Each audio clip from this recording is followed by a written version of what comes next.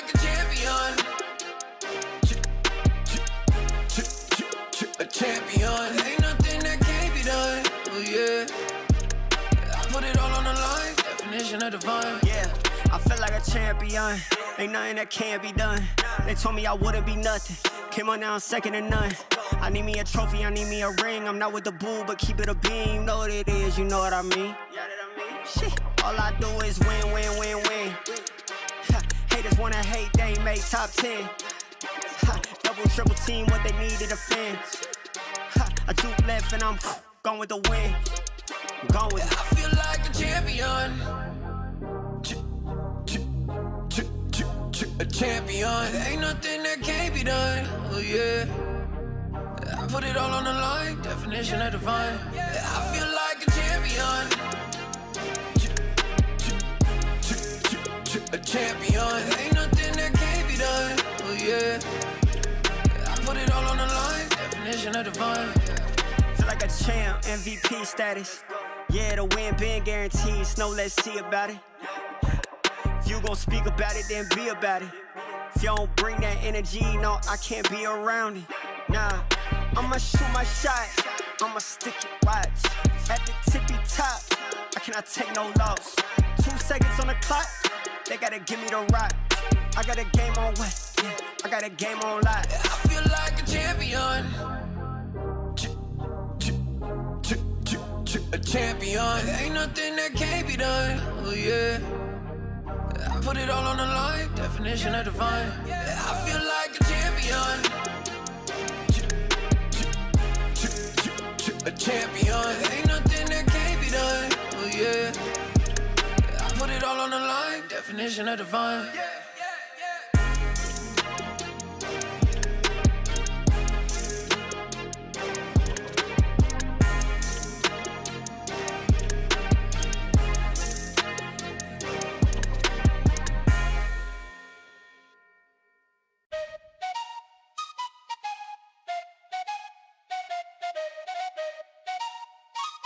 Let's go.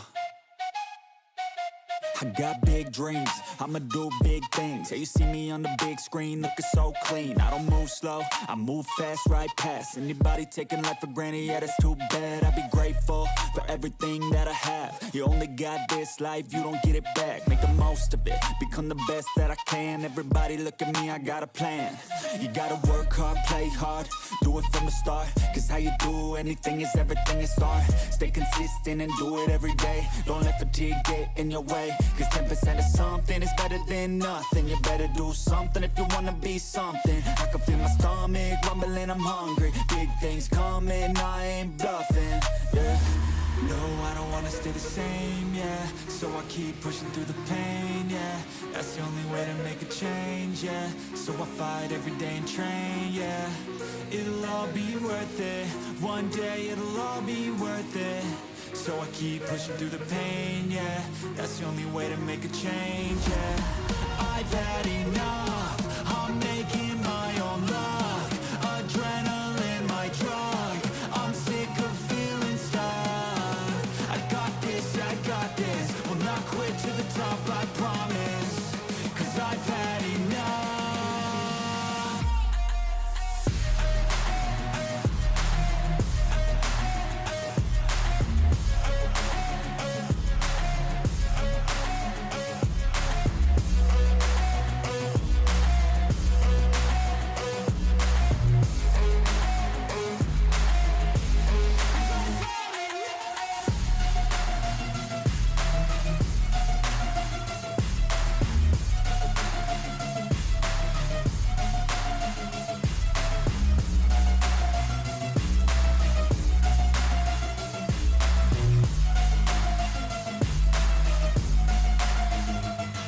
Better watch out, I'm on the climb to the crown. In my prime right now, hear me loud, I've been spitting for a while now. All by myself, independent DIY now. Don't need no help, I've been beating out labels and money and budgets, it's funny. I do all the work, yeah, keep it 100. I fight for my dreams, I would die for these things. I believe in myself, I refuse to be weak, I like to build things.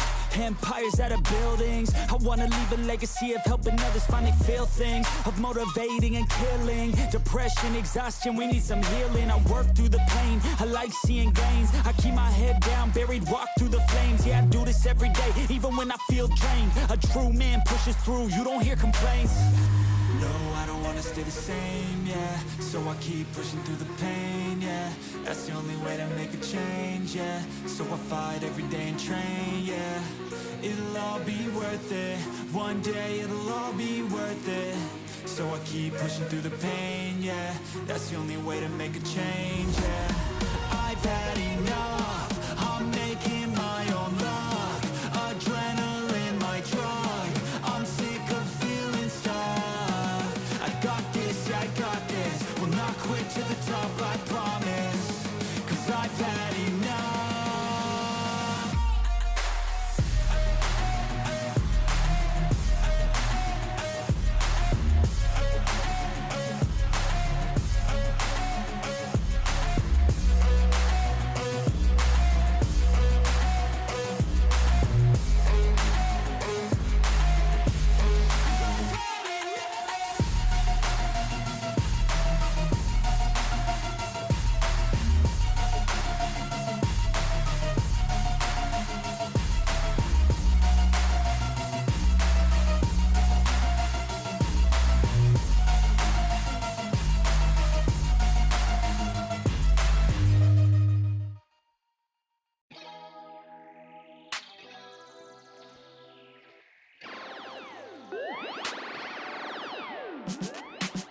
Feeling good, feeling great on my time. Won't let a hater block my shine. I'm just living my life. Too busy chasing good vibes. Chasing good vibes. Chasing good vibes. Chasing good vibes. Too busy chasing good vibes. I'm feeling good, feeling great now. A hater can't play with my day now. Get that negativity out of my face now. In my city, I'm the man of my state now. Yeah, I'm living life to the fullest. Baby girl, you're talking to the realest. Energy and joy, you can't steal it. Good vibes all around. Baby, tell me, can you feel it? I woke up, so I'm blessed. Just another chapter in the test. I know I'm doing better than the rest. Got a smile on my face, showing teeth for the crest. It's no sweat, I'm a vibe in my own right. Go time in the sun, yes, I'm gon' shine. So fine, got a baddie on my phone line. Feeling good, feeling great, chasing these good vibes. Feeling good, feeling great on my time. Won't let a hater block my shine. I'm just living my life. Too busy chasing good vibes. Chasing good vibes. Chasing good vibes. Chasing good vibes. Too busy chasing good vibes.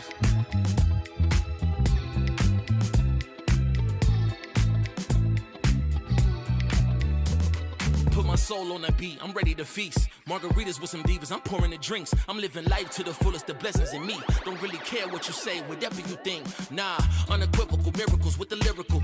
With the homies tryna pop like the cereal.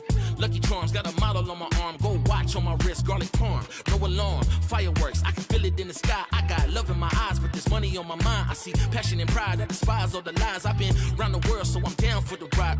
Good drinks, good people, and good times. Fast cars, pretty women on FaceTime. More money, more fun in my life. I'm just chasing my shots with good vibes. Feeling good, feeling great on my time. Won't let a hater block my shine. I'm just living my life. Too busy chasing good vibes. Chasing good vibes. Chasing good vibes. Chasing good vibes. Too busy chasing good vibes.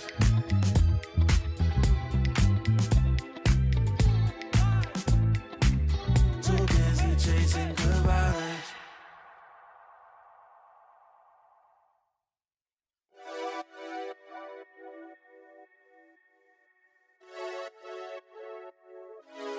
Friday night putting them plays in, but it feel like a special occasion. So let's go out, go blazing, hit the dance floor, let go frustrations. I might have a hidden agenda, but my intention's pure. I'll give you all that I got, and I hope that you don't need more. It's okay, just take my hand now. Damn, me and sweating your hair out. You got me creasing my sneakers. That's usually something I care about. Couldn't see the path, but it's clear now. You was in my dreams, but you here now. And I just want a little dance and a reason to change my plans. All I want is for you to dance with me, with your hands in the air where I can see. I don't know if we'll get another chance, you'll see. So I hope that you'll just come dance with me. We outside, did you hear what? I called the ride cause I'm going up. And there's something mixy going in my cup. Don't say much cause they know what's up. You know it get cold on the late night. We getting all close like it's day night. You looking so fly, you could take flight. Now I got this feeling that I can't fight. Your curves got my urges flaring. You got me by the collar and I'm not caring. You see how the people can't stop staring. I'm trying to make you mine and I'm not sharing. Okay, let's bring it back a bit. She said you can have whatever if you ask for it. Well, I just wanna have a little dance and a reason to change my plans. All I want is for you to dance with me, with your hands in the air where I can see. I don't know if we'll get another chance, you'll see. So I hope that you'll just come dance with me.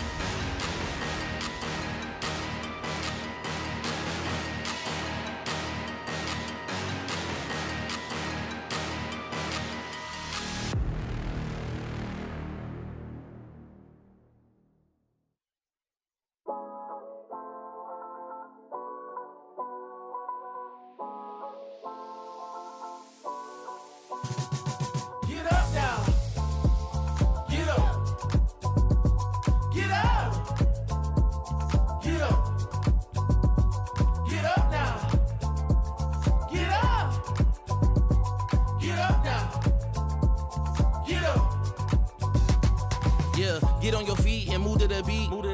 Pour up some drinks and then we repeat.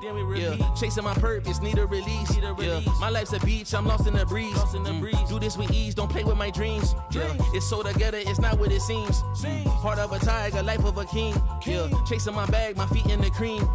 Running these laps, not losing my steam. I'm feeling good, this life's what I need. Don't intervene with my energy. Yeah, I'm in her scope like Jimmy Iovine. Yeah, no Superman, but I'm feeling supreme. This not a movie, but I'm making a scene. Yeah, I can tell you how to live your life, but you just gotta get up. Get up. Get up. Get up. Get up now. Get up. Get up now. Get up. We just gotta live our life, we paying a price. Piece of the pie, I need me a slice. Yeah, rolling the dice, the scariest spice. Sticky like rice, the tricky reprise. Yeah, love will suffice, I suffer in silence. All alone, I'm lost on the island. Let's spread peace and less of the violence. Sebastian Bach on yachts playing violence. Yeah, the flowers violet, give me my rose. This for my city, all for my bros. Did it alone, so far in my zone. So raise your glass, let's all have a toast. I can show you how to get like me. Live your life till you die. Yeah, look, I can tell you how to live your life, but you just gotta get up now. Get up. Get up. Get up. Get up now. Get up. Get up now. Get up. Get up.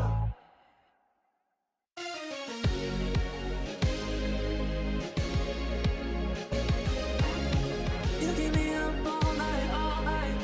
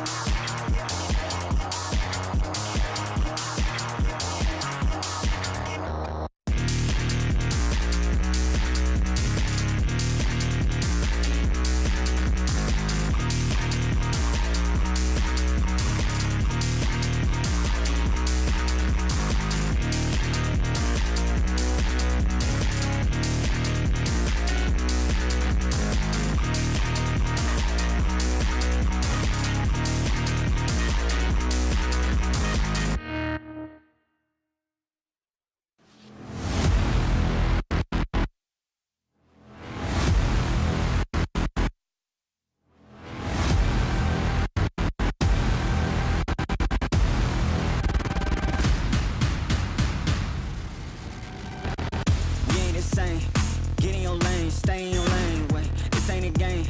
Been through the flame, now get out the way.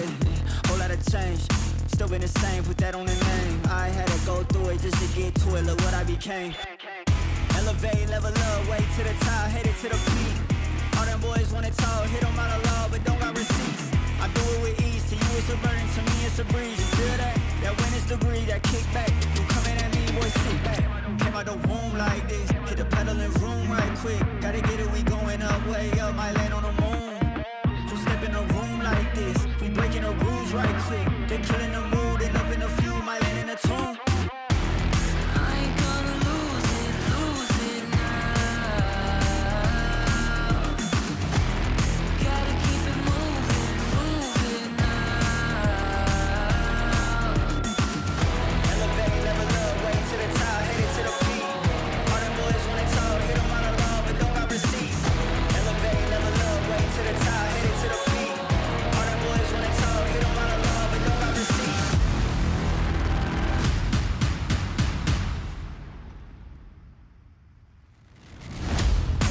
With a vengeance, killing the ops and leaving no remnants. They all in attendance.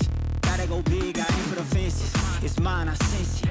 Back in the scene, I'm back to the business. Back on the front line, gotta grind. It's time, let you be the witness. At the time, turn a repeat to a 3P, yeah. Got the franchise on me, you more like G Lee, yeah. 21st century, you all the way BC, yeah. Old boy been washed up, I'm notched up in TTA. Came out the womb like this, hit the pedal and room right quick. Gotta get it, we going up, way up, might land on the moon. Who step in a room like this? We breaking the rules right quick. They killing the mood and up in a few, might land in a tomb.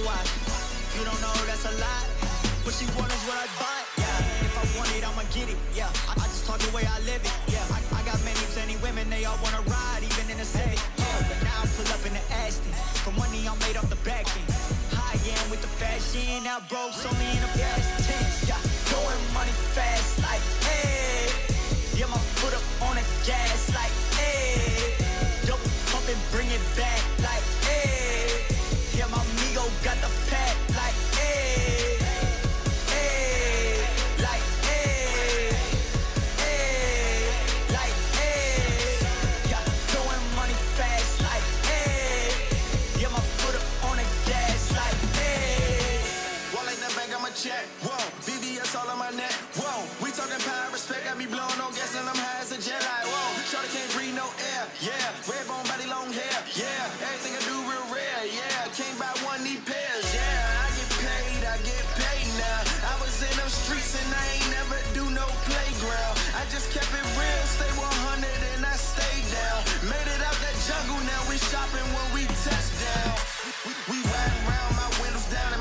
it's loud. Hate my grind down like my shine. I'm one of a kind, no stopping mine. I'm certified, can't copy me. Got the bank like Monopoly. My tie fly, that's all design. I'm dripping shorty, know it's hard to see, but best believe live. Yeah, throwing money fast like, hey. Yeah, my foot up on the gas like, hey. Dope pump and bring it back like, hey.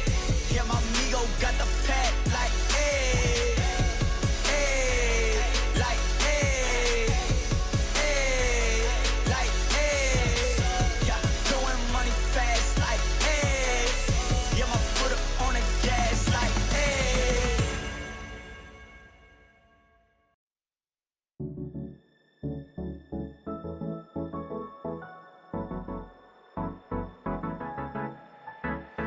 Let's do something crazy, get a bit wild today, 'cause we don't do this every day and we deserve it. Life is so amazing, nothing is in our way. Baby, let's fly away. Do you feel it? Is your heart rushing the way my heart's rushing when you take it all in? Baby, this is where we come alive. Do you feel it? Take the world by storm, 'cause you and I can't believe it took so long to realize what makes us come alive. Oh, what makes us come alive? Let's break some rules. No, we don't always have to be good. Don't always have to do things that we should. We'll feed the fire. Let's see it through and let go of what's holding us back. Just light it up and we'll burn through the past and take it higher. Is your heart rushing the way my heart's rushing when you take it all in? Baby, this is where we come alive. Do you feel it? Take the world by storm, just you and I. You and I can't believe it took so long to realize. This is where we come alive. Do you feel it? Take the world by storm, just you and I. Can't believe it took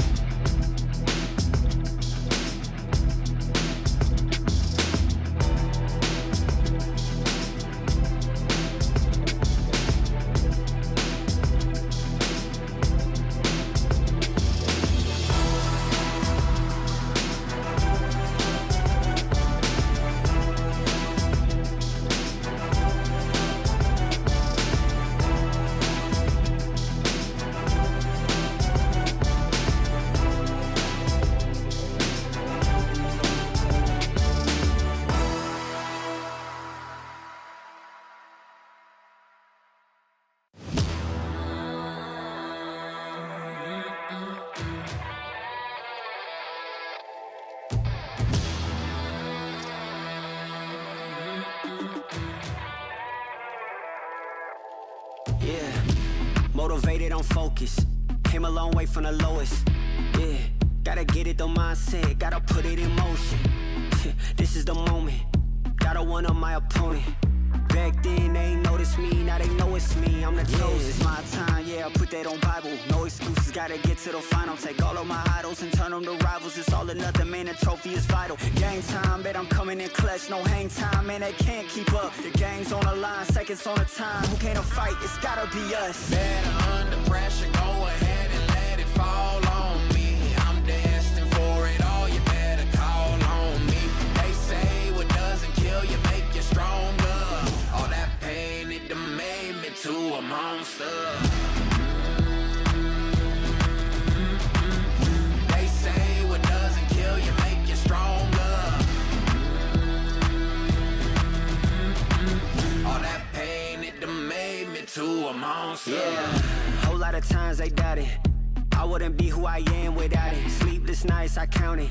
It all paid off, it's really astounding. I had to keep the faith to elevate. Hope for better days, they were coming. Now we can celebrate, knowing every day is abundant. Yeah, it's my time, yeah, I put that on Bible. No excuses, gotta get to the final. Take all of my idols and turn them to rivals. It's all or nothing, man, the trophy is vital. Game time, bet I'm coming in clutch. No hang time, man, they can't keep up. The game's on the line, seconds on the time. Who can't fight? It's gotta be us. Better under pressure, go ahead and let it fall on me. I'm destined for it all, you better call on me. They say what doesn't kill you make you stronger. All that pain, it done made me to a monster.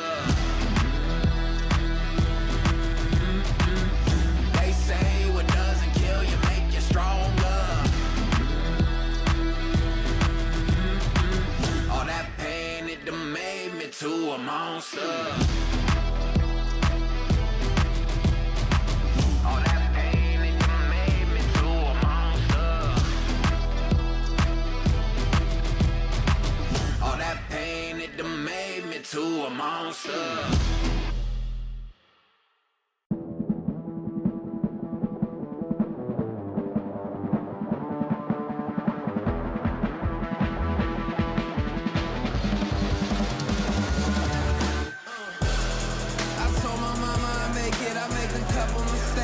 I stay in my lane. I keep my feet on the pavement, and don't you ever mistake it. No, this ain't never been a game. Tell me where the competition. Seem like they all been missing. Never made a wrong decision. It's got me walking different. I stay gassed up. Please point the opposition. No scope, it's no joke. Just know I aim with raw precision. I went and got my bid up quick, 100 figures. They once was competition, now ain't sitting with us. Been on a wave since we've been away. I know a place that will break you into 1,000 pieces. Stay away from them. Stay away from Lorca, Paco, and Picasso. Don't ask about Lola. Ay, Caballo Grande. Ay, Dolor de Nieve. But in spite of everything, it occurs to you to visit Andalusia. Don't say I didn't warn you. Be careful of the Andalusian crush.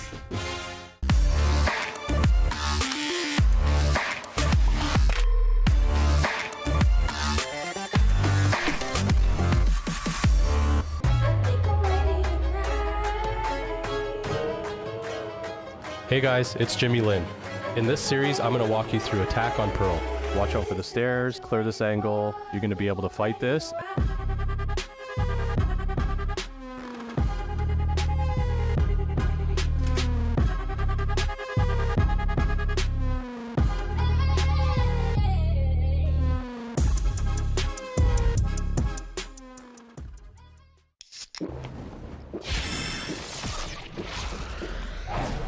Red Bull gives you wings.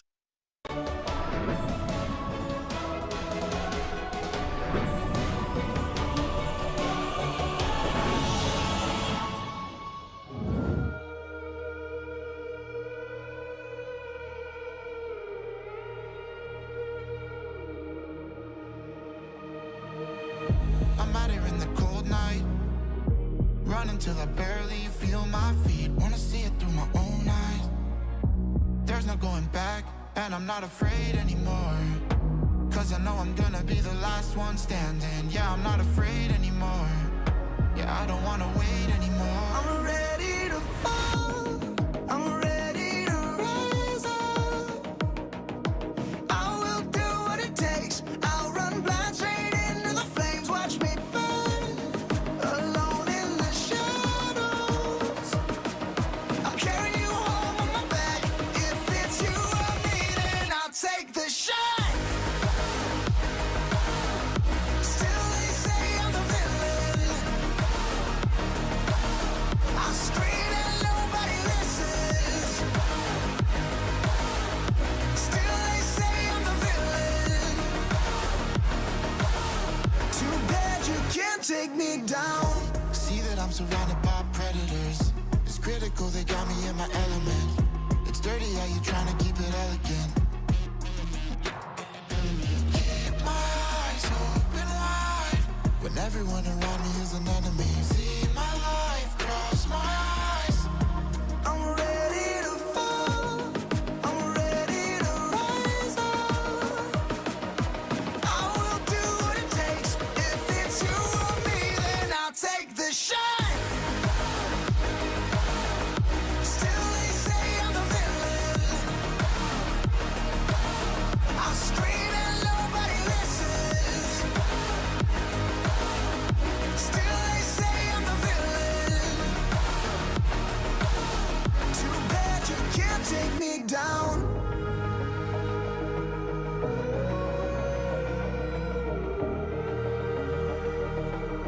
Too bad you can't take me down. You can't take me down. I'm ready to fall. I'm ready to rise up. I will do what it takes. I'll run blind straight into the flames. Watch me burn alone in the shadows. I'll carry you home on my back. If it's you or me, then I'll take the shot. Still they say I'm the villain. I scream and nobody listens. Still they say I'm the villain. Too bad you can't take me down.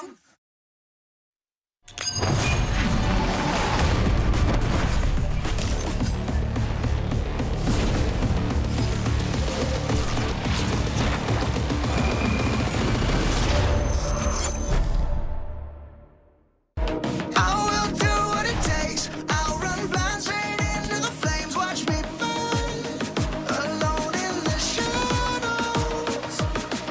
I'll carry you home on my back. If it's you or me, then I'll take the shot. Still they say I'm the villain. I scream and nobody listens. Still they say I'm the villain. Too bad you can't take me down. What's up, everyone? Hello and welcome back here to the Riot Arena in Berlin, Germany. It is Zoe, Kukuka, and Steel breaking down all the action for you today. It's day number 4 of the VCT EMEA Stage 1 Playoffs. That's a mouthful. Yeah. Lots of great games have already happened the last few days. So before we diving into the action of today, let's just recap it a little bit. What were the big headlines? What happened yesterday? Yeah, exactly. So first of all, we saw Heretics doing a little bit of everything that they wanted, especially in Lotus, a very, very long match that they had. But hey, they came out on top. Heretics has been looking strong all throughout the season and coming into the playoffs as well, securing that top seed. And then, yeah, I mean, they're looking really good. I'm happy that they're doing a little bit better this time than kickoff a little bit, but yeah, we have Fnatic as well. I mean, you know, they managed to make it to the final. They're going to have those 2 bans for tomorrow. So, you know, it's a very exciting prospect for them, also in the fashion that they did it, in which they did it. But sadly enough, we had to say goodbye to KC. Maybe we were thinking about sending 2 of the teams that we had in Madrid back-to-back Masters events. But, you know, sad to see that KC wasn't able to make it. How do you feel about their performance generally? Do you still think like it was just like the competition playing up to their level, or did they drop the ball somewhere? I think maybe, you know, on icebox, they wanted to try something different. We saw the Reina, the narrate on the Sova FUT looked like they knew exactly what to do and how to work around it. I do think, though, that KC is a force to be reckoned with. And in stage 2, they're going to come back way, way, way stronger. And, you know, they also already have the points for winning kickoff. So it's looking good for them, even though they're not making it to Shanghai. I think the longer that we go through kind of like the stages and the playoffs, we're seeing teams kind of having like these ebbs and flows where we see teams that are like on an upward trajectory and other teams that are kind of just like cyclical, and we don't really know what to expect from them so much. And I think KC was one of those teams where it's like they look so good, but then they reach a plateau, and then it's just like, okay, what's going on now? And they're not able to get over that hump. Well, the competition was stiff, obviously, and I think a lot of matches could have gone either way. Like, predicting these matches in the playoffs has been very difficult. Yeah. Now, looking at the teams that already qualified for Shanghai, of course, every region already played their playoffs to the point where we now know who's going to find themselves in Shanghai. What are our thoughts here? I mean, I was sad that it had to be either Crew or Leviathan yesterday on the side of Americas, but hey, I think that Leviathan managed to bring it back. Very, very good performance. Gokit was here last year, and now he's going to be, you know, going to be reunited there in Shanghai. So it's looking good. Some surprises on both of the regions, but, you know, Pacific also looking very, very exciting. I'm happy to see T1 and 100 Thieves both up there. I think this is like one of the first times we're seeing like both this year, yeah, it's both of them, and that's good because I played for both of them, and you know, it's nice to see them doing well. Who are you going to be cheering for? Do you have a favorite child? That's the real question. No, I love all my children equally. I don't believe that. You're full of it. That's so full of it. You're so full of it. Well, I can't wait to see all of them compete. However, that's still some days away. If you're looking for tough competition, though, we got just the right thing for you. Kakuka, you got a game. Oh, I love games. I think it's so fun, you know. The season being almost over, we've seen so many things. And we're going to play one of my favorite games. Of course, if you're watching from home, please, you know, join us. Try and participate. Let me see how many you get right, because we're going to play 2 truths, 1 lie. So very simple. I'm going to give you 3 topics that you can choose from, right? In those 3 topics, each of them will contain 3 sentences, 3 statements. 2 of them are going to be true. 1 of them is going to be a lie. You can choose if you want to pair up or if you want to compete against each other. Are we competing against each other? I mean, I'm of no asset as a teammate. I think okay, we'll try to. Your chances of winning are better without me. You know, I've heard in the past that I make this a little bit too difficult. I didn't go that niche this time around. Okay. So, you know, if you look at that screen, you see the 3 topics that we have: maps, agents, or MVP. Zoe, ladies first. Agents. Okay, agents, please. So our 3 statements. First, Viper has a 100% pick rate on 3 maps here in EMEA, right? Bind, Breeze, and Icebox. Gentlemates are the only team who have picked Phoenix. And Deadlock hasn't won a single map in EMEA this year. Who wants to go first? I go first. Okay. Because I think 3 must be correct. I think. What am I thinking? What am I thinking? I think number 2 is a lie. Okay, number 2 is a lie. I think Josh? number 2 is a lie. I'm leaning on 3. I'm trying to remember if Vitality won their bind game with Deadlock or if I think FUT played Deadlock. You on have to choose. Sunset. I know that Deadlock was played on Sunset. Come on, you can do this, Josh. It's all right. But remember how they changed things up when they're not lose the only their team that has played Deadlock. They did not play it again yesterday. Trying to figure out who else. Why am I helping? Come on, come on. I'm just gonna go with 3 just because you went with 2. No, that's 2, wrong. 3, I think and we're both you wrong. are both wrong. Yay, because go the us. Viper. Wait. Yeah, you want to think about that one? Well, no. I just completely ignored No. 1, to be honest. Hear me out. This was a little bit That just tricky, seemed right? right. I don't Because we know. might think Bind, Breeze, Icebox, like there's our staples for Viper. But on Some the case teams of ran, Navi, like, yeah, they decided Cypher to run and the... Brim. No, that wasn't Lotus. We saw the solo Astra on Breeze, if I'm not mistaken. So, yeah, they just decided to run things a little bit differently. Okay. It's not our fault that the teams are wrong. Honestly? with their Yeah, right, the conversations. teams are Like, wrong, I not don't us, know, okay. I feel right. Anyway, Josh, Let's please. go maps then. Maps. Okay. Split is the only map that has been played by every single team during the regular season. Again, here in EMEA, right? Icebox has been the most played map in VCT EMEA Stage 1. And during the regular season, Koi was the team who played the least maps. Josh, you're gonna go first. I'm gonna say number 2. I don't think Icebox has been the most played map. I feel like it's more like Sunset or Lotus, even Split. I feel like those maps have been played more than Icebox. Okay, so you think that number hang on, 2. let me read one again just so I don't forget that. By every single team during the regular season. Oh man. Come on, Josh, you were here. Yeah, I was here. Where are you here? There could have Was he been one. here? Sorry, do you wanna? I would have gone with 2. I also feel like I answered the question before he did because the camera was on me when you read 2, and I was like, nah. I just don't think. My recollection is we haven't seen much Icebox. We were very surprised to see Icebox yesterday. Granted, I've not watched every single group stage. I'm answering with my heart.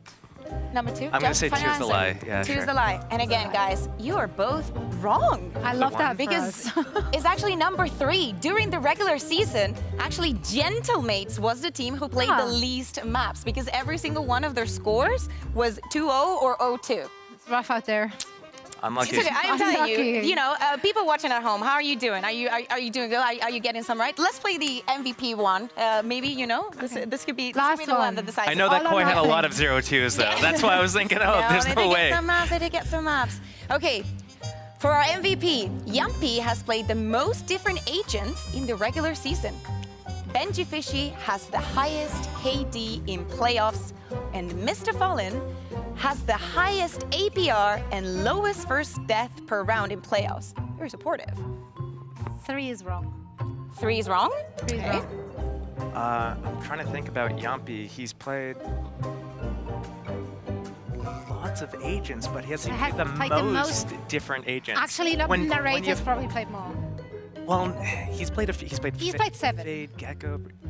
Yeah, I'm gonna say 1's a lie because I feel like even the duelists like Mini Boo and stuff like that has played like, yeah. Okay, so number 1 and number 3. 1 is a lie. Well, now that we discussed it, and I you can change. Now you know what? I'm gonna die on my hill. I've already climbed it. We have to split it out. One of us has to win, so we have to split it out. I absolutely love you, because once again, it doesn't really matter, because you're both wrong. Benji Fishy doesn't have the highest KD. Benji Fishy doesn't have the highest KD, and this is a tricky one, because you should remember that Leo's the one that never freaking dies. He's the one that stays alive, and right now has the highest KD. Good to see that, Mr. Even though they're in the lowers? And Yumpy played a lot of agents, like Viper, Breach, even through some chamber. Like, Yumpy has been doing everything. But, I hope that you guys at home had a better score, but, no winner here. It's good. I'm 100% convinced that everyone at home did as bad as we did. We're all in this together. We're all a team. Would you have gotten it right? I did them. Yeah, but obviously the research. Oh yeah.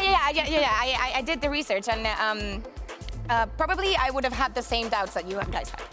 I mean, besides the one with the maps, because I did remember the Gentlemates thing. I just really put us on the hot seat. Yeah, but I would have gotten probably the MVP wrong. I would have gotten it wrong. Oh, okay. We didn't do so great. I hope the teams we see on stage today will do a little better than what we just performed. We can hope so. Yeah, brain sports, not our thing. Let's talk about them. Obviously, now we are in the lower bracket final, and that means we're now playing a best of 5. That is a different ball game if you compared it to best of 3. Which of the 2 teams will have the resilience and the mental fortitude to pull through?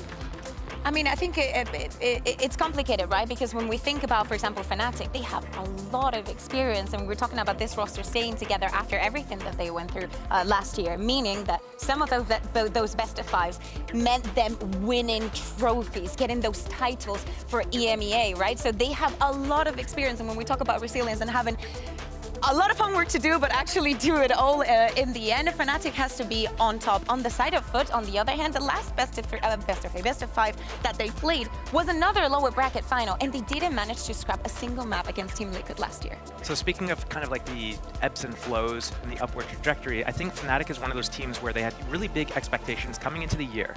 kickoff, they fail expectations. They have time off during Madrid where they can really refocus for split one. They come in 3-3, narrowly clinch playoffs because of the tiebreaker situation. Now they're here in the lowers, and it's kind of like you never really know what version of Fnatic you're going to get, and they have such high expectations that you're hoping that they're going to do better. Whereas FUT, they get CNET in, and they have a really not great kickoff, but this season they've looked so good. They were 4-1 in maps, in matches, and their only loss was like a 1-2 loss to Vitality. So they're looking really good with an upward trajectory. And the only time that they really don't look good was, like, for example, yesterday when CNET was, or 2 days ago when CNET wasn't really able to get anything going. I think that's going to be something that they need to work on to make sure that he's able to play his best. And if that's the case, then I feel like this could be one of the times that FUT is able to come on top. Can you argue here, though, for Fnatic's case, that they may or may not have had a tougher strength of schedule? I mean, I feel like FUT's strength of schedule, FUT's schedule is harder, I feel, than Fnatic's. I don't know. I'm trying to think. It's like one of those things where it's like, well, you've got, what, Heretics, Na'Vi, and FUT against you, but then on the other side, like, Fnatic had, like, Koi, Giants, Gentlemaids, like... Yeah, I think it's can't even... make that argument.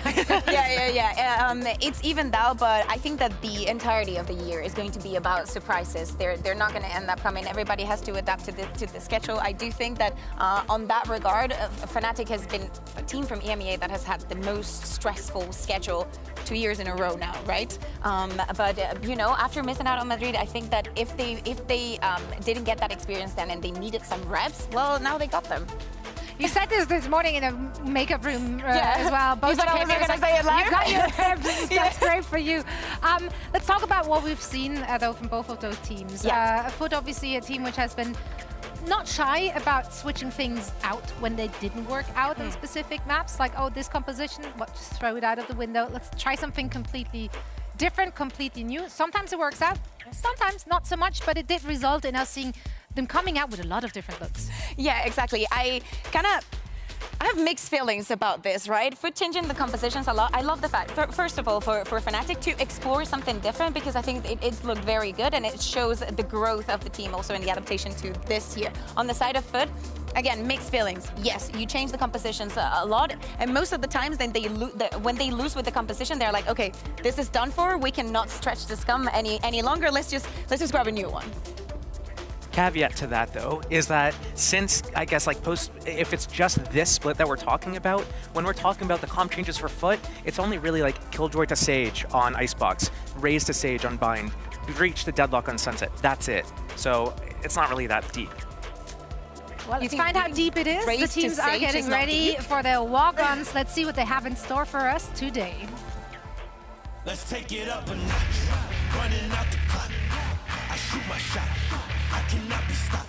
Let's take it up a notch. Let's take it up a notch. Let's take it up a notch. Running out the clock. I shoot my shot. I cannot be stopped. Let's take it up a notch. Let's take it up a notch.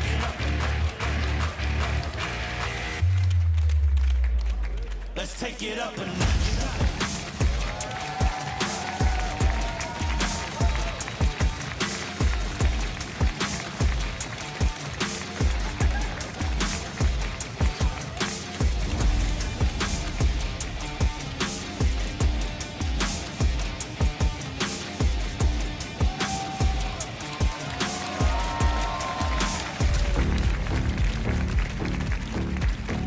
FUT coming in here with confidence once again. The last time those two teams faced off against one another was in week 4 of the group stages. FUT won that bout 2-0, and they were just very solid thus far in the playoffs as well. So I'm pretty sure they're feeling good about this match. Yeah, we need to think it's going to be different, of course, because of the map vetoes that we're seeing right now. Fnatic, they're going to stick to that Sunset, and FUT, after what happened yesterday, they say, you know, no more Lotus.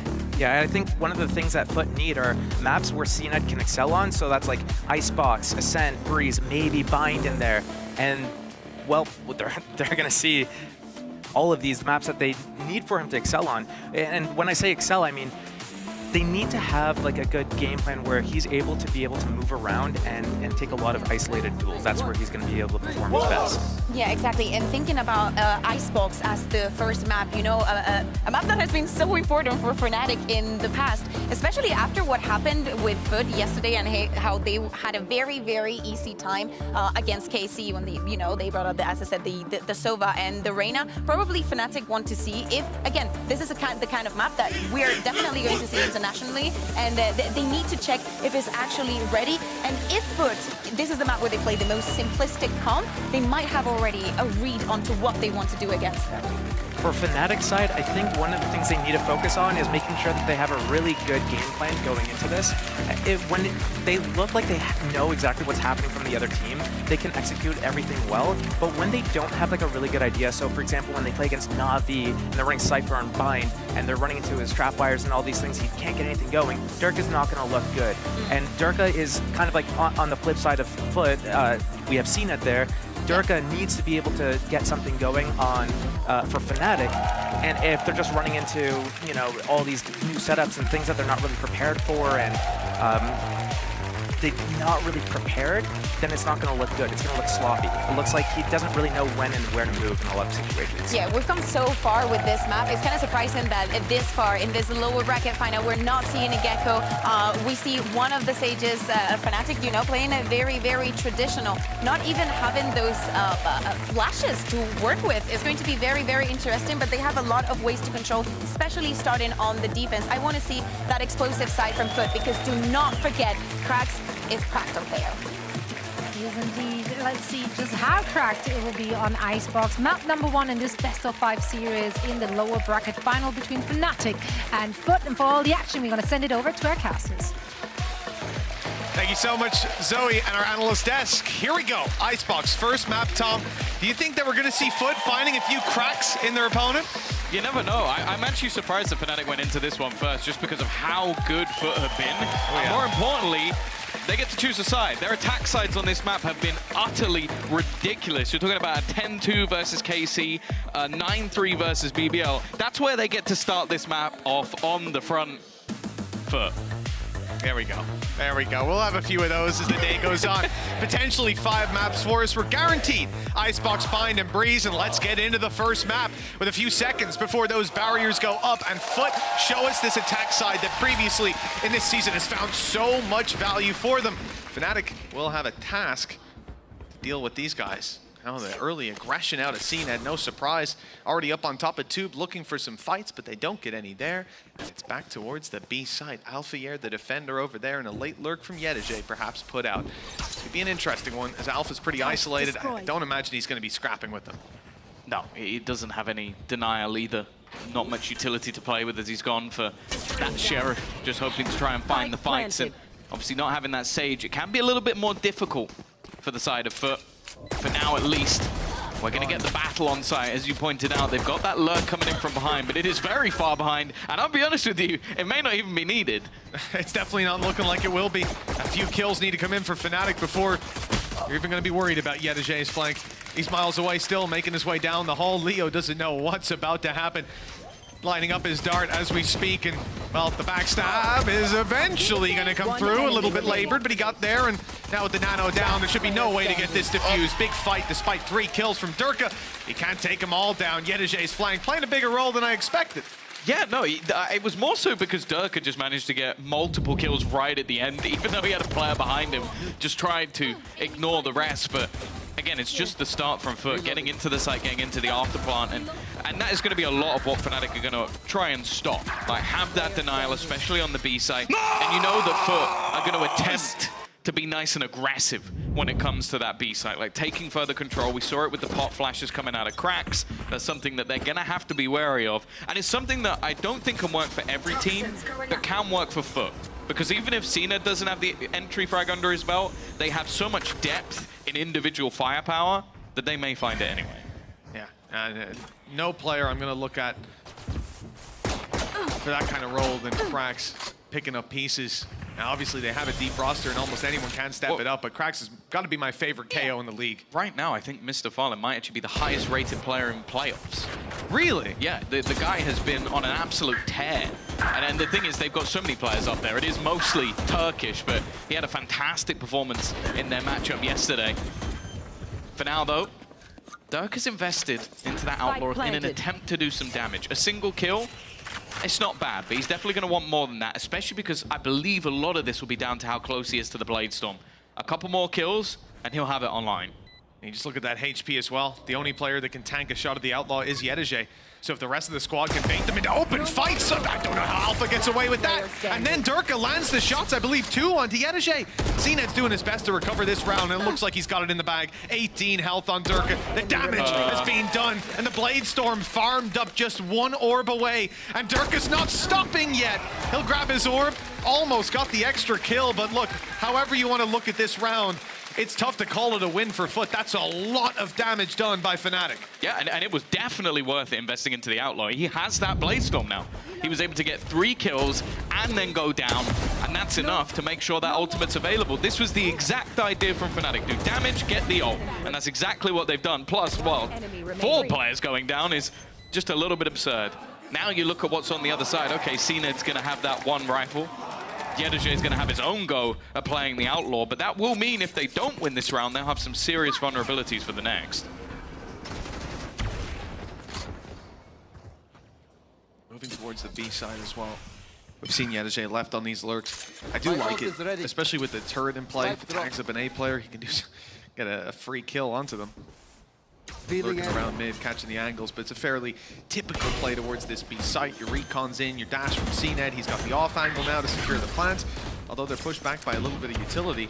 With the wall going down, there's not really a chance to re-aggress for a little while. That's going to buy time for Fnatic to start their rotates and gain a little bit of the map control for themselves. That's the scary thing with Durka having this Bladestorm and an updraft. Even that screen is not necessarily going to give you the space that you desire. He has gone a little bit early though.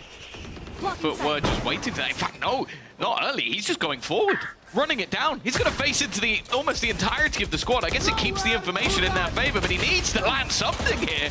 And it was almost a complete solo fight there. Well, they didn't have any information on A, right? He had to go. Someone had to go to find the info, but what a costly way to secure it. Durka down, Bladestorm out of the round, damage done, sure. Crack, CNED, Ada Captain have all been tagged very low. And the spams on the way through will cause some problems, potentially. Ada Captain, though, gets ahead of it. The flash not landing, Poster, Chronicle, Alpha, Leo, everybody's here. And everybody's fragging, leaving FUT with just Yedege, an Outlaw with a shot already fired. Only 1 bullet left to ride down that barrel, and for Fnatic, they're biding their time as well. I'm just going to approach this together. They've got him boxed in, more or less. He could have perhaps faded away, but after that 1 shot gives him... He's only got the classic. 1 round for Fnatic on the board. A few players surviving, but they got close to being much more costly. Yeah, I think the only thing that worries me a bit is just... I guess Yedege is just going to have to play with a pistol into this next round, which... Yeah, 1 player. I guess with him being on the lurk a lot of the time, it isn't the end of the world. Like, it won't be the worst case, but... Oh, I guess not, actually. We're going to juggle some weaponry around, get him a Bulldog instead, and it does leave him, I believe, without an alarm bot, but again, it's not really the end of the world. A decent resurgence already from Fnatic, getting that 3rd round onto the board. Of course, in the match versus Heretics, they managed to win both pistols of one of the maps and still not take it over the line, so we'll see if they can get themselves off of the races here, because as I said, this is the side of the map where FUT are normally impeccable. You mentioned about those weaknesses, perhaps maybe Yedege would be on a pistol. He's managed to get a Bulldog out of this with light shields and tucked himself in to a corner that might be left unchecked by Fnatic. It depends if they continue on this aggression. A side is left completely open for a retake. That means you often are going to want to start those early flanks. Grab that little bit of damage from behind. FUT are gearing up. And once they make noise on A, that's where the decision has to be made, but FUT are dragging their players back instead. Those steps, I don't think were heard by Durka, but he's taking his timing in the round anyways. The turret should catch him on the way through. I believe it's going to have an angle on him. No, maybe not. No, he's going to be able to walk all the way past. Timing here now becomes everything. The rest of the players are fully rotated. Alpha's going to kick things off already. And Durka is slowly making his way up behind. That's Yedege completely gone. They need to turn and fight. They need to clear this man, and they have other problems. It's now left all on to CNED. 30 seconds left. 29 HP. He's been fantastic, and for that matter, Fnatic aren't giving him anything. All sitting back, waiting for him to eventually go for that spike. And the second he taps it, you have to assume he'll be dead. I mean, I don't think the Nano will be the one to do it. There's no shocks left, but just a clean shot from Alfier would have finished him. But CNED gets ahead of it. Doesn't find anything for Chronicle. 2-2. Tied up. Nice even game early on. Fnatic had played some risks, leaving A lobby open.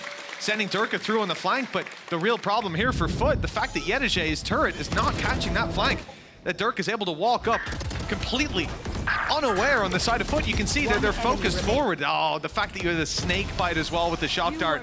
Nice, boys. It's also interesting to think where he may have placed his alarm bot, because he didn't have it in that round. So maybe he would have placed it just outside A if they were going to flank. It's a piece of utility that was missing. We'll never really know. Might have just been used in mid instead. For now, not a whole lot in this round, but the Blade Storm for CNED could still cause problems. Seems like Durka's going to play that a little bit more aggressive. Try and spot someone over the top. It's an opportunity for him to farm up his second Blade Storm. First one not having mass effect.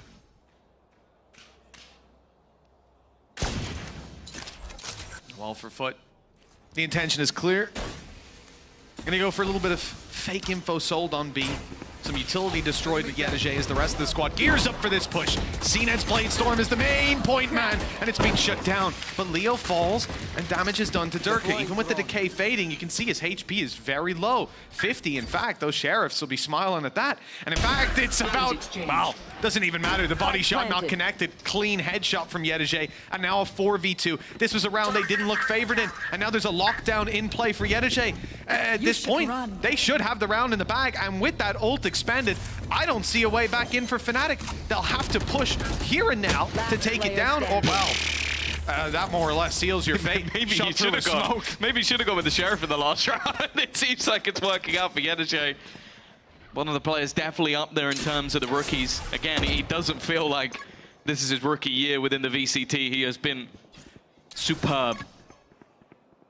But now it comes down to Alpha and whether or not he can hold on to his gun. Financially, not the greatest spot for Fnatic in the next round, but they should be able to get a purchase. And it's the Thrifty for FUT that will get them the lead back in their favor. Again, though, you just see the sort of individual brilliance.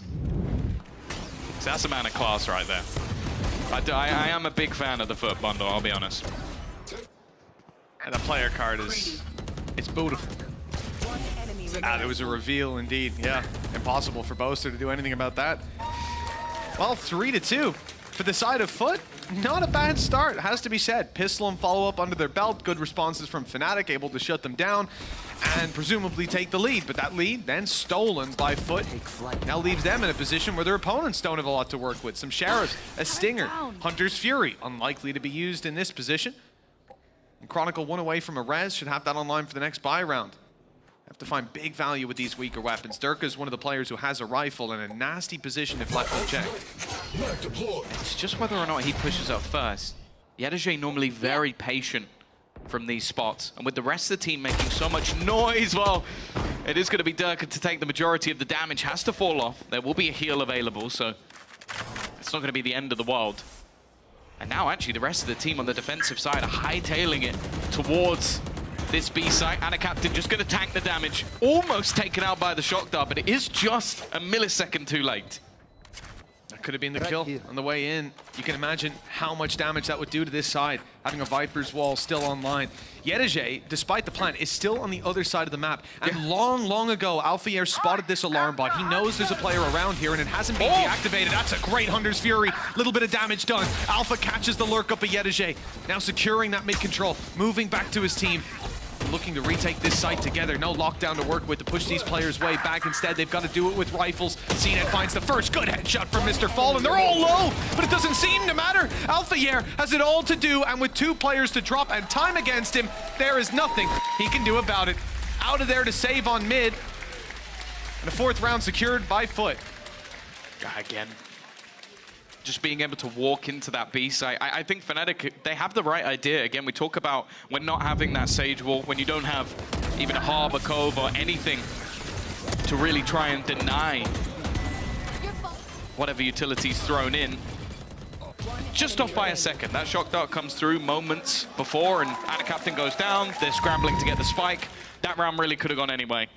Even still, though, it wasn't a massive investment from the side of Fnatic, so they are going to be coming back in with rifles, a couple of ults to play with. That lockdown going to be a big one. You can see as well with a couple of those ults close, FUT had the idea to try and deny anybody going for that orb.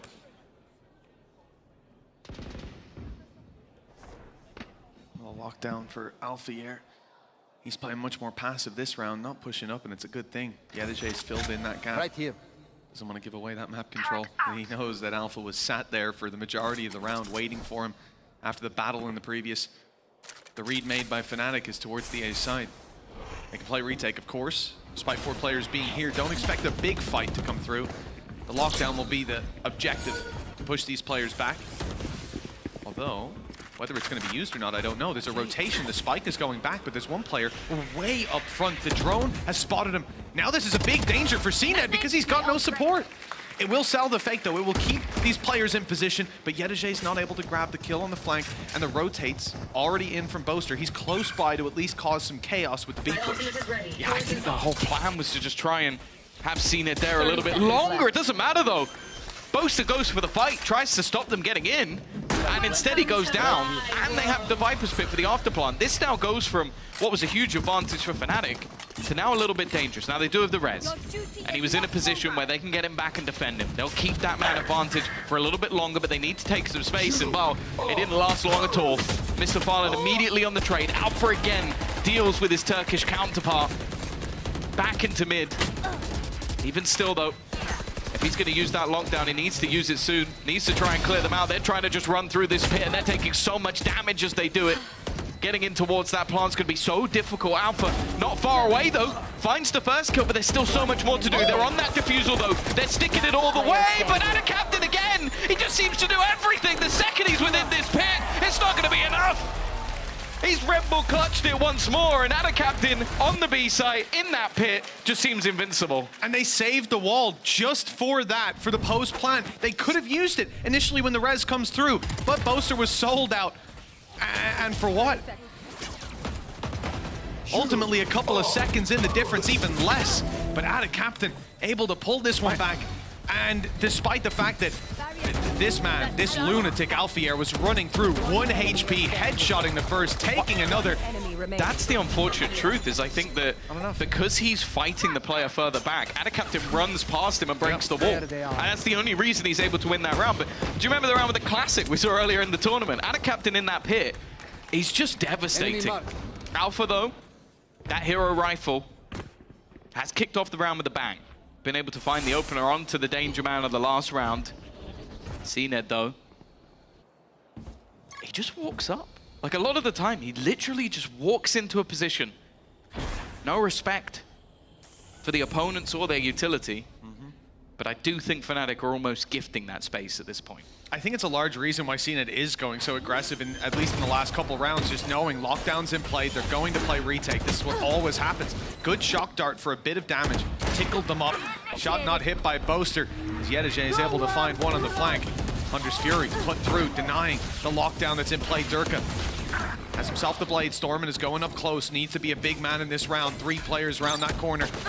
Isolating the first, but the turret's tagging him up, slowing him down. Not able to get around in time. Cracks ready to push forward as the utility fires in, confirming there's no diffuse.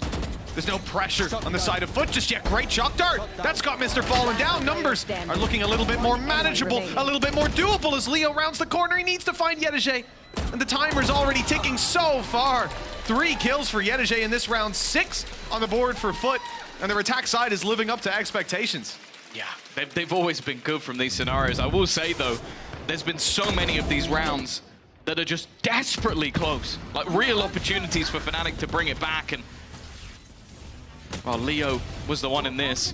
He's been a little bit quieter. He's had some of the best performances of anybody when it comes to the playoffs. For now, though, Fnatic, they're back with their pauses, Mitch, and we all know how dangerous those are. Yes, yes. Coming out of these, it's not easy to take a dub, is it? They just had an eco round there. Came close. And for the side of Fnatic, they can be relatively happy with that. Building blocks that they can now look to, well, build on. For this side, on the attack, though, I don't think they're going to be too afraid. That lockdown used up a lot of ultimates burned by Fnatic in that round to kind of bridge the gap in the economy, and it doesn't work out. FUT still a lot of credits in the back pocket. No ultis online, but a Viper's Pit for Boaster. I'm not sure they'll even be scared of that. Just look at how aggressive Alfier was inside a pit. You've got 5 players on the other side that have that same mentality. It's more so where would you place it? Because on this map, a lot of the time, you're going to try and use it to deny map control. So maybe you place it outside B. CNED's going over that. Yep. Or they go through mid. And you place it on A, they're definitely going over it. Like, there's no doubt that FUT are not afraid to try and pressure that. Either way, 6-2 up. Bear in mind, this is where Fnatic wanted to take the map pool initially. Now, a lot of the time in best of 5s, you are going to try and play with the minds of the opponent. You might not necessarily put your best map first. I would say you normally want that around the 3rd, so that's where Breeze sits. And that is where Fnatic have looked their best for the majority of the season. Nonetheless, if they get slaughtered by FUT in their first choice, that would be scary. Oh, the pressure's on for Durka again. Caught off guard by a little jump scare. My CNED up close. Off in play. Not the easiest weapon to use in these close range fights. He'll be backing out, creating a little bit more distance. Lots of support on the A side this time. If CNED decides to just go walking up, he will meet much more resistance than previously, and it starts with that op that he just domes through the wall as well. What little cover Durka had did not matter, but a good response from Chronicle. This keeps it competitive, 4v4, healing himself up, and the rotates are in. But that's the thing, they've lost the majority of what they'd have in post plants. The shock darts were used early by Mr. Farlan, and a captain's gone down, so they're not going to have any snake bites. So it's not a bad trade out for Fnatic so far. I would almost expect, though, that this means that FUT are going to try and play a little bit more proactive in these plants. Again, the slows, the shock dart guarantees a little bit of extra damage. But Boaster's only just starting his rotation. He's incredibly far away. Yeah, that Viper's Pit's going to be coming in very late if it is used on this side of the map. Gonna have to try to claim some space themselves. Wall is up. Chronicle fighting around the side of the Sage wall. Now drops the Vipers, and Chronicle's in for a 3rd. He's not stopping either. Holding this angle around the side. Popping himself for a heal as the spike gets tapped on by the Nano. Have to wait that out, run the clock down. CNED pushing forward, grabs another. Now the pressure's on. These players starting to surround them. And the diffuser caught down to 1 HP. Chronicle clinging on for dear life. He's dropped, and CNED might just have this one in the bag. The time alone, the dash in, styling on Leo. He knew he had it. The Red Bull clutch. And a 7-2 scoreline now for FUT. The Fnatic pause didn't work out this time. No, CNED was in the way. He's the one blocker to the Fnatic pause, it seems, and I think he's the mental block for the majority of teams, because it seemed like there were options there for Fnatic to almost just get that diffuse through, but they were desperately trying to just bait him into the fight, get him into that 2 versus 1. CNED doesn't fall for a damn thing throughout this round. First man in, last man out. 7-2 up now for the side of FUT. We are yet to see any sort of response. The problem for Fnatic is that they've never been able to have any form of stable economy. It's just back and forth, and I don't know how that knife hit.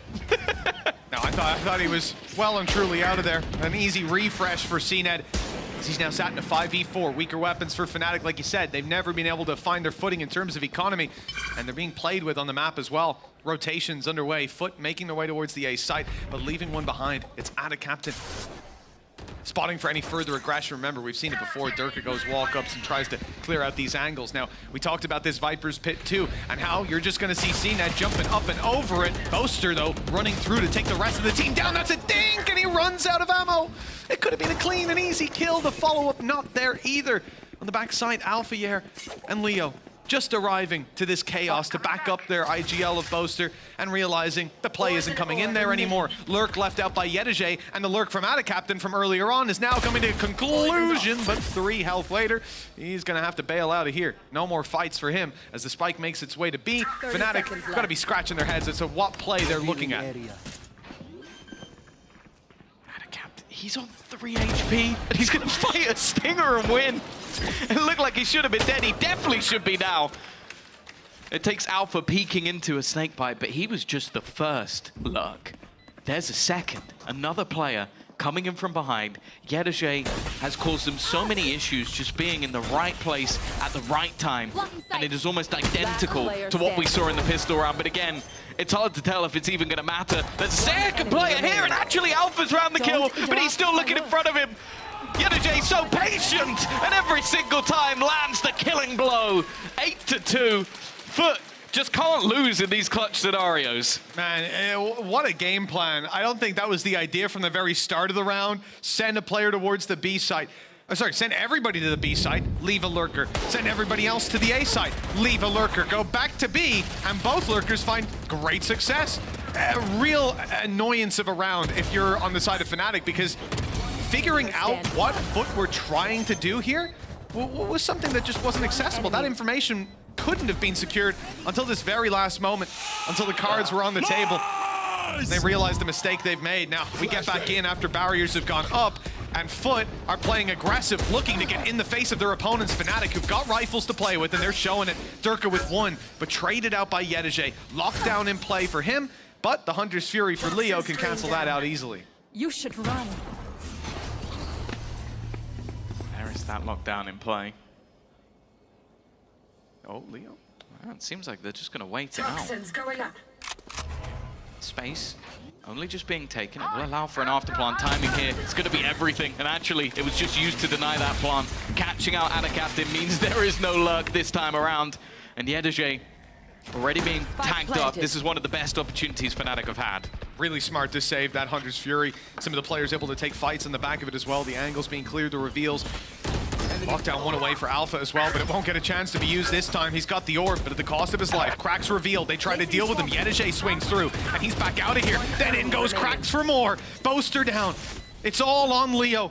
He knows where one player is, the second, a bit of a mystery, and even now they've changed positions. They've swapped it up. Yedege becomes the defender on the back of the site as Leo, waltzing around, has no option to take down Mr. Fallen. He is safely tucked away. This couldn't have gone any worse. And at this point, the time alone is going to seal his fate. Mr. Fallen gets ahead of that. 9-2. Attacking side. Tom, correct me if I'm wrong, right? Fnatic won pistol and follow-up. Oh, sorry, no, it wasn't. They won the 3rd and 4th. So it's not 9 in a row, but it is 7. Either way, pretty damn strong scoreline. Oh, no, this is brutal. And again, this was a round where, up until the retake, Fnatic did everything right. Like, they managed to catch the lurker. They managed to deny the plant with the Hunter's Fury. They even tagged one of the players while they did it. And then they go for the retake, and they got slammed. Like, just some of the fights that are being taken, FUT are able to win out in scenarios they never should. And it does seem like Fnatic are just getting too tunnel visioned in on certain players, and then the other player on FUT is going, well, if you're looking at him, I'll take a freebie every single time. Potential for 9-3 at the half. Would that be enough for Fnatic? Not a question we're going to look to answer. FUT need double digits here to avoid the Fnatic curse, if anything. They curse their opponents. See that? Nice angle up top, but Leo wasn't expected to be up on top of the railings. He's going through for more as well, swinging straight in to try and deny that planter, and he actually took down Cracks as well.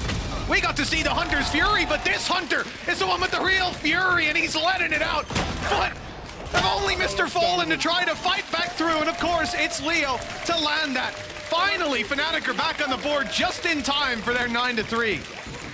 Yeah, I guess that's one way to do it. Leo just said, screw it, I'll do it myself, and just took over the game completely.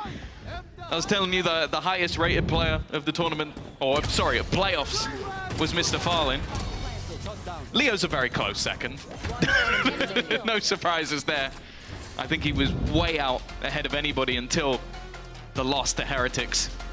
9-3 up though for FUT. Sure, we talk about comeback. Sure, we talk about Fnatic on their attack side, but I always feel like it's different when FUT are in this sort of form. Like, if they lose a game, a lot of their games, they get 2-0'd when they lose because they're just not there. The things they're trying aren't working. The aggressive plays, they're not hitting their shots. That's always a clear indicator it's going to be a bad day for FUT. Right now, well, Anacaptain's at the bottom of the board, and he single-handedly won them around in a clutch in a Viper's Pit. So everybody has been on form, CNET especially. And now he stops having to just walk into sights on his own, blind, and actually gets to try and be set up by the team. I mean, even then, you recall that round on A, he goes walking blind into a Durka op, headshots him through the wall. Yeah. You know, it's not like he struggles in those situations. He's top of the ball while doing that. Yeah, exactly, exactly. You got to be fearful up against this man. Well, big stack on the A site. B left that little bit more open, and it looks like Fnatic have made the right call, whether they know it or not. The wall was used on A as a bit of a ruse. Does mean that you're going to be fighting out a bit more in the open, but Chronicle playing that Sage is going to give them an opportunity to plant, not for free, but in a pistol round, very close to. Yeah, it looks like from the get-go FUT were planning for a retake, and actually they're going to use the wall far more aggressively. Look to shut off the rotations from spawn. I imagine that has been heard by Yedaje, and it's the question of whether or not they'll even bother to go in that direction. It seems like instead they're going to bypass it through the kitchen, but Fnatic should be more than aware of the potential of this. Darker is actually just going to slaughter 2 as they attempt to try and get past him. A man advantage. Crack's already low. This should be Fnatic's pistol, and by the looks of it, it will be. Everybody goes down in a flurry of frags, and Fnatic, well, they needed a pistol, and they got it. They found it, yeah. Alfiair's got to feel a little left out on that one. We went for a very late lurk. It could have been huge, but his teammates were just a little too good this time around. Big kills by Durka as well, shutting down the initial attempt to make their way through. Look at that. So quick. And then even tagging up other players. This is what we like to see. That is actually the crazy thing when looking at this scoreboard, is you do really get the real picture of how this map has been. One team has 4 rounds, one team has 9, and the fragging is almost identical. It's mainly because it's come down to 1v1s most of the time, and FUT have won all of them. It's a problem. They're demons in those 1v1s. Shot not hit by CNED. Well, that's something you don't get to say all too often, and the punish is in from Alfiair. Fnatic, 4 rounds, looking to secure their 5th, and now much weaker weapons in play. The recovery of the Marshal does well, though. Revenge onto Alfiair, and now the captain will back out, looking to play this with his teammates. All of them now rotating into position, but Fnatic will start to second guess whether they want to commit to B. I think with the dart connecting onto them, revealing 2 more players, and already the spot from the side of FUT, you have to start questioning of if they will have now just completely rotated. The weaponry for FUT also, other than that, Marshall is awful. Like, there really isn't much to play with whatsoever. And FUT are yet to rotate back. That dart is now going to tell them that they are still looking to go in this direction. 3 players are still here, Mitch, and a captain's called another. Yeah, this recovered weapon is doing one hell of a job. CNED might not have hit his shots, but Ada Captain's getting every single one. But now, shut down, push from Leo, up atop the wall, Chronicle catches cracks. And this leaves just the classics to try to make it work. Yedaje recovers a Marshall, but again, these close range angles, it's going to be difficult to find a victim to take down. Tough fights await him at every turn. The wall has to be broken open as well to give another angle. Damage. Really the objective for the side of FUT now. The shock dart good with Mr. falling down. Here's Yedaje's chance. Beautiful tag.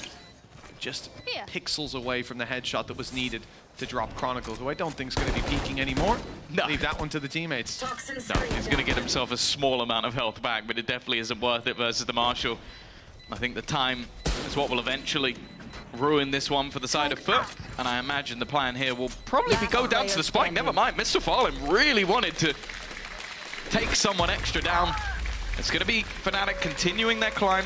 They'll at least keep 3 rifles alive as well, so it's not too bad. Especially with Chronicle still having extra cash. I think they're actually just going to go right back in with a 4-buy. It won't be a problem at all.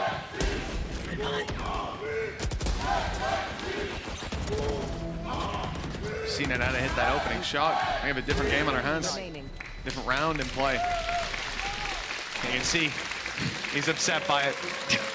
Gotta have a little extra twinge to it. With Alfiair on the other side taking you down. He's currently top fragging the server. Hell of a game on that Killjoy, but 4 rounds.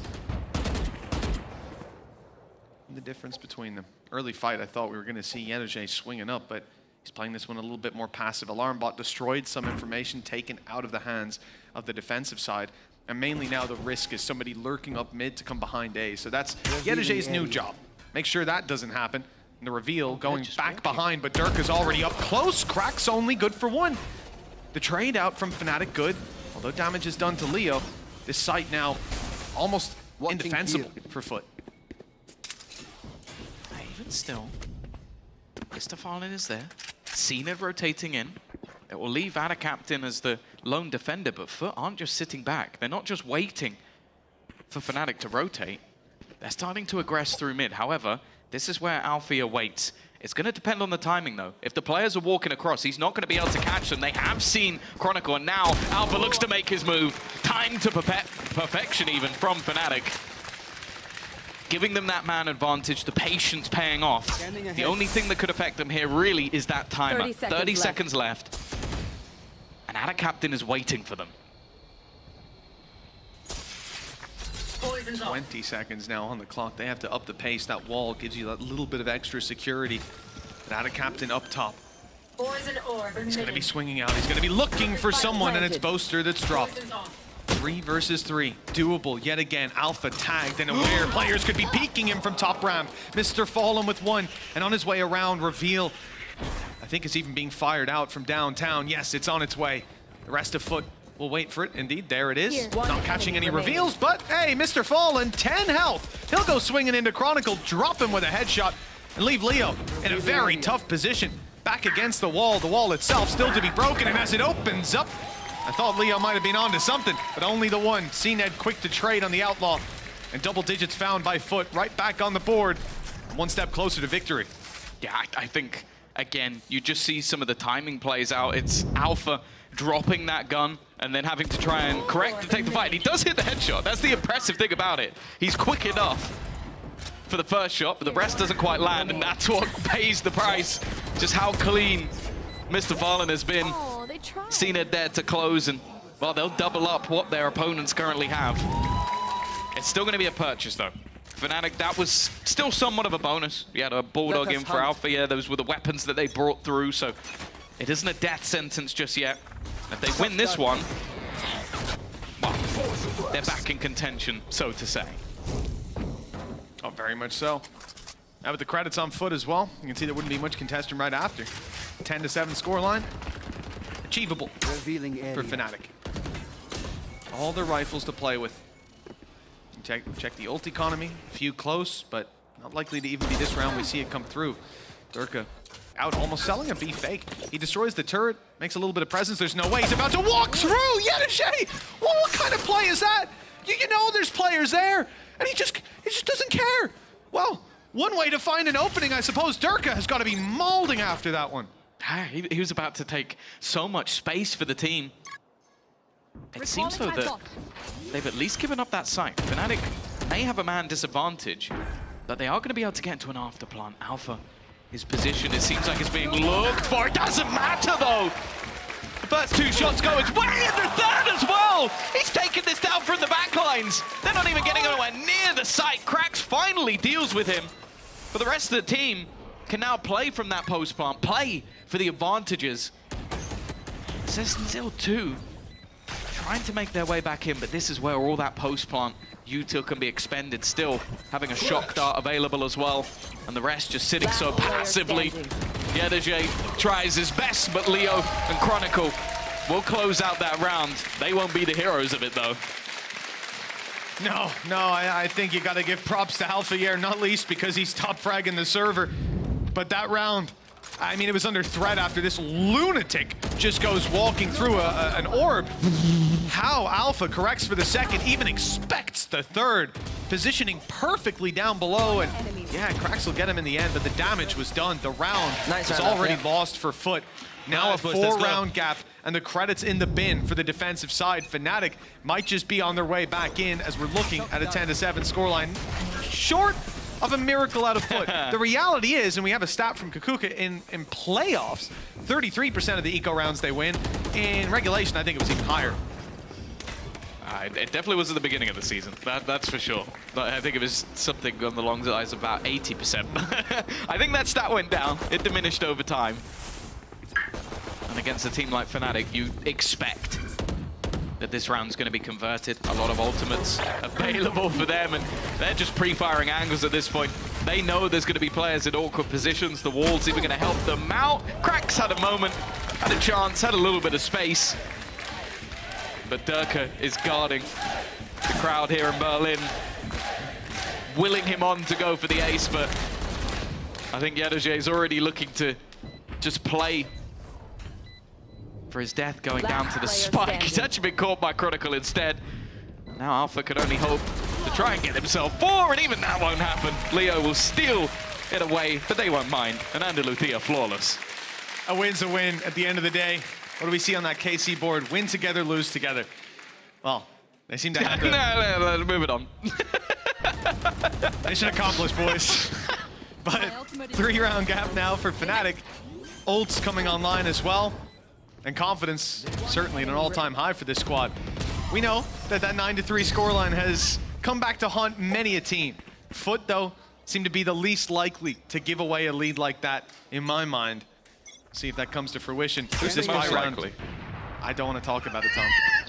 I don't want to. I would rather not talk about it. So for FUT, looking for their 11th round, and Hunter's Fury put through. Recon was beautiful, grabs a little bit of info and some damage on the back. It's mainly to give space. The pop flash is good, the spray not so much. And then the flash had to be amazing for him to get out of there with one. CNED's still here. Shot not connected. I don't know how he manages to even get out of there on the edge. The Viper's Pit has actually just been given up. It's almost just thrown in as a freebie, and a captain not wanting to try and retain that space. And Fnatic have almost faked out that they've left. Instead, they're now going to go back with a lockdown. CNED on the other side of the map, completely out of the action. And well, this seems like it almost has to be an afterplan for Fnatic now. I mean, who's going to fight? Ada Captain and CNED are both so low. Maybe Yedoje just goes walking through a few poison orbs. You never know with that man. Safe spot. 30 seconds left. Boaster wants it, so it's nice and open for Heaven. Spike Nothing planted. Yedoje can do to deny. CNED's on the way, the off in play, but HP does make me very worried. With other teams, I would think they don't get a pick soon, they go for a save, but I've seen this squad play before, and I know FUT won't give this up without a serious fight. Alfier tries his best to grab one, the shots don't land, Ada Captain's around the back, good damage, but then Leo steps up to the plate. It almost serves as a bait as Alpha walks around clueless, and Leo saves the day. Oh, this run was whiffy from FUT. It was whiffy. The initial battle was like, it was such a good flash, and just, oh, I didn't want to see that again. And then at the end for Ada Captain, I guess, caught in two minds. The first shot was so clean, but wasn't able to capitalize. Fnatic kind of get away with one there, but so cool. They're not going to mind. He's so cool. You hit those shots, you save your teammate. Yeah, nice, nice. Little casual fist bumps. Just another day at the office. I suppose for this guy it is. He was like, yeah, 5 out of 10 round. Could have gotten it quicker. Adjustment was slow. Well, first few shots not going to land for Alpha, but look at the weaponry he's up against. It's only a Sheriff on CNED. This is also just a massive pace change from Fnatic. They've been slow and methodical in pretty much all of these rounds. This is such an awkward fight. I guess they realize, okay, the plant is down. We kind of have to scurry back towards that side, leave Alfier in an awkward spot. He's got Leo to even help him at this stage. Amar Durka looking for a few extra style points of his own. Not much on the other side, but he'll still land all the knives.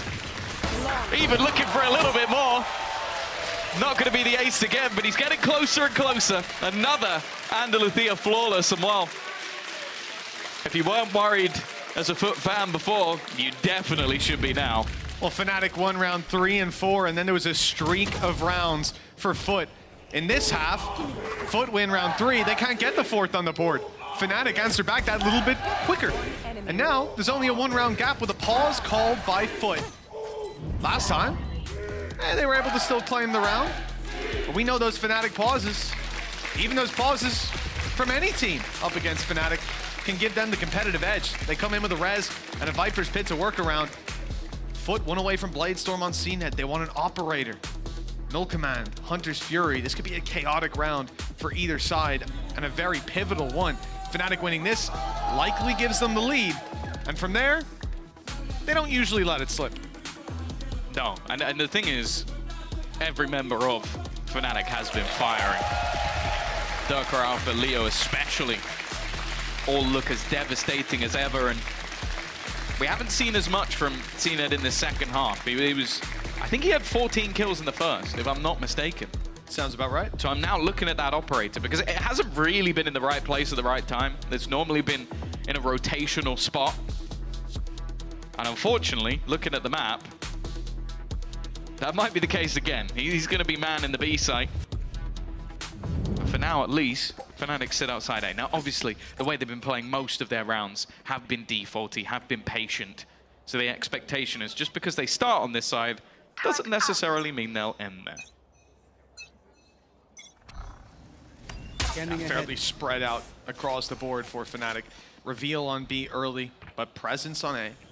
Like you said, they're always free to go back in the other direction. I much prefer this turret that you see out of Alpha Air than what we saw earlier. Yedajay's was just a little bit too tunnel visioned with the new turret. Take flight. Not really new anymore, but the current turret setup. Nice dash out of Durka. There was no one to defend. Krax comes around the corner at the wrong time. Just a little bit too late.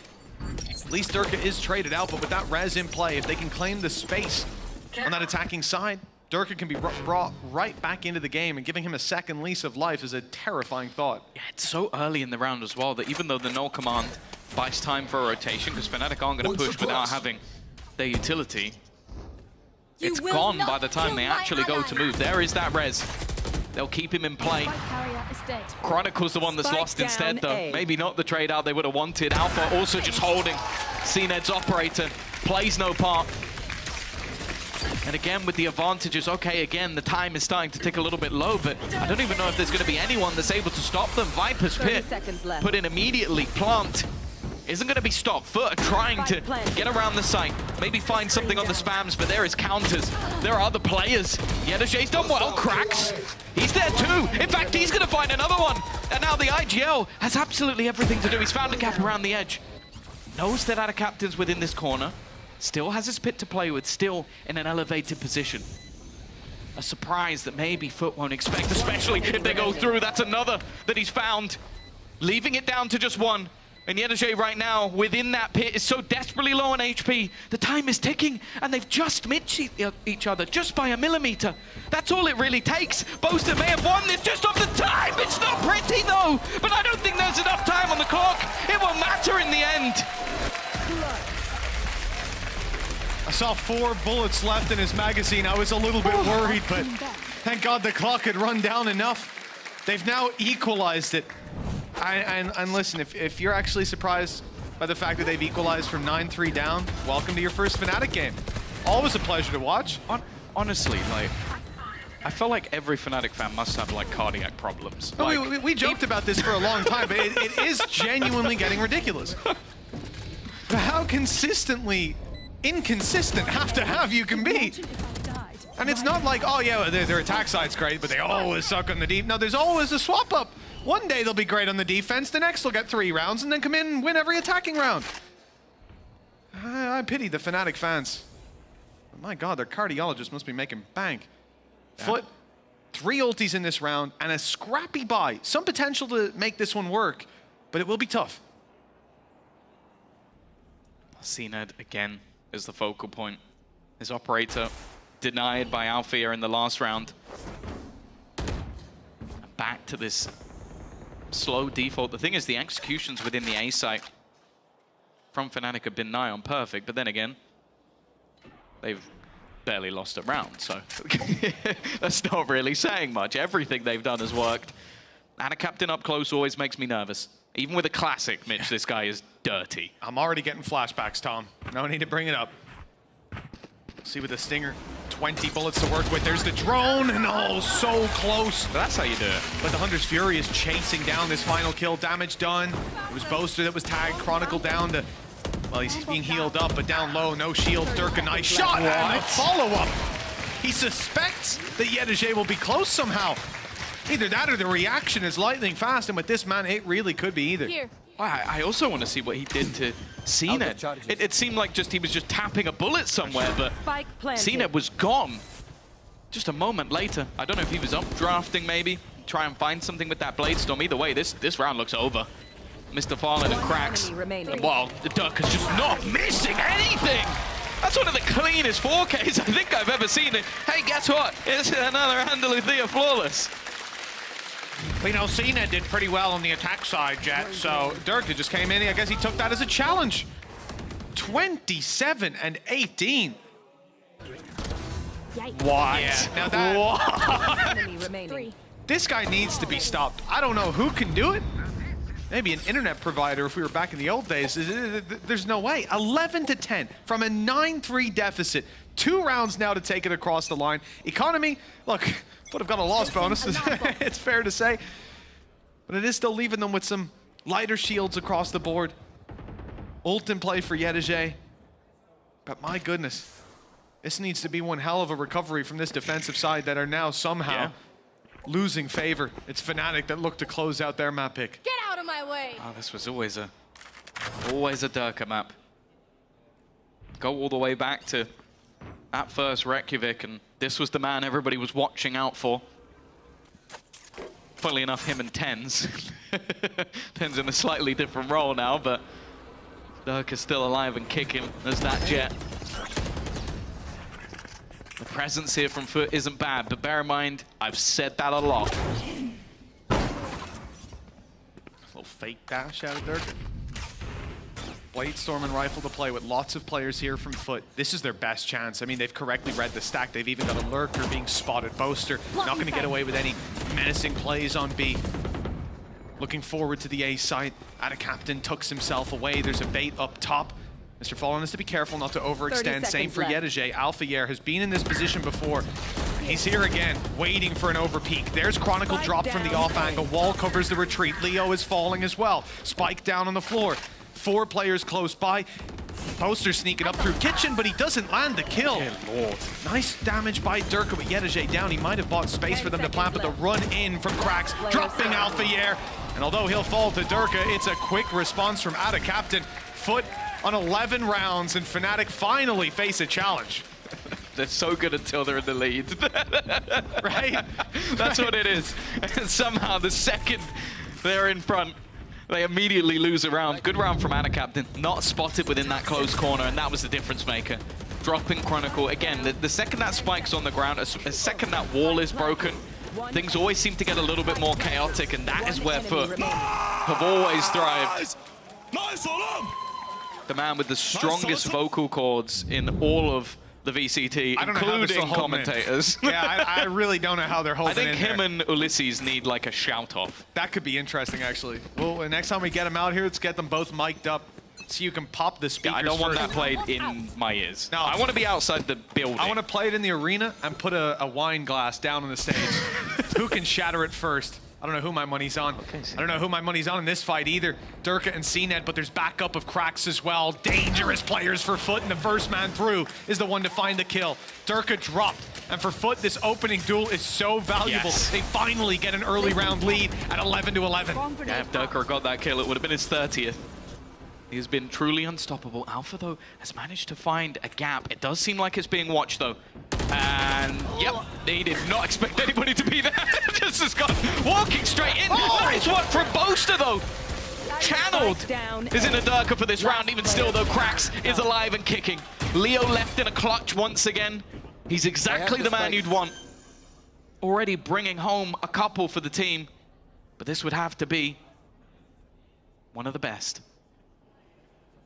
Even just letting him plant the spike as well. The only thing that matters here is playing it together. For CNED and Mr. Fallen, trading out. 30 seconds left. It's the only way Leo wins these clutches. My ult is isolating a duel, finding a free kill, that's what he needs. They know roughly where he was. The spike plant gave that away. I don't know that there's a correct decision for him here. The good thing is he'll hear the drop once these players fall down below. Reveal needs to be shot almost immediately, and it's not. They have his position, they drop in. Oh, 2 different angles. Perhaps an opportunity, but now they're together, moving towards the spike. One will tap it, but both will swing, and they'll find the kill onto Leo. The lead is claimed back at the last possible moment. 12-11, and 1 round to close out Fnatic's map pick after an incredible comeback. It'd probably be the fakest comeback of all time if they let this one slip away. FUT have found an extra gear right at the end. And that's the thing, there was still moments. Boasters double, Cracks finds the tiniest of angles. It's in the name. Yeah. And now the crack in the wall. They even managed to shut down Leo. And that's the thing, you could see the respect that was being paid. That is a team that knows who was standing on the other side. The Nordic god that stood before them fell. And the Titan of FUT now looks to try and put that first map on the board. And that's the thing, you look at these first 3 maps. Bind has always been one Fnatic has been happy to play. We've seen that with up and down performances throughout the season. Breeze has been an incredible map for them, but the one time that it was played by CNED, he basically created a frag reel. So there is no safe map. I feel for either of these teams, this first one genuinely could make a big difference. I think even the fact that, bear in mind, the ban from FUT was Lotus, a map that they beat them on in OT last time. They were like, nah, we're not doing that again. It genuinely is just the respect being shown between the two teams. And also the fact that they lost it, I guess, maybe didn't have time to change things up. It is a brutal playoff stage. Even still, though, this pause is going to be one that they have to come up with something new. How many times have we seen that squad of Fnatic go to the OTs on Lotus and see if it's in their futures here on Icebox as well? The only thing about Lotus is they always lose the OTs. That's the funny thing. I think at kickoff they probably had the least minutes played. I think in Split 1 they've definitely had the most. Yeah. I don't even think it's comparable to anyone else. This round is everything though. It goes to OT, it's anyone's game. FUT are going to want to close it here and now, and in terms of ults, they are stacked. No command, lockdown, Viper's Pit. Sure, there's a Hunter's Fury on the other side, but nothing else is even remotely close. And you can see Fnatic have gone right back to this slower, tempered pace, patience, waiting for someone to aggress. And there are a couple of players watching for some sort of mid play. It's where Alpha has had his success. For now, though, they're not overstepping the mark. Well, yeah, like you say, when Alpha had this position before, when the eyes were drawn elsewhere, he was able to find 3 kills in the space of almost as many seconds. Spam is huge. Chronicle down to 30 HP. Popping the heal. Hunter's Fury on its way. Cracks trying to cancel out some of the other utility, but Sova's that little bit too far away. Leo landing a little bit of damage, but CNED is on this corner, ready to fight. He's dropped, and so too is out of Captain, but still 2 players here, and they know that now. On the side of Fnatic, they've seen the KO ult, they've seen the drone, 10 HP, Shockdart chasing him, Chronicle dodging it, 14 seconds. The plant needs to be secured here and now. It's time to step forward for Fnatic, or they're going to run dry on time. Chronicle running low on ammo even, and now they're swinging, but the defender of Alpha here, the bodyguard, allows this plant to come through. Lockdown in play, and it's Alpha to do it all. He has to find both players. A good idea on them, and Cracks already tagged up. He'll try to force the fight, but Cracks finds it. The headshot to seal the fate on Icebox. Fnatic will not win their map pick. 9-3. They've done it many times before, but it wasn't in the stars today. Yeah, so much still for them to do. It's going to be a ridiculously long series, I feel, if this is the way that the maps are going to go. Either way, Bind coming up after the break, and it is FUT's pick.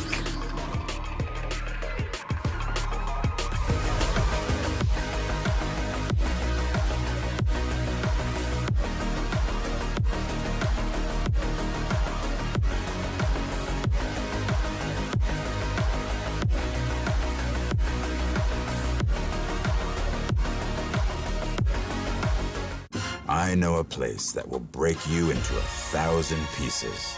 Stay away from them. Stay away from Lorca, Paco, and Picasso. Don't ask about Lola. Ay, Caballo Grande. Ay, Dolor de Nieve. But in spite of everything, it occurs to you to visit Andalusia. Don't say I didn't warn you. Be careful of the Andalusian crush.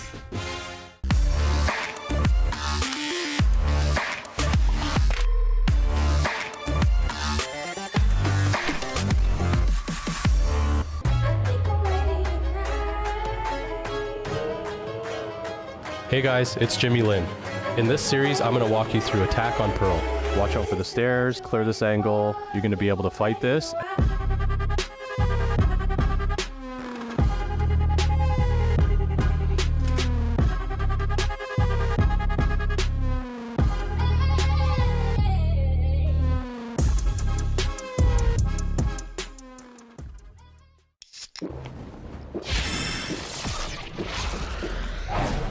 Red Bull gives you wings.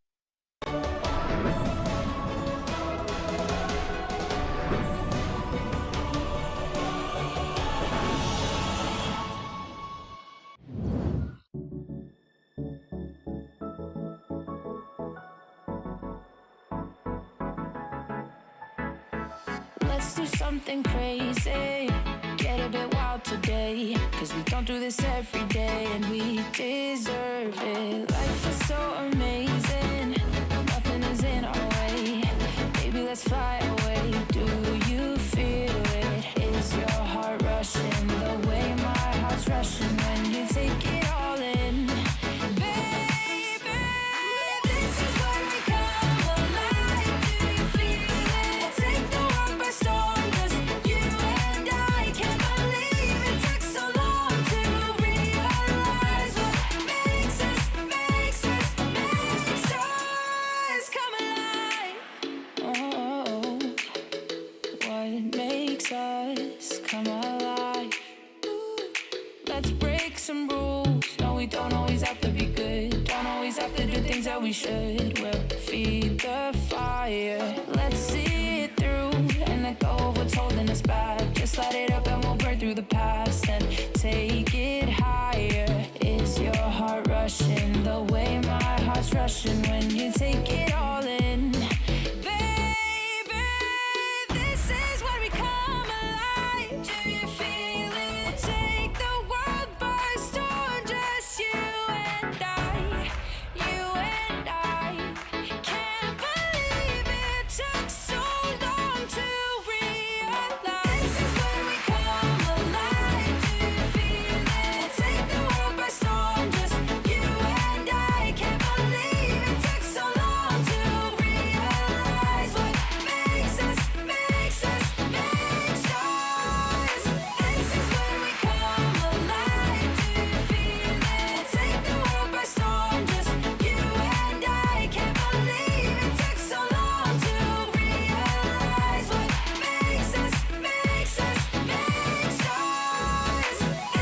where we come alive. Do you feel it? Take the world by storm, just you and I. Can't believe it took so long to realize what makes us. This is where we come alive. Do you feel it? Take the world by storm, just you and I. Can't believe it took so long to realize what makes us. This is where we come alive. Do you feel it? Take the world by storm, just you and I. Can't believe it took so long to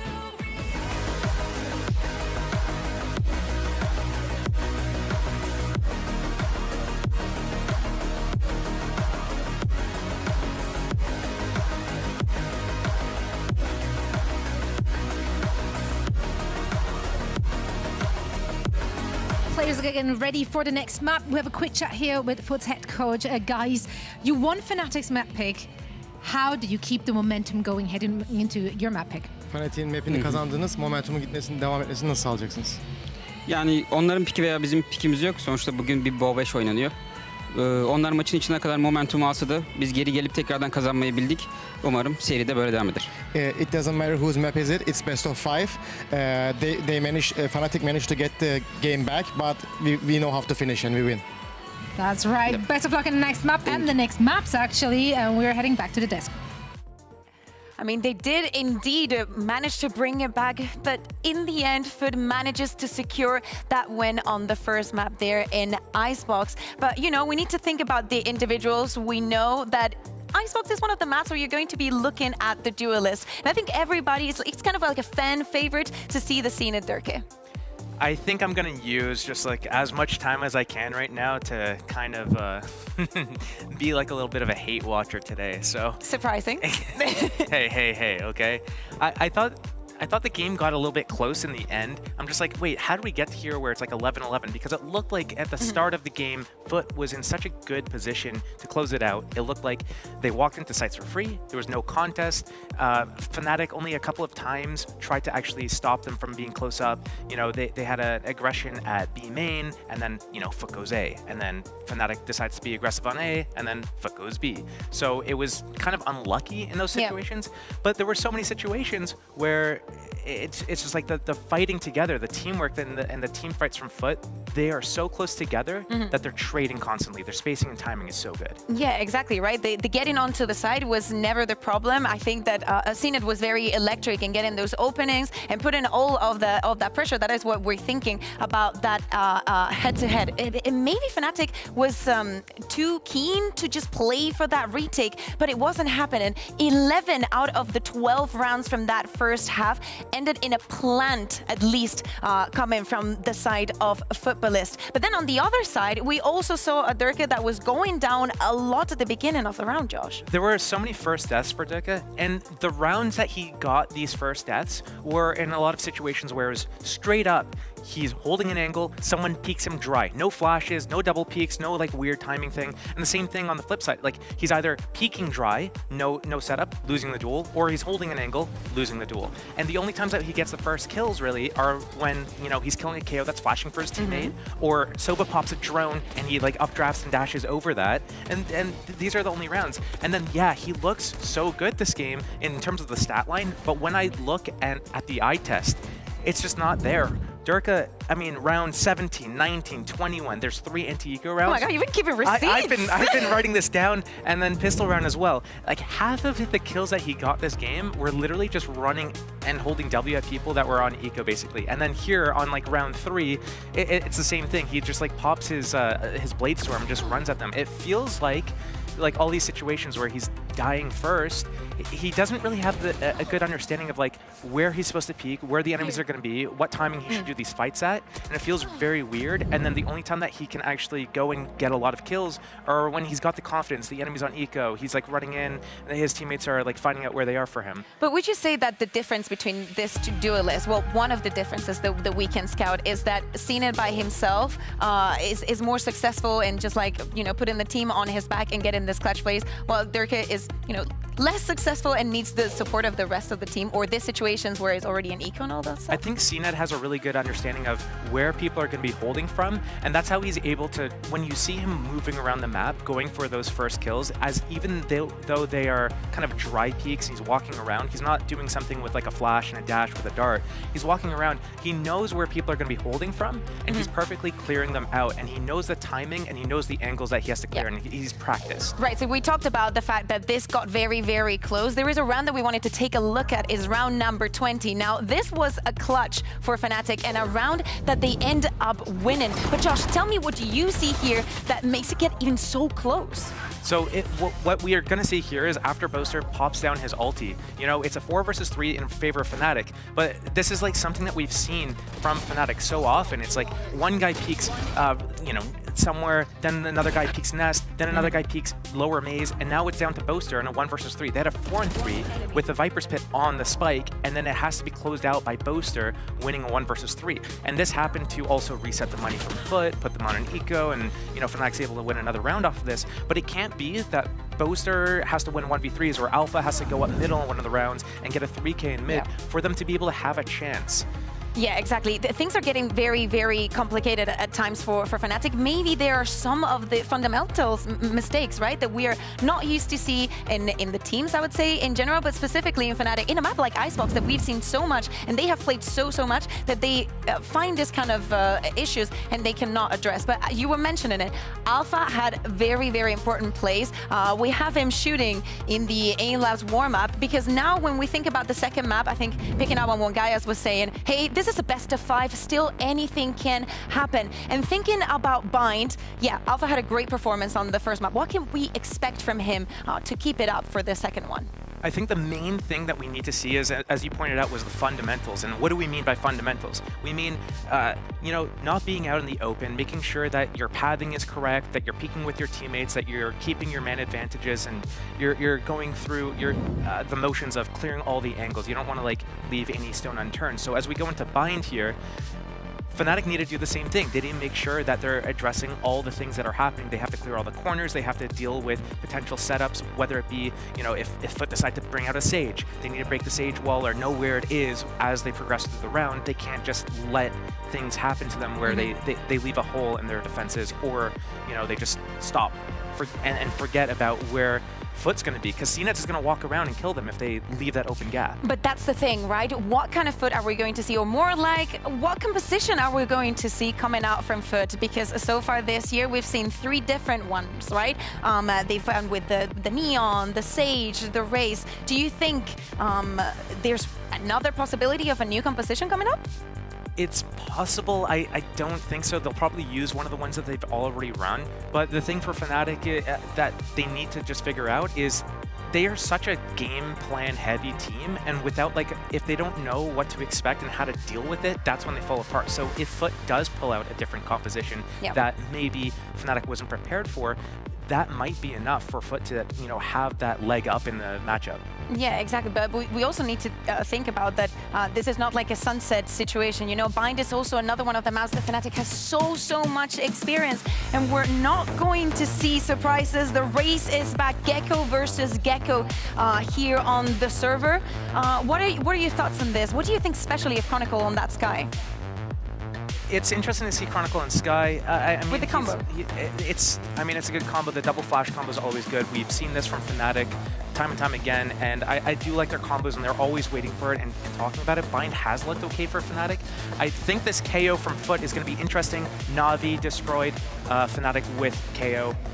It might be the same thing here again. Well, we're ready for that map number 2. Mitch and Tom, which composition do you like more, the Sky and the Gecko or the KO and the Gecko? Ooh, it's a tough question, but I always find myself leaning towards a KO, especially if Krax is on the server, Tom. See, it's difficult because you're asking me, do I prefer... I prefer it for who the players are. Krax on KO, 100%. Chronicle on Sky, you want me to change him to a KO? You're mad. Like, this is his map. This is his agent on this map. And did you see what he did just a day or so ago? Like, I'm not moving what this guy plays whatsoever. I know the question was about the comp, but I've dodged it. Well, I think that's also a valid answer, though, Tom. It's not a one-glove-fits-all kind of scenario. Sure. And in this situation, I think they've picked the right outfit for their players. For FUT, 1 map up coming into this. It was a close one, 13-11 after a 9-3 lead, but that's just Fnatic for you. Now they move on to the attacking side for FUT on map number 2, on Bind. And we can see a 1-2-2, a slow setup, usually, at least, when you start out with the net spread so thin. Well, on the other side, it is a mass gamble for Fnatic. 4 players currently within the... He hit that. He did hit that. That is Chronicle almost dead within the first few seconds. Now the spike is currently left deep outside A. It makes me think the FUT don't have any plans to move just yet. Almost trying to use Yedajay to potentially sell a ruse. But when you're able to walk all the way up into lamps with no contact, that gives you a pretty good idea that there isn't really anyone here. Fnatic are saving everything for the retake, still having a couple of smokes, still having the Tiger, still having all of the Gecko utility. This was the plan from the get-go. From the get-go. Sorry, because it's Mr. Fallen. But FUT, a little bit of security, and Yedajay, about 3 country miles out of the action. Guys holding for lurks, so everyone else just needs to look forward, and you can see the benefit of that. Every shot landing to start it, and almost to close it as well. Few little opportunities cashed in by Fnatic, but ultimately, there was never really a threat. Yeah, I'm not sure that's something they're going to stick to throughout the entirety of this match, is allowing them to get into an afterplant, because we know that FUT like to take fairly aggressive positions, and you can see this, even though they get the information of where Krax is, getting out of that angle, there's just too many players to look at. And Krax, well, barely missed a beat. 3 kills for him already. We've spoken about this man and ever playing anything other than a KO. I will say, when it comes to split, I do really love the way he plays the Raze as well. So there's a little bit of depth, but this is what the man is renowned for. For now, at least, and a captain. He's somewhat so low. Yeah, that's not the TP, bud. That is a wall. That's a corner. Nobody puts out a captain in the corner except himself. Well, unlucky. Chronicle goes over to retrieve the weapon and gets a ghost. Not the biggest of upgrades, not the biggest of losses. Nice position out of Boaster, unchecked as of yet. Alfier, having flanked up, has a really big opportunity. And the shot is not landed. Maybe an opportunity for Boaster, though, who swings in and grabs a kill. Alfier and Chronicle doing just the same. And now the threat is on. 4 HP for Yedege. 1 bullet, all that's needed, and it lands. A gorgeous response from Fnatic. I have to say, I didn't see that one coming. No, I don't think I've seen many teams do that to FUT. I've seen FUT do that to other teams. To a lot of teams.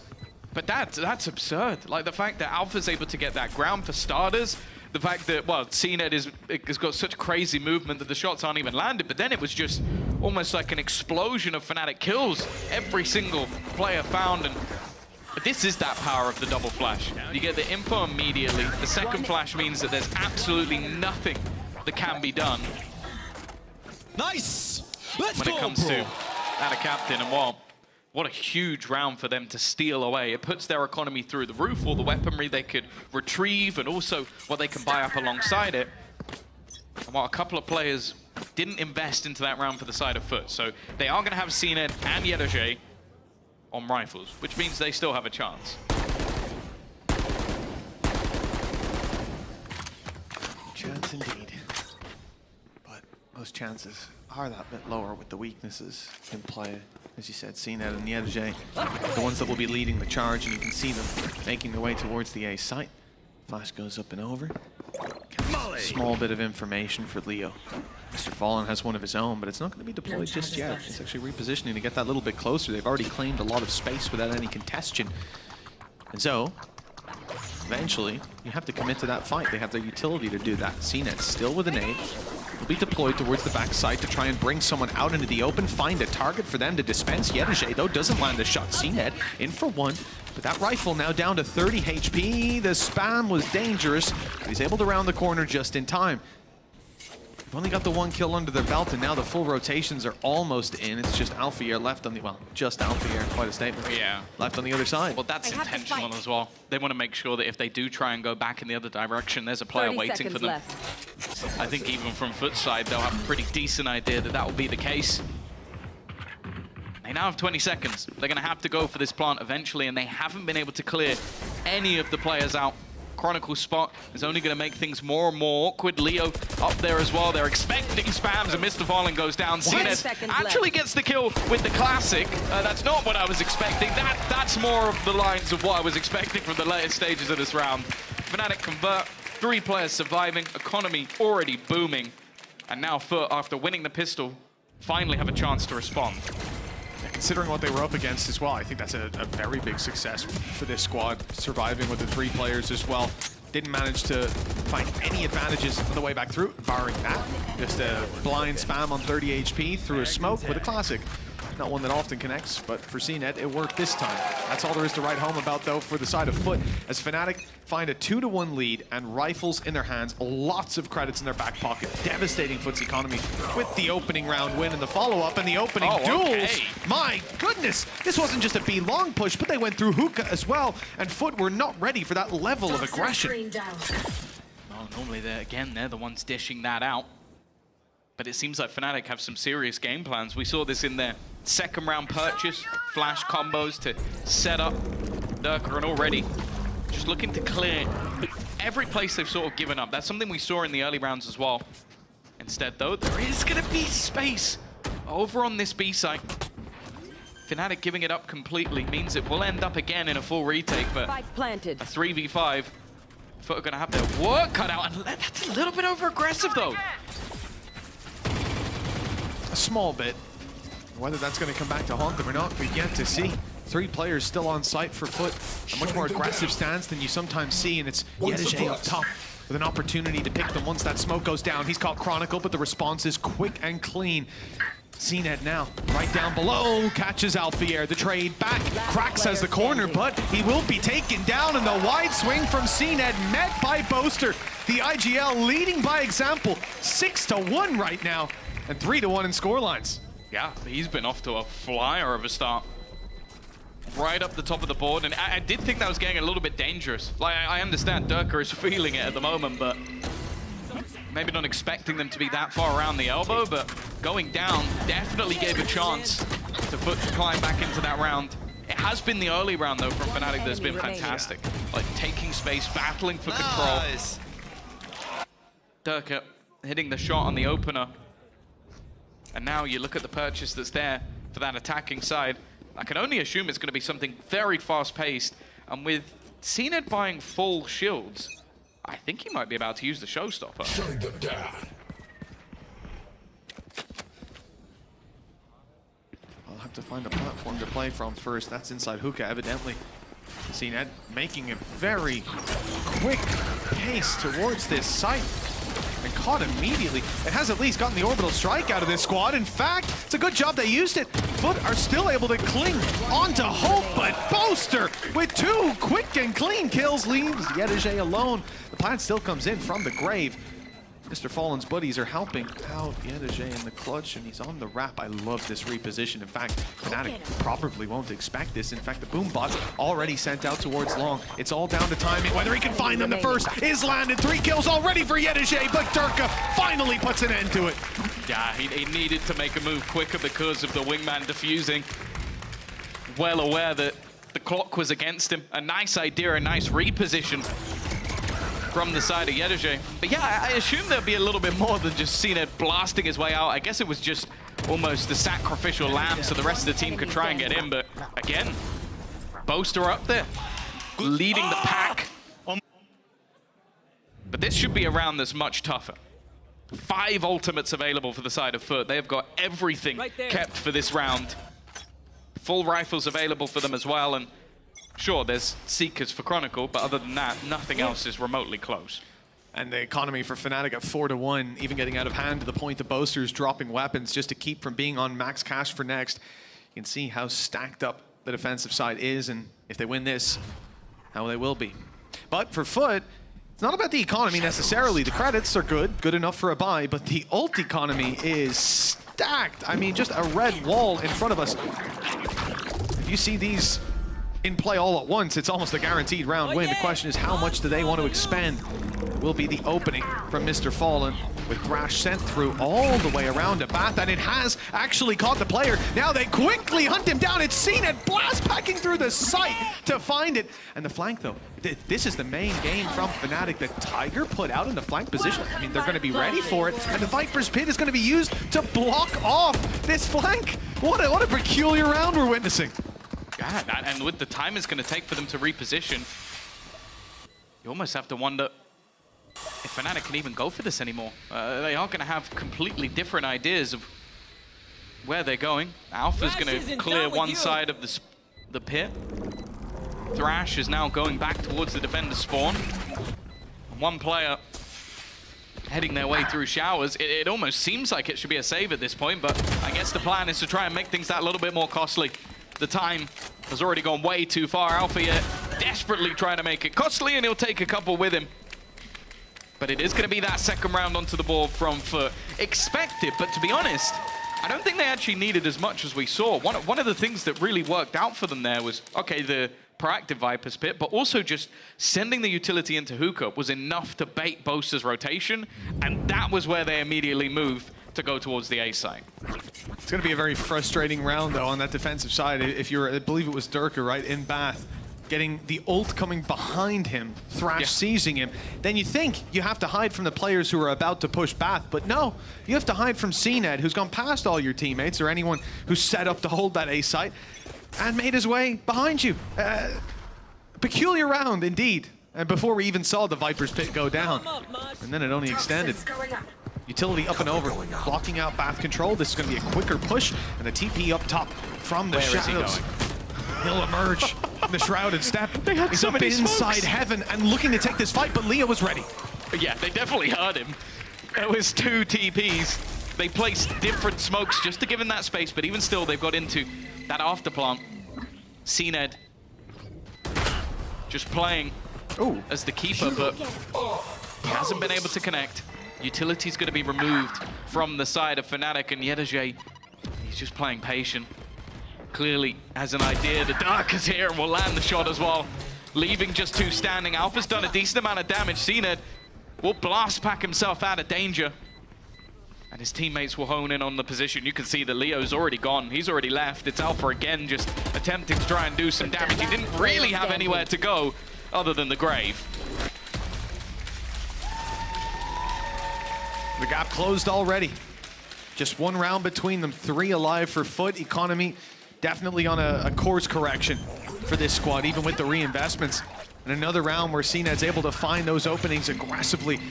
You know, we're on board without a captain. He's doing the shrouded steps across the site. But realistically, in this case, he's almost taking what CNED was doing in the last map. He's dashing in, he's creating space, he's getting the eyes on him, and then his teammates following him up. And when CNED's the second guy in, that's a scary thought. But that's the thing, there's always layers to the ideas that FUT have. They might not always work. Thank God. He really wanted to leave that to the last second. Like, go on, shoot me. Go on. Alpha, though. Judge within the pit. It's not going to be easy to clear. He has support, but never mind. CNED has got rid of him. It's Cracks to go down in a trade, and Boaster, his attempt will be to delay. He's got to be careful. Doesn't want to overface. They're also healing as they run through the spawn, and with Durka's showstopper available, there'll be a good piece of util for this retake. Yeah, there's a very late flank underway, but this showstopper opening it up so quickly means that Mr. Fallen has to go so much faster. Now finally hitting the ship. Oh no, not even hitting the ship yet. He's still trying to quicken the pace. That's how much pressure these players are under. Yedaje and out of captain now, just Yedaje. But Mr. Fallen's flank finally comes through. In fact, it's all onto the flank. Some nice shots out of the IGL for FUT. But too many players on Fnatic left alive to deal with. It's again just another one of those scenarios where Wingman, I don't think, was going to be denied, even if they did manage to find the kills. Like, it was right towards the end of that defuse. He basically had to full sprint through that because of how quickly everything was happening. And a lot of the time, your post-plant util isn't going to do enough. Like, you look at the position of these remaining players, there was absolutely no way they were going to be able to deny that defuse. 5 and 3, back on the scoreboard for Fnatic, converting their lead that little bit further. Actually, with most ults expended, there are a couple that are very close, though. That's going to be the main factor. And again, just look at the pace of which Fnatic are getting aggressive. They've already cleared all the way in towards the spawn from the A side, so they can quickly look to rotate back towards B. Alpha is trying to get out of here, but he's being chased down. Orbital strike used, but the caught Alpha is dealt with out of captain, even catching Chronicle right after Leo, trying to fill in the space, but the steps are heard, and CNED is clinical with the aim. Down to Durka and Boaster, locked out of the site. The smoke was blocking them moments ago. Durka turns to look at the site. Out of captain was thinking about the flank play, thinking about swinging in through elbow, but they slow it down, pump the brakes, realizing that FUT already have enough under their belt to claim this round and leave the pressure on Fnatic. And as we can see, the result of no over peaks, no over faces, and no free entries back through is a save call for the defensive side. They'll try to carry these weapons through to the next. And just looking at the money, they'll be decently able to buy. But FUT, after back and forth couple of rounds, seems like they've got their hands on the reins again. Yeah, I like the pace change. I think a lot of what has been catching them is these early aggressive plays. But what they've done over a couple of the rounds is when they've heard the TP or when they've heard someone move forward, they've immediately switched their pace to the other side of the map, which is normally left a little bit lighter. I think they've avoided Durka quite well over the last couple of rounds, and I think it's a lot easier when you have Thrash online. Like, just being able to send that ultimate into position, you can clear out Hookah incredibly fast. It's normally one of those spots where it can be very difficult, and it definitely also helps when Anna Captain just lands a crazy second shot immediately afterwards. I also love the way that we just see CNED get hit by a flash, made vulnerable, and then goes, I think that's the time to swing. I'm on him. I'm on him. This is my kill, boys. Yeah, you got to respect it. That is the kind of confidence you have when, for a long time, you've been referred to as the best in the world, you know? Yeah. If you play any other way, I'm going to start to question if you're still the best. The mosh pit up and over, but looks like already Chronicles backed out from the long position, so he won't be forced into an open fight by it. A lot of Fnatic players around B and a lot more on the way. You can see Leo is coming to back them up. 4 players on this side of the map. 3 with rifles. Chronicle tagged up somewhat. Flash is used for space. Blast pack through. They clearly thought the FUT would still be here, but no. They've gone back in the other direction, and now the pressure on Alphair to maintain a hold or to get out cleanly. One or the other. Oh, it looks like he's going to be sticking around. Already, first kill comes up trumps. It's also going to work out nicely using that Thrash to just clear out Bath. They know that this position is clear, and I'm just looking at where Durka is currently sitting. So well placed, but they expect him! Just destroyed as they run out of the TP. That was their backup plan. He was the man that was meant to stop them before they get to the site. Instead, the advantage the Fnatic had is gone, and it may be about to diminish a little further. Out of Captain, the lurking smoke. The Mound shrouded, and he should be dead and will be. But they've spent a lot of time just trying to get rid of him. Watch out for Duelist, Mr. Fallen as well. No utility left. The old Angel play now. He's the one fighting the Flash, though. Just a second late as he swings right into it. Ooh. Spam good for Boaster. CNED down. Mr. Fallen, the last healthy player for FUT. Krax is still out here looking to do something. No Flash to work with, and caught behind a smoke. Diffuse underway. It's even the little guy diffusing it, and as he spams and successfully eliminates him, finds 3 players shooting right back. Fnatic with another round. Now 6-4. Yeah, I think Anna Captain did well to buy some time. I do wonder if staying alive, in hindsight, might have had a little bit more value, especially with how much Leo was able to do in the end. This spam battle was so awkward as well. It's not something I was expecting to see. Even still, though, the retake from Fnatic looks solid. Bro. What are you trying to bait me, bro? No, I hit in the TP, man. Oh, that's Roadman Leo for you. 2 rounds between them. Fnatic, it's been back and forth now for 4 rounds.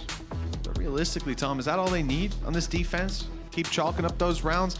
First half 3 is all I expect from them in any map. But that's the thing. It was versus KC where I think it was you're off by 1. I think it was actually 8-4 when it was on this map. Damn. And then they 9-1'd the second half. So 3 would have been enough. 6 is, in theory, more than enough. But I think we'd also be doubting the defensive side that FUT can have. 8 rounds when they play versus BBL. Even still, though, different matchup, different strategies. And I don't know if FUT would have expected to come into a match where Boaster's 13-4. I think that's already something that has probably surprised them a little bit. The IGL really is just leading the way. For now, though, FUT coming in still with the showstopper, the 1 ultimate that's currently on the table. And in the hands of CNED, they just opt to try and pick up the pace a little bit. Chronicle hasn't had those same crazy moments we've seen, but they mainly haven't needed them as much in this matchup. He is, however, going to be the one under pressure here.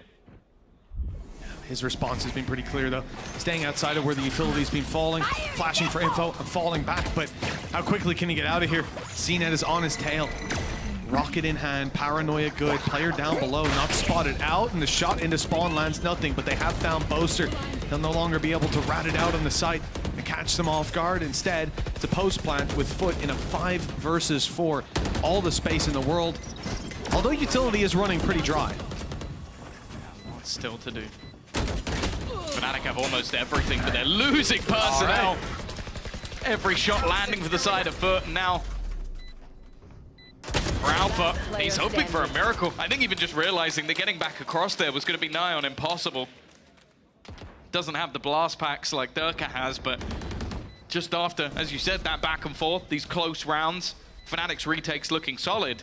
FUT have managed to win one as clean as day, even hunting down Durka in the end to make it an Andaluthia flawless. That is a big round for FUT. Wow. And this side just manages to flood, and again, the pace that they find on the back of the showstopper, I think that's something they've been incredibly good at in this half. Every time CNED's popping that ult, whether he finds one or not, he's crowd controlling, seizing the space, and there's always 2-3 players hot on his heels. I think that's the case with a lot of the ults they have. I think the same when they have Thrash available. Yeah. You'll see these much faster takes from FUT that allow them to just get into the site, clear everything really quickly, and then when they're deathballing like that, it's really difficult. Fnatic, though, as said, a lot of the early rounds is where they made their money. Boaster, they know he's here somewhere. They see that wasn't going to get that one go unchecked. Bucky FC will have to wait for another day. And he's trying to get back to the showstopper. I appreciate the optimism. Gotta remember, he was around in the days of Bucky FC, so he knows exactly what he's facing off against with this squad. Some low credits on a player like Boaster. There's always a chance he pulls it out. The pressure now, as FUT moves towards this A site, there's still a lot of players. There's not a lot of players then. Leo is shut down in a clean trade by Mr. Fallen. And CNED, again, we had this the other day. I don't know how many people he's going to shoot through the wall, but there's at least one more added to the tally. Might need another. Flash is good, it's great. Dirk is on 30 HP. Guess what? CNED shot him through the wall for his 3rd kill of the round. And Alphayer caught in the open. As Yedishek gets a perfectly timed swing and scream, because I heard him, even from here. A 6-6 half. We've seen quite a few of these for Fnatic as of recent. If you take a look at their Lotus especially, 6-6, 6-6 versus Heretics, 6-6, 6-6 versus FUT. Lost both of those, but we'll ignore that. Now they... I love you can just hear him from everywhere. They're not even on his microphone. You say, nah! I reckon like any of the, I don't know, the admins or the guys behind the scenes, probably it's like, okay, we got this guy at like 80, 70, like 65. And just because you can't have him on full volume. I can hear him through my headphones while I'm what, like my volume's 20, high. 30 meters away. Like, it's absurd how loud he is. Him and Benji as well. Oh God, the head-to-head would be beautiful. And it may be happening. That's what's on the line here. The winner of this series goes into the grand final, gets the bye over in Shanghai, and he gets to pick an opponent. Alpha, though, is looking to try and claim that for his team. He'll start off onto CNED. Now, they don't know that Ada Captain was around this position as well, so that actually does give the info to stack up onto B. Even still, advantage sits with Fnatic, and it's extended even further. A nice attempt. Krax is still here. Last player the flash is worn off, though. Now these players are ready to fight, and the heal will come right back through, so Dirk is up to full. Chronicle does well to buy his regrow. Ada Captain, classic in hand, his most dangerous weapon at times, but Alphayer's here to cut him off. 3 kills, and the lead for Fnatic with this pistol under their belt. A lot of the time we'll witness this. Alphayer heading into that attack side. He can firstly play on those lurks, relying more on that individual brilliance and less stock on retakes. He's been having a decent game, catching up to Boaster, who was far and away from everybody, other than CNED. And now, though, for FUT, don't have much to play with in this round. Stacking up in the middle of A, and while I think Alpha's already spotted that, immediately backs off. The entirety of FUT, 4 players pushing forward. Leo gets his weapon out, flash finally fades, but the neighbor's at his feet. Decent damage done. CNED's not happy with it, he's still going for more. Still going for more. The guy just won't stop pushing. Chronicles behind, runs into CNED, low HP on Ada Captain. And on Mr. Fallen. Look, it is a 2v2, but the spike is down. The players have to push back into him, and now Ada Captain's got himself a Vandal. The one-tap headshot possibilities and the flank that he's going on all the way around through Bath. It's going to take him a while. For Mr. Fallen, he has to rely on some headshots of his own. Defending the spike is probably not the right idea. They need to kind of ensure they don't switch it up to B. It's all down to timing as to whether Ada Captain's going to get here in time. I like this from them. They're trying to sell the idea that they're still playing around this. Ada Captain trying to almost cause confusion. But it's all going to be about that timing. They're going to go back towards him. He's still got his knife in hand. The expectation was that they were going back towards his IGL. And unfortunately this time, they got it wrong. Both rifles now picked up. The only thing really against Fnatic once more is that timer. 15 seconds on the clock. And Boaster has every single angle to hold. They're just going to try and play within this corner. There's not many places that Mr. Farland can come from that won't just be cleared by this angle, and Boaster is there waiting. This one got incredibly dangerous for the side of Fnatic. And with how effective we just saw that paranoia, I do not think we should buff Omen. Not a fan. Well, I have to say, the fact that we're able to end up in such a tight situation just speaks to FUT's ability in these low buy rounds. If Ada Captain has his rifle out, and you could see a little jump scare as they came around that corner. If that rifle was in hand, who knows? A different game could be in front of us. Fnatic, though, not going to be throwing away their second round, their follow-up, like FUT did in the previous. Was Fnatic able to get a great lead on the back of it that even puts them in the lead here? They want to win this round as well. They've invested back with the rifles. Normally you might see a bonus here, but when you lose that many weapons, if you keep the majority up, then yeah, you buy up with the two players who had something like a pistol, but that's not the case here. Leo and Durka are going to be long credits for the next round if they don't manage to get this one over the line, but clearly feeling confident, maybe even just in the surprise factor. 3 players now. Building up to put the pressure onto Mr. Farland. The timing not the best, though. Bath just got cleared over on A. The rotation's in play for Chronicle. And one of his flashes on the way through.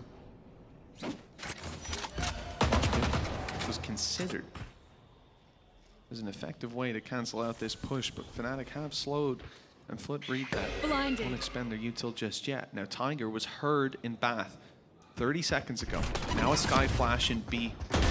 You start to think that it's a B play. You push up to try to claim the space, the early flank, and that's when you meet Alpha here. The plan all along was to push and pull this map, drawing them into a fight, and now giving the A site for free as a result. Fnatic have the plant almost uncontestable. FUT have to fight back without Yedajay. Yeah, it's so tough as well. Already receiving a large amount of damage. Nice work from Cena. That makes it doable. Up until that point, I was questioning whether or not they might just go for a save, but the second they find that kill, that's where things get interesting. Paranoia is going to leave the players in that Lamps position in a bit more of an awkward spot. The fight out, though. Fnatic not just sitting back. Chronicles found another. Leo with one more, putting that advantage firmly in their favor. And there's going to be so much more that needs to be done. The time just not there, and Chronicle, he doesn't want to let them leave. Cracks has to take down the bodyguard to the exit, as he will be able to escape. The Fnatic have done well, fantastically well, to hold on in that post-plant. 9th round now, starting to run away with it a little bit. And even the retrieved weapon for FUT, the one they save over, it's not going to help them. Not in the coming round. I like the play. They push and pull the map, like I said. I think really what sells it is the fact that Sky had been on A long, on Bath, clearing it out. Runs all the way around after a pump fake on B. Flash comes in, then it's clear. Okay, they wanted to go to B, they faked A little bit, and they waited for their Sky so they have some utility to initiate into these angles. We're about to be flooded on the B site. That's the correct read, I think. But it wasn't, because Fnatic had other ideas. They're not going to allow him this spot again, though. Same Tiger. Yeah, the Tiger, it's all about timing. It's already going to be seen. Krax does well. It's only going to be the trade, though. And they need a little bit more. CNED finds the shot, but Alpha is still trying to guard that gun. His aim has been clean. CNED will pick it back up. Durka, though, so aggressive. It's not going to be expected by Mr. Farland. The only real man that can get in their way is going to be CNED, but Leo eventually will close him out. And a captain with a stinger on a flank. Good luck. Spike planted. At least one player's low, but it's not the one he's fighting. Smoke up, block the angle. Even crossing, not going to be easy to do. Getting towards that spike, another challenge, and a low HP player is absolutely miles away. If it even gets close, Thrash will be used, but perhaps that can be looked at as a win. Damage and ults taken out of their hands. Potential for Ada Captain is there, but every angle he's clearing, it's already wide open. He hasn't found these players, and now the clock's running down to the point that I don't think Fnatic will feel pressured. They don't use their ultis. They'll just take these fights instead. Ada Captain, not long for this world with Durka hunting him down like that. Double digits secured for Fnatic early in the game. Yeah, I really like the way that Ada Captain tries to maneuver around the site, though. The smoke gives him a gap to clear so many angles that when you look at where the spike is planted, you'd almost expect someone to be in lamps ready to swing. So he takes the time. But unfortunately, you could see how passive Fnatic were. They were so ready for anybody to try and challenge this, just not giving them an opportunity to get back into the round, especially with not knowing what weapon he has. I think with the Stinger, maybe they've been a bit more proactive. 10-6 though. The attack side from Fnatic, we said, versus KC was flawless bar one round. But right now it's flawless. And Guys is gonna try and turn the tide back. We know that Breeze is up next. It's a map that's not really been played by the side of FUT and Mitch with what's on the line here. A shot at the final, a shot at redemption. Both of these teams losing to Heretics. I'm sure they want to give it another go, but there's so much more value to be found, especially when it comes to Masters, being able to put themselves further into the tournament, being able to put themselves with an opportunity to pick opponents that they play. It is much more than just being in that grand final, and that alone is going to be enough for both of these teams. Yeah, again, not sure how the logistics of choosing your opponent will work, but the advantage is clear. Even if you don't get the pick of the litter, it doesn't really matter. You'll still get to avoid some red flags, some dangerous squads. Artists would choose to play Billy Billy, I'm sure. Back in the day. Flush them out. It would have been beautiful. Well, 10-6, Fnatic's attack side. Looking good so far, 4 in a row, and FUT are left with rifles. They're still able to scrap together a buy. Thrash online and ready to work with, but that can be said for both teams, with Seekers there for Chronicle if the info is ever a little bit light. Same old Tiger put through, and this time they're following it up. Alpha are much more aggressive fighting inside the smokes, but after seeing a player, they give it up. They're not willing to risk it anymore. A little bit nerve-wracking for Yenerjay. He is going to be able to deny the Thrash, but now they're sending Seekers as well. They really want to find out where this man is. Everything thrown at Yenerjay, and he still comes out with a kill. The fact is, though, his teammates haven't been so lucky. We're going to have Mr. Fallen back on the scene, but the smoke, well, I was going to say denies him for a second. With the post plant already there, this is a tough retake for FUT. I mean, he's inside a smoke with Yenerjay beside him. No doubt Yenerjay saying, just walk through, bro. Just walk through. Look, it works all the time. Especially against Durka. Here comes the Thrash once more, but the idea is not even to let it hit its target. Instead, Chronicle's the one to swing in and find that kill. Out of Captain. 2 players in the corner. Doesn't expect the second, but almost takes him down anyways. Close, but not close enough. With the side of Fnatic coming out on top, 11-6. Just 2 needed to equalize things in this BO5. Bring us back to familiar territory with 3 maps left. It would just become a best of 3, but maybe with a couple of your good maps already gone, it definitely becomes a marathon, not a sprint once. It hits 1 map apiece. The fact is, though, the manner in which Fnatic are winning this one, looking a lot cleaner than the last. They lost quite a few clutches in that scenario, and this time FUT haven't had that same piece of magic to drag them through some of these rounds. It has been clinical. And a lot of the time they have been falling for the traps of Fnatic. The ideas that they've had to pull them into these fights, awkward ones at that, and then even just dumping those ultimates in the last round just to make sure that when they finally had a purchase, FUT couldn't get anything.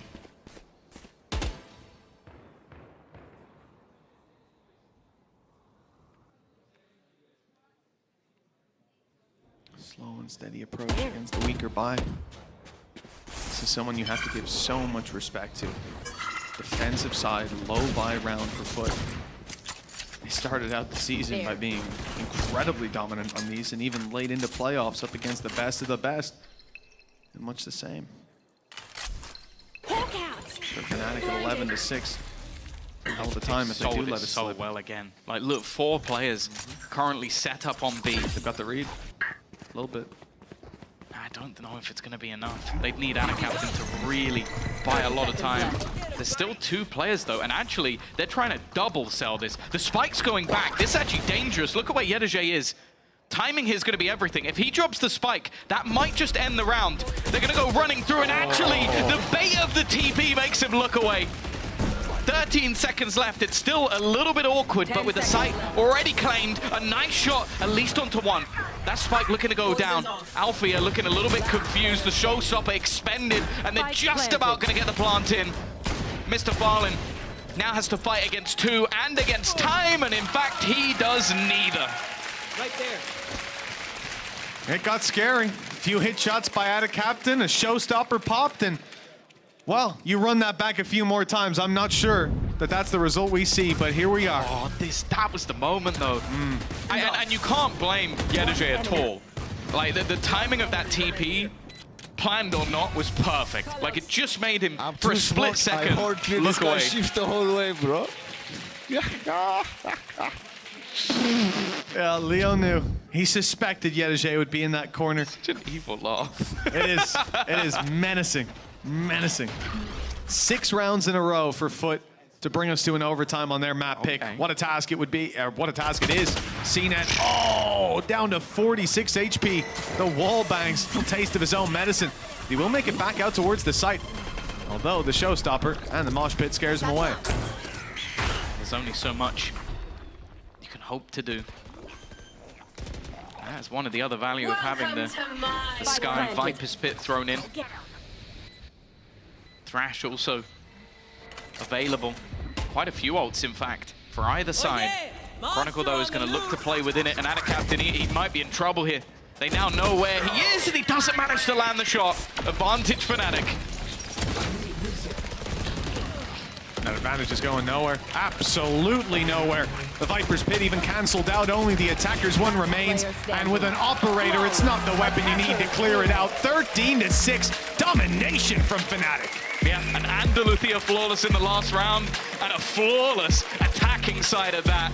You're not going to get much cleaner from Fnatic. Normally the comeback kings. And while they've leveled us up 1-1, we've got plenty more to come, as there'll be a third map after the break.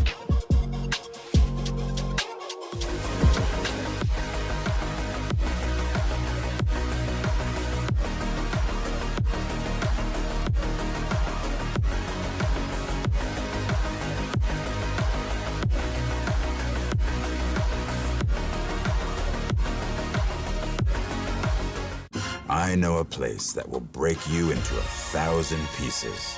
Stay away from them. Stay away from Lorca, Paco, and Picasso. Don't ask about Lola.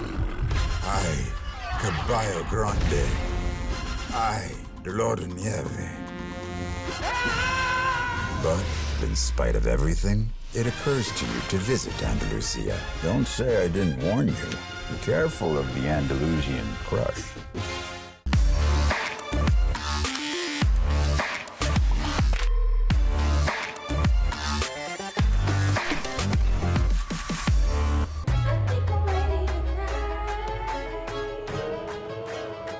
Hey guys, it's Jimmy Lin. In this series, I'm going to walk you through Attack on Pearl. Watch out for the stairs, clear this angle. You're going to be able to fight this.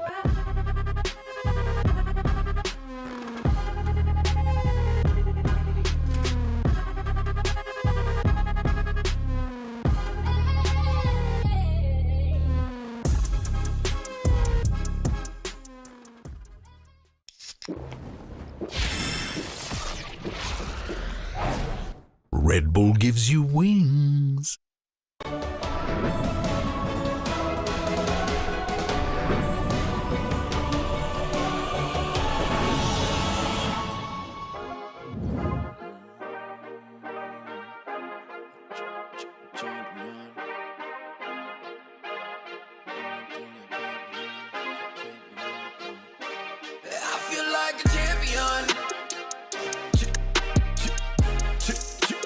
Champion, ain't nothing that can't be done. Oh yeah, I put it all on the line. Definition of divine. Yeah, I feel like a champion. Ain't nothing that can't be done. They told me I wouldn't be nothing. Came on now, second to none. I need me a trophy, I need me a ring. I'm not with the bull, but keep it a beam. You know what it is, you know what I mean. Shit, all I do is win, win, win, win. Haters wanna hate, they ain't made top 10. Double, triple team, what they need to defend. I juke left and I'm gone with the win. I'm gone with it. I feel like a champion. A champion. Ain't nothing that can't be done. Oh yeah. I put it all on the line. Definition of divine. I feel like a champion. A champion. Ain't nothing that can't be done. Oh yeah. I put it all on the line. Definition of divine. Feel like like a champ, MVP status. Yeah, the win been guaranteed, so let's see about it. If you gon' speak about it, then be about it. If you don't bring that energy, no, I can't be around it. Nah, I'ma shoot my shot, I'ma stick it, watch.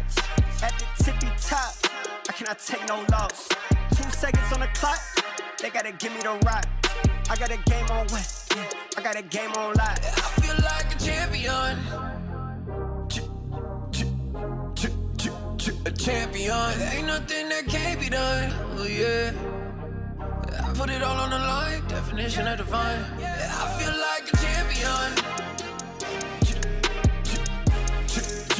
A champion. Ain't nothing that can't be done. Oh yeah. I put it all on the line. Definition of divine.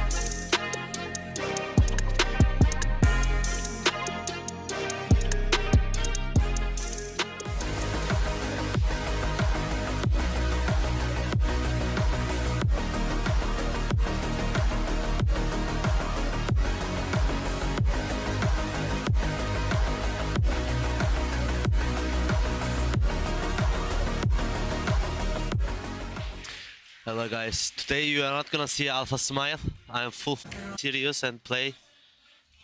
But you're gonna see Dirk smile. Let me see. Let's go.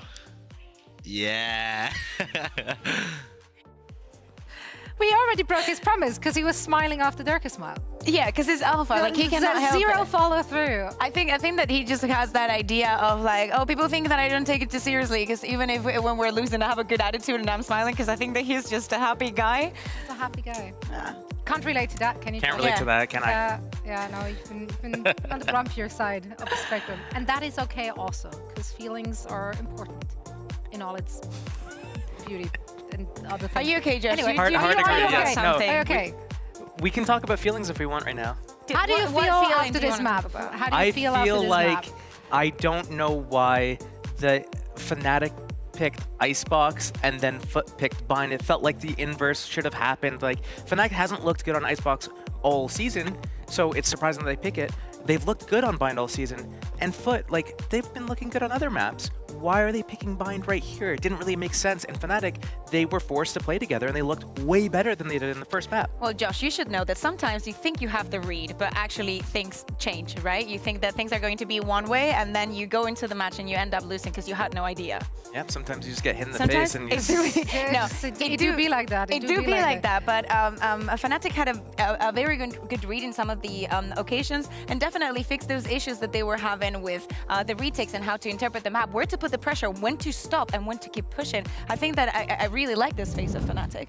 They were also very prepared coming into this map when I talked to the coach. But first, let's take a look at this particular play here, Josh. Yeah, so on this retake here that's happening, it looked so weird with how FUT was basically trying to play this post plan. It is straight up the inverse of what we saw last map, where FUT is just one by one peeking. One guy front sight fighting Hookah, one guy doing a flash timing into spawn, but getting team flash, missing the kill, and then the other two back up, one behind the elbow smoke, one behind the main smoke, and it didn't look like they were playing together there like we do see in the every other match we see from them. I also think that there was some conditioning going on for the side of Fnatic, right? Like, especially when we switch sides and we see a Fnatic that doesn't drop a single round, we saw FUT trying to find solutions in going a little bit more aggressive. We know that they always have a very set plan for what they want to do in those ecos, but it is surprising. And we just saw Fnatic, obviously, celebrating round after round because the plans that they were having and the read and what they were provoking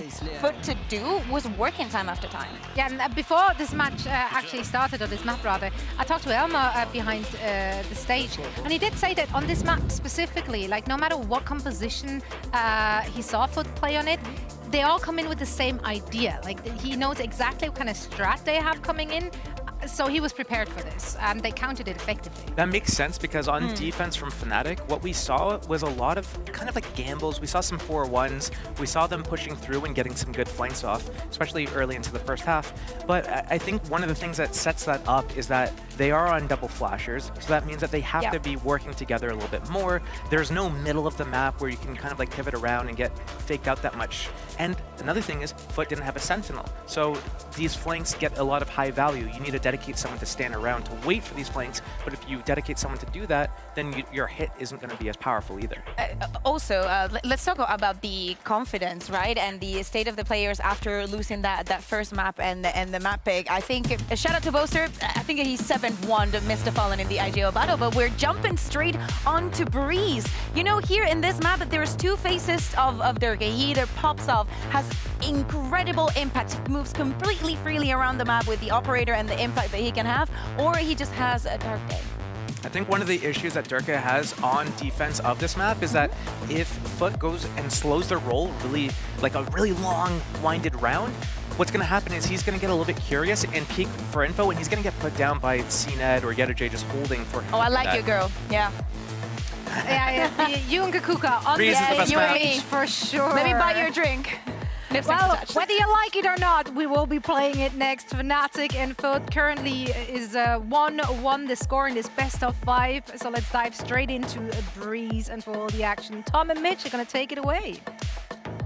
Thank you, Zoe. Yeah, I'd like to join the club. Passionate Breeze hater. It's a map. It is a map, and that's about all I can say, because I got to be nice. I'm not going to comment because I don't think we can have everyone hating on Breeze. It's gotta be one. Give me. So I'll just leave. I'll leave it there. Hey, listen. You want some positivity, Tom? I love it. Hey, go ahead. What's your favorite part about Breeze? CNED. All right. I really like his pistol round last time they played Breeze. Oh, he just headshot everyone. That was the round. That was why it was where we said that this is why you put CNED on Jet, as they have been doing on the majority of maps. Boaster under pressure already. It's a fast-paced take out from the side of FUT. They want to get right back to the races after losing that last map. Not a single round in their defense, but luckily for them, they're on the attack. Fast-paced play for FUT. Who would have seen it coming? Right around the back of Yellow to take one down, but the flank from Durka now finding its value. 2 kills without a captain down, damage done as well. Mr. Fallen clinging on to life. They know about the other flanker. It's at least one positive element for this attacking side, but they are boxed in right now, and Mr. Fallen dropped with the wall bang. Nice shot from Cracks. Nice jump up out of Yetterjay, and it's only Chronicle left. He's tagged down to 35, even having to reload the Sheriff. The spike in the open, a tough defuse ahead of him, and with Cracks landing his shot, there was no chance. 1-0 for FUT, starting out Breeze with a win. Yeah, that's the thing. This is a map that, for Fnatic, they've definitely been favoring. They've enjoyed picking this one. I actually thought it would be their first choice within the series, but I do think there's something about having your best maps slightly later. And even though it didn't quite go well on Icebox, they definitely performed to a decent standard. This one was a little bit more awkward when they played it versus Heretics, though, but that was after a close-fought map of Lotus. You can be a little bit more forgiving. The focal points, though, always going to be those duelists on this map. CNED looking to take first contact. He's already seen Alpha. Might make things a little bit tougher. And in fact, he's going to have to fall back a little bit more.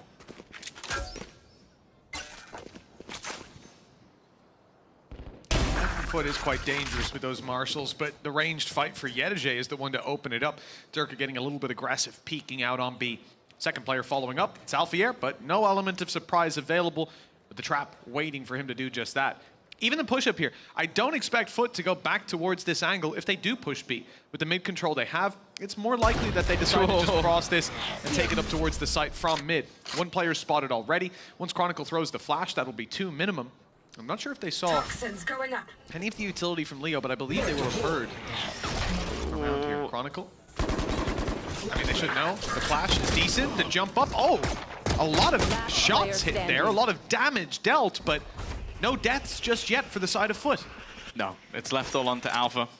Had that Sheriff from the beginning. 30 seconds left. They spotted him around mid and B, so You can see CNED already being careful, and I don't even know if he'll necessarily clear this position. In fact, he's just going to walk straight into the open arms of CNED. And Andaluthia flawless for the side of FUT. And they'll be bringing absolutely everything into this next round. The only question I actually have about their buy is, will they actually upgrade that Marshall? And I assume not. Yeah, I wouldn't think so. Successful. I mean, softening up those players for the Bulldog, Outlaw in play as well. It's the only thing that might push them to upgrade, to change, or even just to buy a backup pistol. There's 3 players with no shields on the Fnatic side, or low shields, I should say. Yeah. So that Outlaw is basically going to be an operator in the hands of CNED. Then again, he's someone who will, a lot of the time, hit the headshot anyway, so you always have to be fearful. For Fnatic, a much more passive start. Now, a lot of the time on this map, you're going to see aggressive pushes from Durka, but for now, he sat back with Captain already going for a peek and CNED taking that contact up mid. He's gone through. Taking the fight up against Boaster after cap thrown. They know that he's here. They don't know about anyone else, though. The drop down from Cracks, heard, shot landed on the Ada Captain elsewhere as Alpha falls. The second player response strikes. A response from CNED. Even in this round already, the damage has been done, and CNED's got a rifle. This is where things take a turn for the worse. Reveal is perfect. They know that the decoy was not the real one, and 89 HP total for CNED. Cloudburst down. The spray, hopefully, not a sign of what's to come. With the jump up around the side, Durka's ready and hitting that shot clean.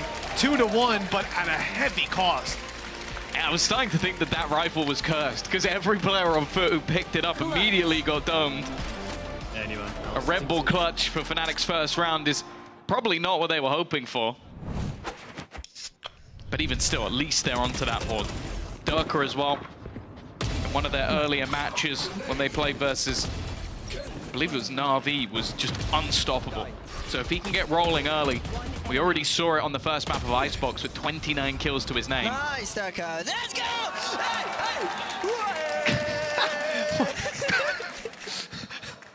Such a delayed reaction as well.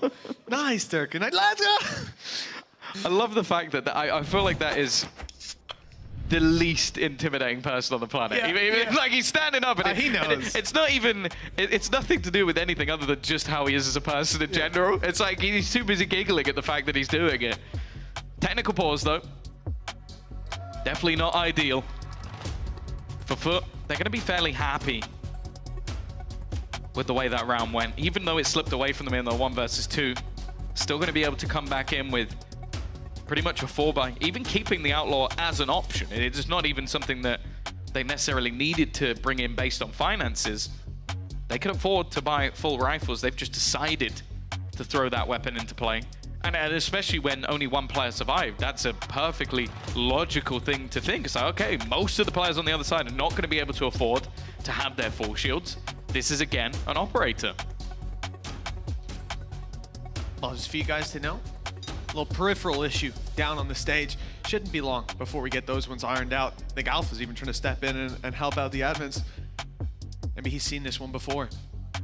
But when we dive back into things in round 4, you know, really do got to keep your eye on Durka. Like you said, he's been one of the main focal points for this squad ever since that pistol on the A site where they had that little gap in the wall for him to play in many, many games ago. And his aggression, not just the way he can sit back, play these nasty angles and get out for free, but walking down tube, how much success he's had there. The decoys early, we saw it from Fnatic not long ago, where on the B site, you'll see him consistently putting the decoy out as an early fake push, and it gets them a ton of information. I love how they use the Yoru on this map. Should we get any closer? You're going to bump him on the nose in a minute. Are we about to use his eye as a transition? That would be insane, but I think he's moved, unfortunately. Oh, you've ruined it, Boaster. You've ruined it now. See, they do say you're not allowed to talk during tech pauses, but they didn't say anything about singing. That's a good point. That's a good point. Now, of course, the admins can hear him the whole time as well. Yeah, I don't know. They just get a little serenade. Nonetheless, 2-1. There we go again. You got to be really still. Don't move. Don't move. We've almost got it. Definitely don't blink. We're getting a boasted staring contest. There we go. Oh, okay. So now we know what he's thinking about. It's Mr. Fallen. Aren't we all? Yeah, he's daydreaming about what Mr. Fallen is going to be thinking about come this round. And that's the thing. I feel like a map like Breeze, although one that has been massively successful for Fnatic, and one that actually FUT have somewhat erred on caution. Like, it's not been one they've picked. I do feel like it's just a map that, for CNED especially, if he gets off to the races, it's a map that just thrives around opening duels, around firefights. Yeah, Mr. Fallen doesn't seem quite as interested. I'll be honest with you. Now he's looking across the stage, seeing if he can lip read any of the strats. They're muttering to themselves, oh, I'm thinking the A side's kind of weak. He'll pick up on it. He'll get that done. And Leo's testing it out. I assume it's him. You can see he's been messing around with some cables. Never good to have a player like Leo without those peripherals functioning. To be honest, it makes it fair. Tapping the heads. It does a little bit. It makes him a evens things mortal. up. Might see him die first for once. Oh, he's already had 3. Most 3 deaths. Most deaths. Yeah, but to be honest, he doesn't normally get any deaths, just period. It's normally like maybe 8 maximum in an entire map.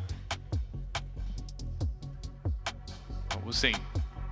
Hopefully it's not going to be too long of a break, as both teams will want to get back in the server. We know that this one could go the difference. And again, for anybody who may have just joined us, what's on the line is a spot in the final, facing off against Team Heretics, a squad that has managed to already beat both of these squads and sits awaiting in the final.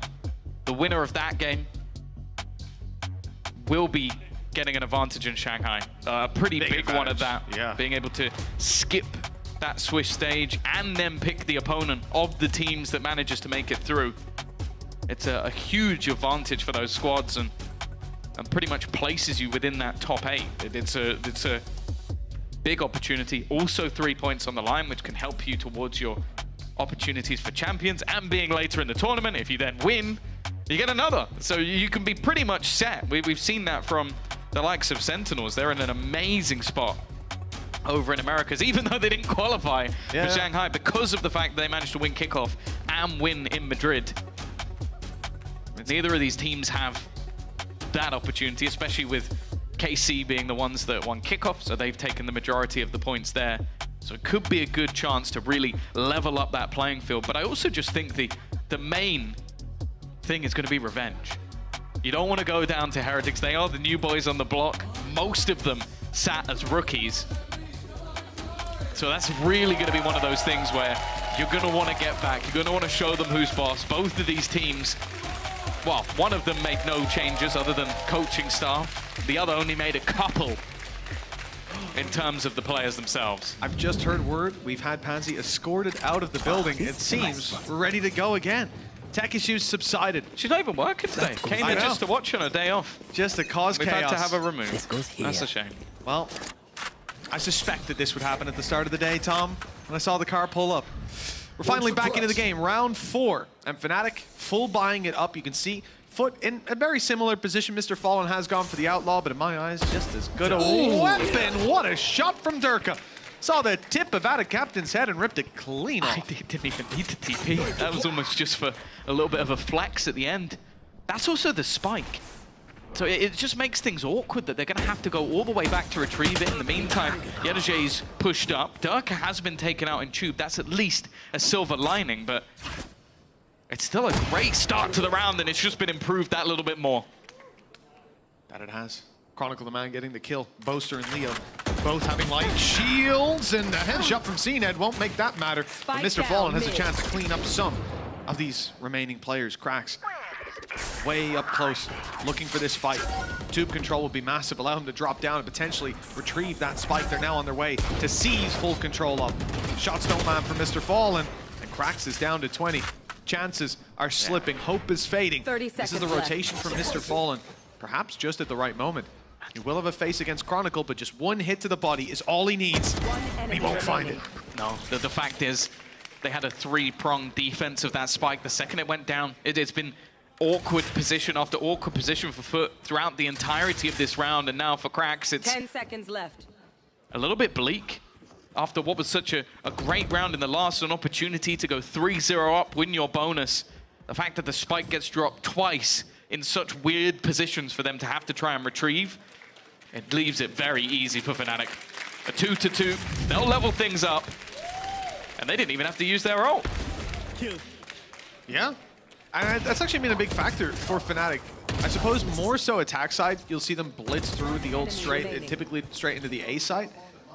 But this time, no early information even claimed by it.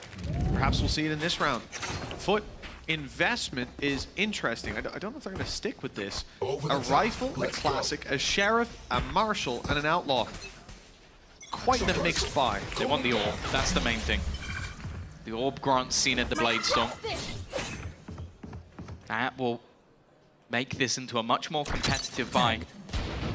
It's more so how they're actually going to be able to set him up, and he's immediately moved all the way back towards mid. The initial plan was just to get him that Blade Storm. Everything else was just seeing if someone would make a mistake. The fact is, though, Mr. Fallen is the one with the spike, so it does still seem like the plan is to go towards this A site after all.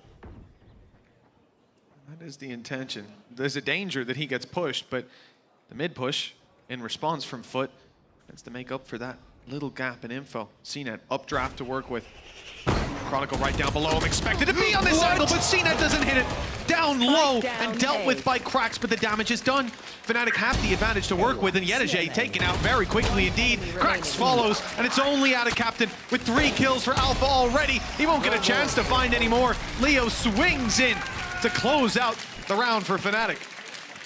Yeah, big stuff from Alpha once again.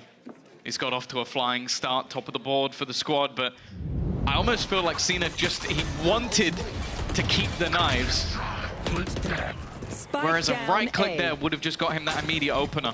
Would have allowed him to pick up the rifle, and yeah, maybe that round turns around, but instead, with Chronicle becoming the focal point, Alpha is just given free roam to clean up the mess. Still, that was just a round based off a few weaker pieces of weaponry. Immediate dimensional drift from Durka. Flash is being expended. He's got so much information of where the players are, and he's not going to leave. He's going to stick around. He's going to try and fight them while in the spawn. It's not like he has a choice. Look where his gate crash was. In towards the window. Cracks picks up Alpha Air. They had a big push on mid, but one man has stopped them. With Boaster down, it seems the A site is free. Open for business and closed for Fnatic. They're over on the B site. Chronicle and Leo sitting together with rifles. Economy is decent. They can go for this, even in the 2v5. With damage done to Yedajay and Cracks, it's not unwinnable, but there's so many dangers along the way. They've lost control of so much of the map. A recon just went down in middle as well. At this point, you think there could be a player around absolutely any corner. It's not about, can you take the fights on the site? Can you push them back to main and win the duels? Can you even get towards A in the first place? And that's not a question that they're going to look for the answer to. Fnatic carrying these weapons through to the next round is the name of the game. Spike is ticking slowly. Although it speeds up, just look at the minimap. How close some of these FUT players are to emerging into this B site. Every choke point now has players from the attacking side in it. And as the time comes to a close in this round, the push will come through. Leo finds one. And I actually think they're safe. No one else from FUT is hunting. But the only player was CNED, but it seems like he doesn't want to give up the gun more so than he wants to take it away. Relatively clean round from the side of FUT. Being able to make things work versus what was a very aggressive attempt by the defensive side. And it's not one I necessarily mind, it's more so that Duck just didn't have an exit plan. That was the problem. It's like, with him not finding anything, I think even just a little bit more disruption, and you see the rest of the team being able to get into position, but it just wasn't quite enough. 3-3. Scoreline equalizer, and he is just gonna go straight down mid again, but not quite quick enough on the exit strategy. You might not think there's anyone on door. You know what? Why would they not be swinging to help out Durka in that fight? Chronicle good for one, but the problem is that body can be rezzed. Leo trying to go up and above the utility, catch an angle where he can spray down that res. He's found him, but Cracks turns right back. Delivers the shots he needs to. Boaster caught in the back by Mr. Fallen. The sight push. Cage triggered. You had two players coming through the double doors, drawing his eye. Oh, what? Well, Mr. Fallen was revealed, but you'd be forgiven for thinking it was Alphayer who could be seen through the wall. Yeah, and unfortunately for Alpha, he's the one that actually doesn't have the finances for the next round. So he just needs to be holding on to that gun.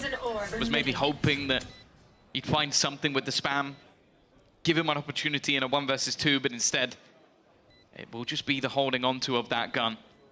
And again, it's a similar stance. We've seen this a lot from Durkee. He is going to be aggressive. He is going to be irritating, try and take those fights around the map. But it just wasn't quite quick enough on the exit. And it's more so credit to FUT. I think that's what has to be done.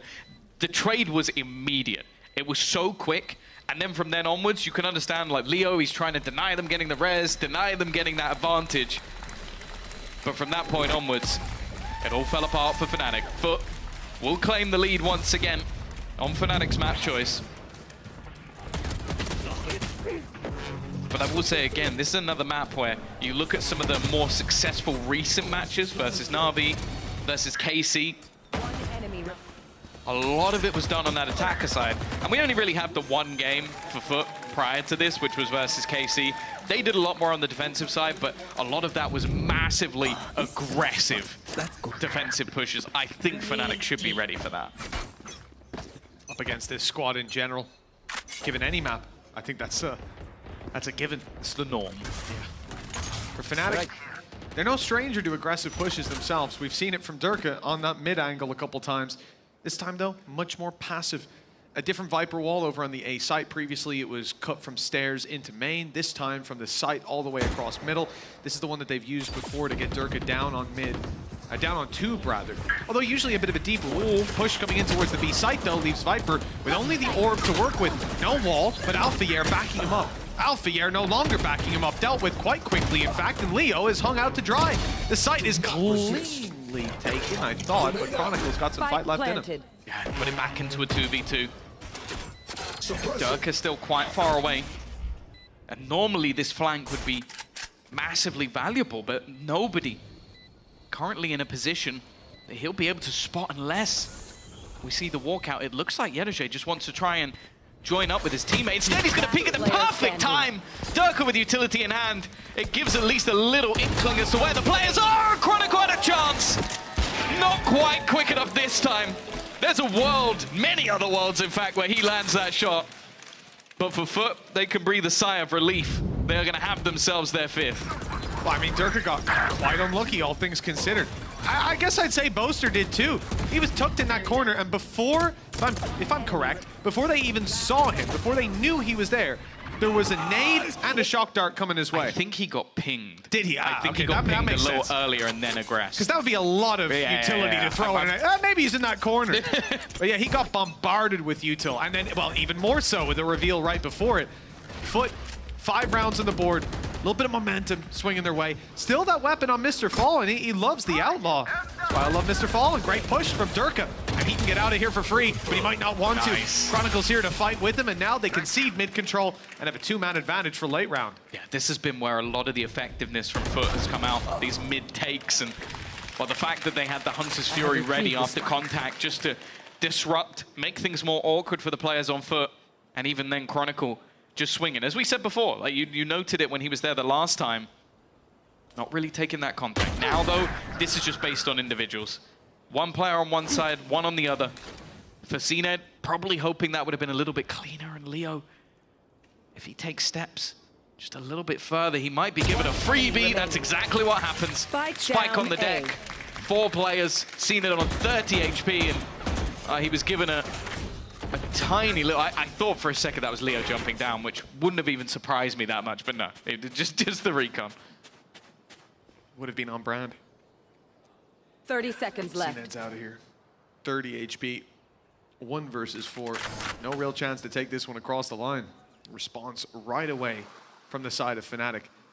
And this mid control that we've seen attempted a couple of times and not so successfully, now it has that little bit of a bite to it. And I think you see what we're talking about just a round or two, maybe 2 or 3 rounds ago, where Durka's out on mid, he's taking that fight, and Chronicle's close on the door, but the pacing was just a little bit off as far as both of them peaking.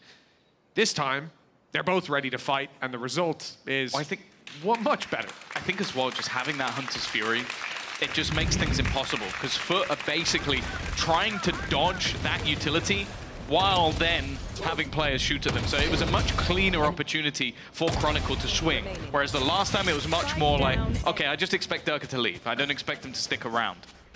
5-4. Hunter's Fury is still available. It has been for a few rounds. I was expecting maybe some sort of B execution. A lot of the time, that's where you have your solo Sentinel playing, not in this round.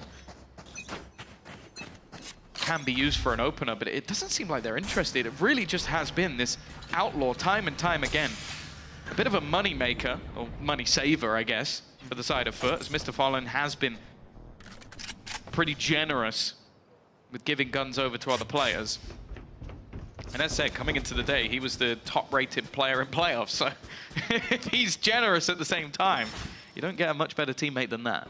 It is one of my favorite aspects of this weapon that I think underutilized by some teams, but as we said, it's not a one-glove-fits-all kind of deal. I've seen this trap before, yeah, as well on A.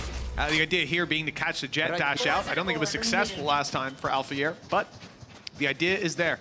And at some point, someone's falling for it. Alphayear will be baiting in this round with Durka tucked up close in the corner. The second that FUT decide to dive out and Zenit goes in, he'll either go into the trap and meet an immediate demise, or that crossfire will come into full effect afterwards. Let's see which one of the two it is. Last time we saw this, it didn't quite connect. Pot flash is good, and well, it hasn't worked out for Durka. The flash just left Alpha without really any semblance of hope to help his teammate, and they were very ready for that close angle to be held. For Leo, he's got to hope he can find something with the shock dart. Hasn't done any damage this time, and just look at the crazy lurk out of Yedajay. He's still so far back that if they get anywhere near this site, he can find them. But more importantly, if they try and exit this site, he's ready and waiting as well. There's that, and the fact is, right, 5v3, now a 4v3 if you remove him from the fight. That's actually a big risk, but the fact that you have a Hunter's Fury to work with for post-play kind of makes it doable. And they have caught Yedajay, but time now is too far gone. The thing that they can do on the side of Fnatic is box FUT in.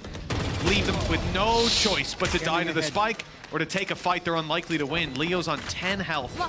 Hearing the steps marching towards him, he realizes it's not worth boxing them in anymore. That's a fight that they would win. And so they back off, set up for potentially a late punish. In fact, it's Chronicle to be punished at the corner. Well, it will not be cleared. Leo carries a rifle forward, but again, the cost is great. Yeah, FUT as well have really started to come alive in this map.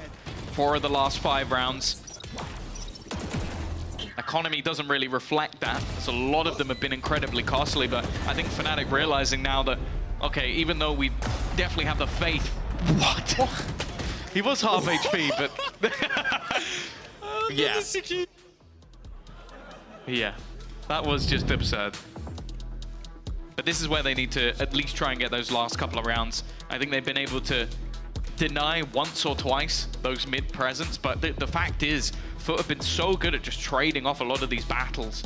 And even if they don't, some of their site executes as well. That was so clean. Again, there's always credit to Cracks because, well, not only is he 13 and 5, but that pop flash was just disgusting. I don't think he gets his roses for that flash. It doesn't show up in a lot of cases on the scoreboard, but Durka was just completely blinded, stuck back. And it also meant that there was nothing that Alpha could do to actually help him. Made that take incredibly easy.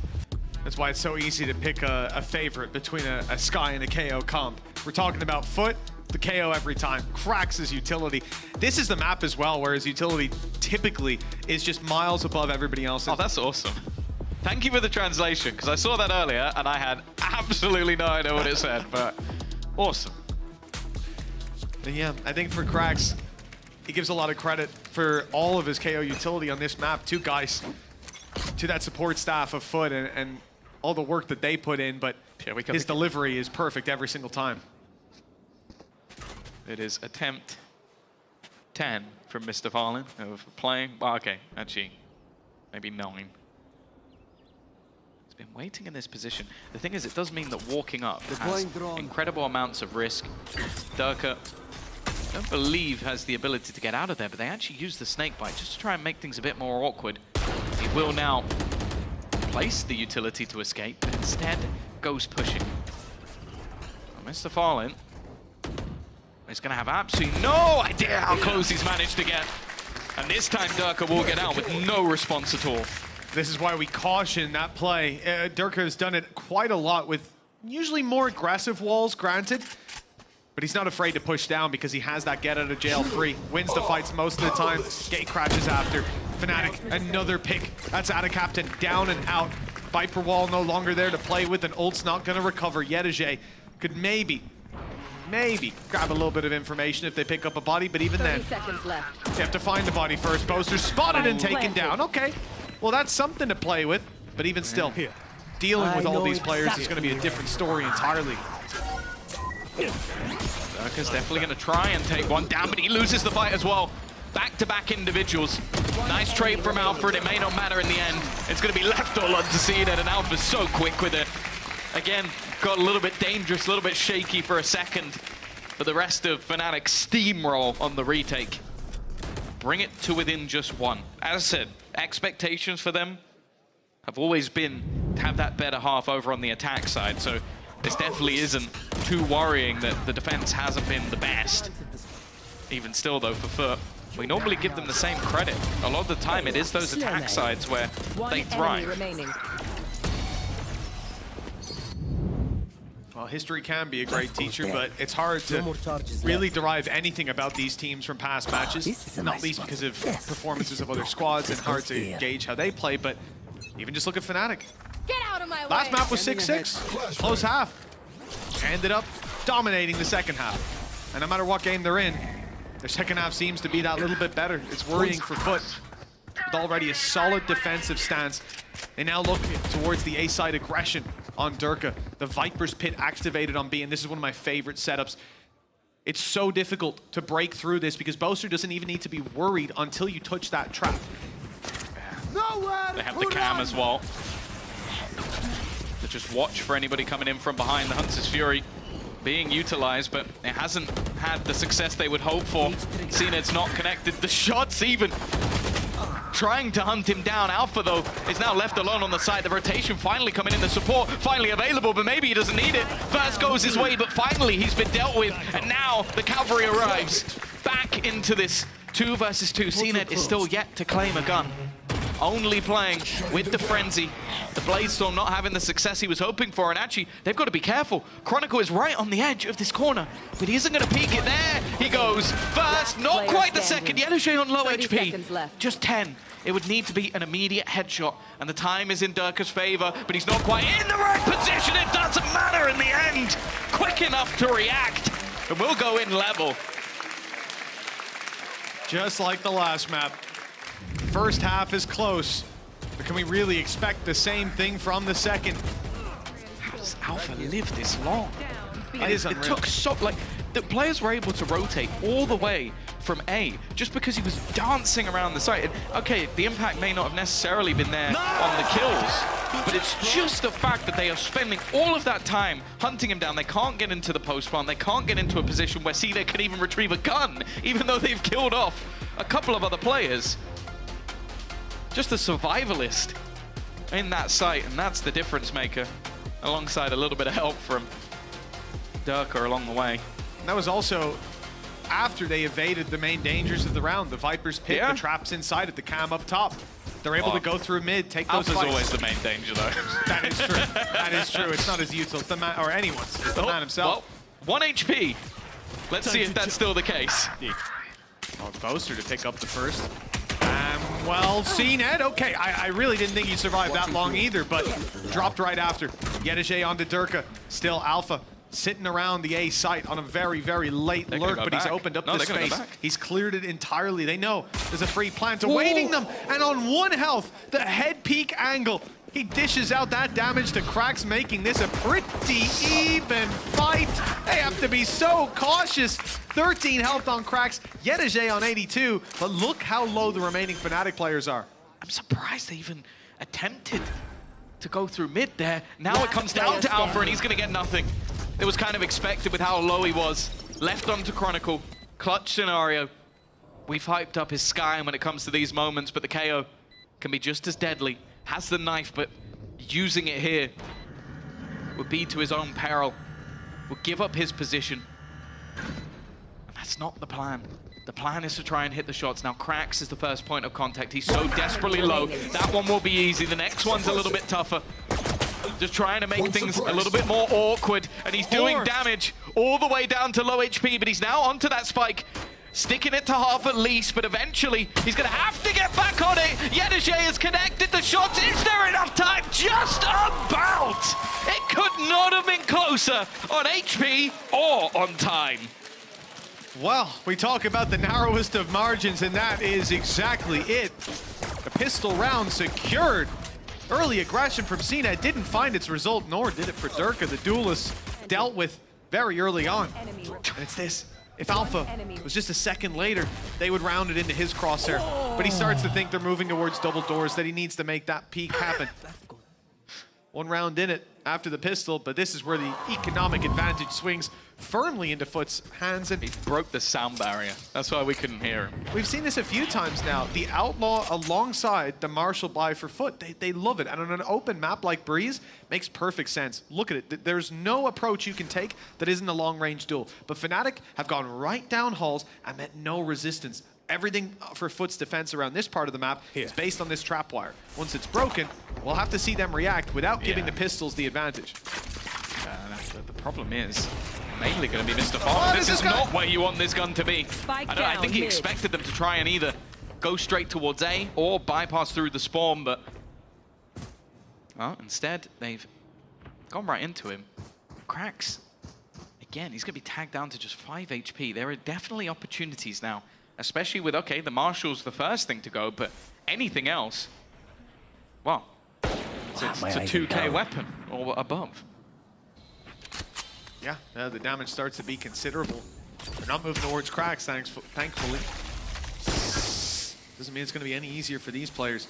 Yedege took from the corner, had a captain further away. CNET covering the cross, but they're smoked off by the wall. Up close now, Yedege's got the angle, then the swing from backside comes in. Not even needed. Yedege's picking them all up, making it look easy. And Durka all the while was hoping someone would swing into him. When they eventually do, he gets his back turned. 8 on the board for FUT, and a clean response in round 2. Yeah, again, it's one that I don't mind the idea from Fnatic. A little bit more of an unorthodox play with the entirety of the team heading their way through the tube. 30 seconds left. Well, a shot or two could have turned this round into an incredibly costly one. Instead, Bulldogs, Outlaw, Marshall bought back up for Mr. Fallen, so it's not going to have too much of a cost detriment, but Fnatic will have the rifles. This is where they can really look to put themselves back onto the map. Suppressing. As whoever wins this one will be one away from making it to right here. That all-important grand final versus Heretics. It's split up next is FUT's map pick. Although so far in the series that hasn't mattered. Mine being their other pick, and well, you can see the scoreline in the top left of your screen. Fnatic, this second half hasn't gotten off to as good of a start, but now the rifles come out. This is where the real danger is for FUT. Some control over halls. It's only the one man in Alpha here holding that down up against Mr. Fallen's Marshall this time. CNET, the one that's taken the Outlaw. Pushed through double doors, about to be met with a big challenge. Krax and CNET, the first on the scene. One shot already expended on the decoy. Although the TP is going to be used to cancel out that push. They'll get a second chance at breathing in this round, but Alphayer has been lost. The 2 play now wide open. Bad. Krax almost acting as the bodyguard. He's not going to be able to find anything. CNET down. The swing out hasn't worked either. The Marshall connecting tags, but they're going to need a whole lot more if they're going to be able to win this one. No shot guards to be able to deny, and again, there's a player on 5 HP for the side of FUT. Always seemingly clinging to life. Again, around the look dangerous, but it's quickly diminished. I think Boaster may have just caught an angle onto Yedege, and yeah, just at the last second, he spotted him out. The Ana Captain, they've got enough money to buy into the next round. They do not have an issue of that, so if he can catch either of these low HP players, they could be quite happy, but it's not going to happen. Durka, clinical in the end, and Fnatic, again, just one away. Well, that's the third round we wanted to see from Fnatic. Although this is interesting. The opening pick for CNET is good, but then he steps out in the open, unaware that they could have already walked out main. I think that's just the big gap in this defensive play after being pressured so heavily on doors. They got a little tunnel visioned in towards taking the fight below the tube. That won't be a mistake that we're likely to see again, though. And now, a bit of an upgrade. FUT have loved playing with the Outlaws, with the Marshals, CNED, defensive side operator. This is where it gets serious. Yeah, no surprise that he's the one with this and not Mr. Fallen. No offense. This is the truly terrifying part of this defensive side. So if this man gets going, he's difficult to stop. The fact is, though, Fnatic looking like they're about to pick up the pace. This A site about to be under some serious pressure. Drone didn't look down. It's left, but okay, crack. That was from back yellow, just a wild spam. Snakebite was hurt, being deployed. Durka knows that even though they didn't see that player, there's one here. The comms are good, and out of Captain Falls. Mr. Fallen in the same boat. Peeked out from downtown, and well, the tube control is still being held late in the round, but the timing terrible for CNED. That pick would have equalized things. And instead, the control maintains in Fnatic's hands. Got a player lurking through tube. They had one at double doors. He'll now be backing off. Alfie taking his time, but the door's being closed on him. Still, for FUT actually finding success will be tough. They could have isolated a player on site, but that's no longer possible with the gate crash getting him out of there. Post-plant utility on the way. Alfier up in two. So he opened the door. No one was looking at him. That's a big mistake. And they bought enough time at this point that there's no way FUT can get the defuse. Instead, they've got to hightail it out of here. CNED wanting to save this operator. A few of these players are going to go down to the spike, no? Oh, no, they're safe. Just about. Yeah, a nice round from Fnatic. And again, I think a focal point of that is Alfia. Like, you look at the players initially, Krax does well. He manages to get the opener. But the second that door is open from tube, it just becomes so much more awkward for them to try and hold on. The player on site just gets almost left out to dry. And then you can see it's reactive from FUT. They're consistently trying to deal with this man in such an awkward position. And by the time CNED kills him, the round's already over. They had their post plants. The rest of the players have fallen out. A lot of it as well is that same Viper screen we've seen many times from Bosa. He loves to put that straight through the stairs. It just creates such a disjointed defense. The player on the stairs can't fight with the player on the site, and the same vice versa, creating duels for players like Durka. The knife's landed, but there's no one there to catch it. Fnatic have already overrun the site. And, well, a little peek out of Mr. Fallen comes at a heavy cost, losing his life. Operator for CNED is basically the only chance for this squad, and it's just being dropped cleanly. Funny that Durka spots the off, and the call from Leo is, I'm gonna peek him. Shock Dart didn't even get to explode on time. Durka was way ahead of it, and Boaster will find the final kill. A flurry of frags put up against these weaker weapons. That's what's expected. The lead now in Fnatic's hands, 9-8. Getting ever closer to that 13th round on their map pick. And I think we might be about to see a pause of sorts, because I'll be honest with you, I think these last few rounds have been telling for the side of FUT. Like, this is where Fnatic truly are thriving on that attack. I think the openers, the space taking from Dirk has been good. As said, the lurks and the tube play from Alpha has definitely been problematic. And they haven't really found a way to deal with it just yet. I wonder if they're going to try and take that spot away from them. That was something that Fnatic had to do themselves. You saw Durka play versus Mr. Fallen, but they were having a much more sort of passive hold of it. A lot of the time they were just making sure that that defense wasn't able to claim the control. Whereas on the other side of things, they have to be actively stopping him from getting to the door. I like as well that FUT called this pause after the low buy round. Often you'll see those low buy rounds be where people decide to take a little chat, but their success rate in those is pretty high. Yeah, take a good swing at it, and then move in for the break when you need it. For FUT, you can see guys is rattling off commands on how they can patch up this play, but we've only seen the start of Fnatic's attacking side. So much more can be done by Durka, and so much more will be done by Durka based on what we've seen in the past. The Hulk's control, tube control when it came down to that defensive side wasn't even on the level that we've seen it before, but I do wonder if an element of that is the fact that there's so much tape on it out there. If you keep running the same sort of aggressive plays, your opponents are going to be ready at a certain point, especially coming into a BO5. They'll have looked at it. Early knife from Krax is going to let them know that Fnatic at least for the early round were over on that side. The fact is, though, they have an awful lot of odds. In fact, both teams are very close to stacking almost everything up. Only Adacaptain and Durka a little bit further away. One off for Mr. Fallen and Leo with those Hunter's Furies potentially coming up this round.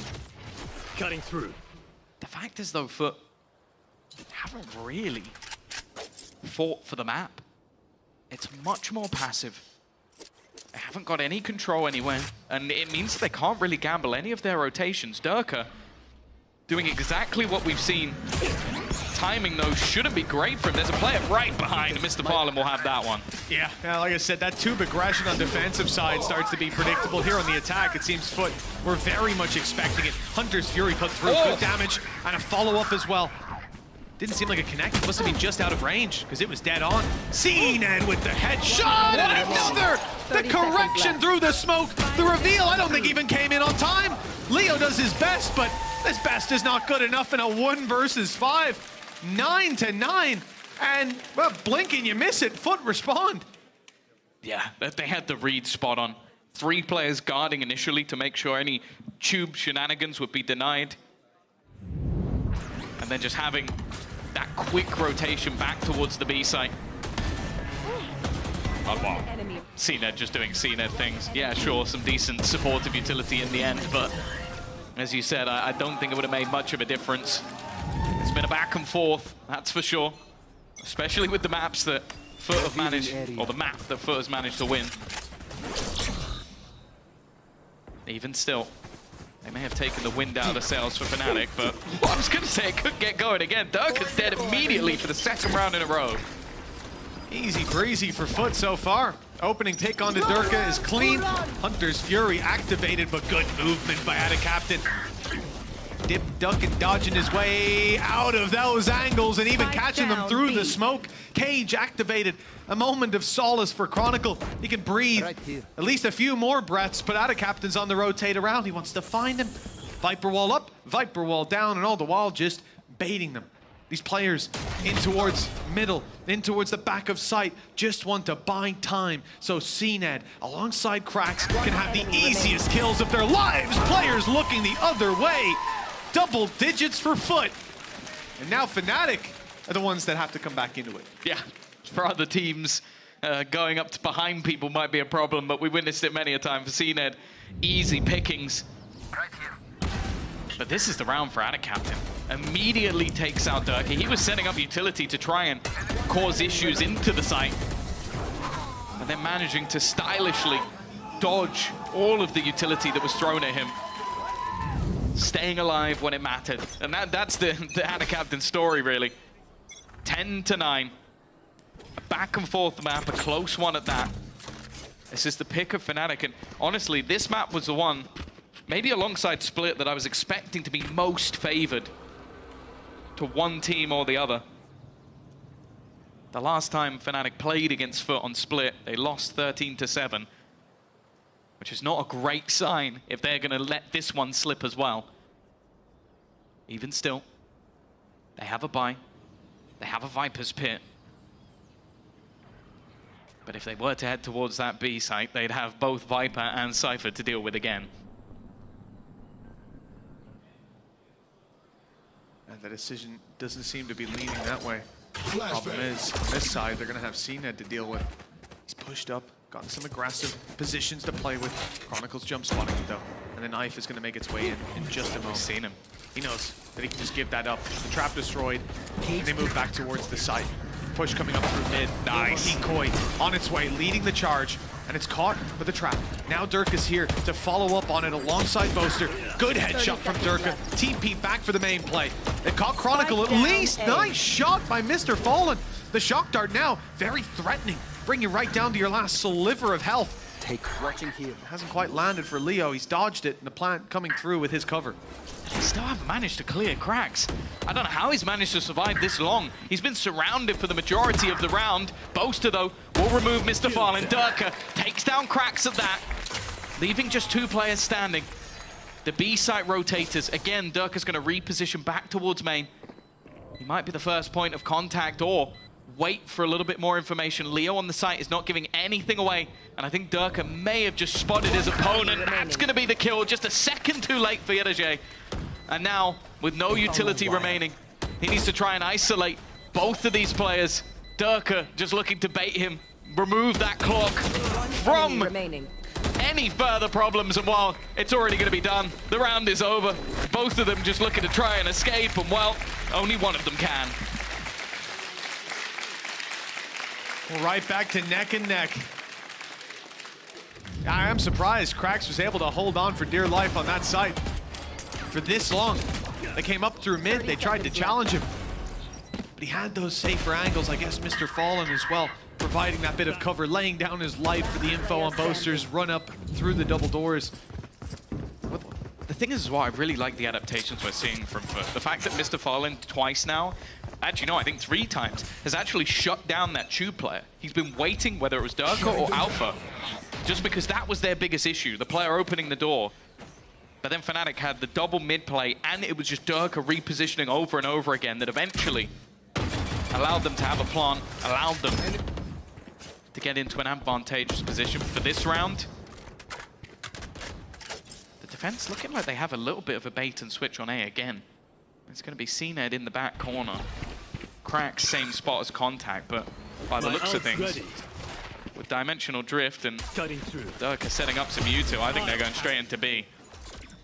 Oh yeah, light mid play as well with Boaster grabbing info. Durka spotted one, and he's tempted. I think the flash is going to be committed, although he decides not to complete the ultimate until a little bit later. Decoy on its way. Yedajay's ready for it though. The cam has spotted him out. Beautiful shot from Yedajay, but he won't get away with any more than that. Chronicle quickly ends that story, and Boaster just about making it around the corner, but shock darts are chasing him, landing right at his feet. 9 health now to work with, and the second one confirms the kill. Alpha tried to swing and help, but he gets dropped too. Chronicle in the open, taken down, and FUT will not relinquish their lead so easily. 11 on the board, 2 more for the map. Another round where you see the success of this B-site defense, even with knowing the position of Yedajay, even when he's hit by a vulnerable as well off the snake bite, even when they send out the fake out, he's just so confident to try and avoid some of those battles. And then in that time, the rest of the team are just battling for mid, removing the lurk of Boaster, removing the players as they attempt to rotate. Fnatic now need themselves another pause. Just 2 rounds, FUT take the lead in the series. That said, they go into a map where they have already beaten Fnatic earlier in the season, fairly confidently at that, a map that they've looked good on in general. Sure, they had the loss to Heretics, but that was in Giga overtime. Other than that, they've destroyed Fnatic, Liquid, and Giant X already this season. Big names under their belt. Good success along the way. This has been a back and forth battle. Look at that timeline. As we come into 11 to 10, the ulti's in play. Boaster, Viper's Pit on the attack. Be a tough one to deal with, but I don't know, Tom. I look at CNED with a Blade Storm. I look at how FUT have approached their opposition's Viper's Pits before, and something tells me he'll just go in for the right click. Yeah, I'd be surprised even with just weaponry. That's the problem for Fnatic. Their economy has run out at the worst possible time. They lose the 2 rounds, win 1, then they get the loss bonus reset, and now they don't have any cash to play within this round. You're looking at Leo, the only player with a gun. He's going to be leading the charge. Again, this has been one of the gaps. And it's completely unaware. And nobody even looking in that direction. That's a huge mistake in the beginning of this round already. It could become very costly if boots go on the ground. Oh, Alpha Year in the corner. Good for 1, and the trade here could be good enough. That Viper's Pit looks tempting now. If it's activated, and it is, this defuse will be very difficult indeed. Mr. Fallen down and out, you lose a lot of the utility to go back through this pit, and with the pistols, this is the best possible scenario. Question is, can Cena deal with him? And he's almost been dealt with himself. Durka only has a classic, but he nearly wins that duel, and CNED is sent running in the other direction. A reveal now in play. That ultimate will not allow them to drop the pit. It will instead leave them fighting the back of yellow, taking down players as they go. But the time ticking away. Someone needs to get close and get... Oh! This spike! Well handled by Durka, finishing CNET off from their earlier battle. Snakebite thrown in from afar. Boaster firing through, and he's caught Yedajay. A perfect snakebite that's bought them enough time. Fnatic are up there, 11-11 with a Red Bull clutch from IGL Boaster. I love that pit. We've seen that pit already throughout the tournament, but the main issue with it, the only weakness it really has, is a flank. And that's why Durka was so insistent on defending versus CNET. If CNET goes back around the other way, they're fine with it, because they had that post-plant utility. They had the confidence that from that back angle, there wasn't a lot that could be done to clear him out without a flank. The time was bought by the rest of the team, but the round was won by Boaster. 11-11.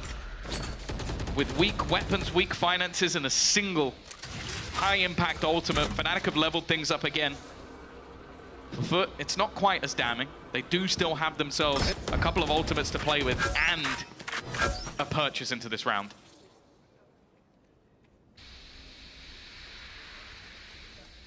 Interesting position from Alpha. You might think they could walk through and take the spike, but of course there's a trap on the left.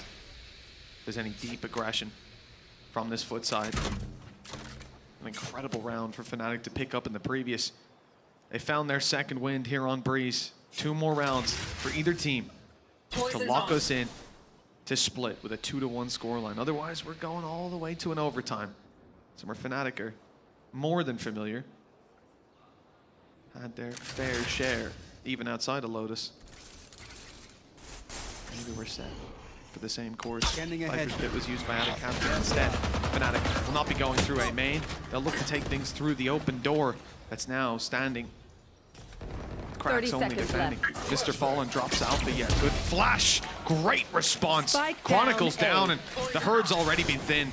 Yeah, they got 20 seconds as well. They're going to have to get onto the site and fast. Durka, Boaster, make that Leo as well. Out of very little, Fnatic have managed to dig deep. Make this one more than competitive. And a captain's dropped his pit. They know exactly where he is as well. Durka managing to get his ult online. They're throwing util directly into his face. The only danger, the only unknown quantity is going to be Yedajay. He's sneaking his way through, but their plan is to try and isolate the other. Yedajay yet to be spotted, walking his way out. He'll go straight into the hands of Leo. And from a damning position, or so it seemed with 20 seconds, Fnatic will be the ones to get to map point. One more round, and they come in with 3 ultimates to work with as well. This started out so poorly. Mr. Fallen and Cracks tore them to shreds. And then everybody steps it up. Leo lurking up through the halls. I mean, if you're FUT, after losing the previous round to weak buys to pistols and a late play up through the halls, then you come into this one, you find the opening picks, everything's going your way. Geist has got to be close to an aneurysm at this point. Oh, look at this. We've seen Tube be a problem many a time. Spam does quite a lot of damage. And speaking of spam, Fnatic are trying to use the ultimates, throw everything at their opponents as they make their way into the site, but it hasn't been as successful as maybe they would have hoped. Haven't managed to find the open, or at least they hadn't. First one goes their way, but it's an immediate trade. I seem more than aware where Boaster is, but he's got backup. That they might not know.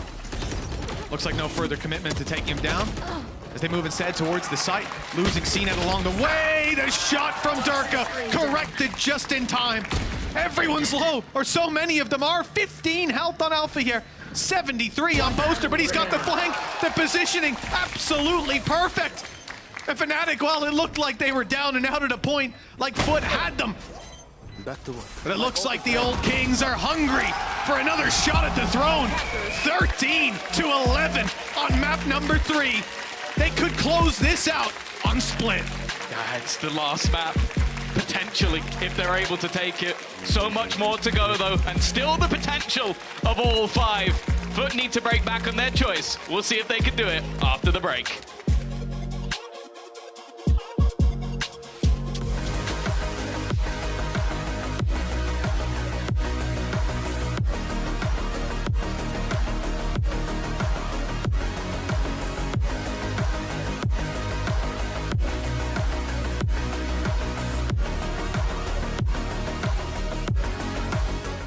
I know a place that will break you into 1,000 pieces.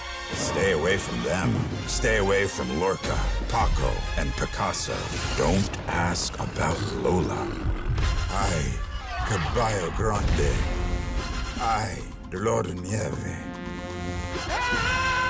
But in spite of everything, it occurs to you to visit Andalusia. Don't say I didn't warn you.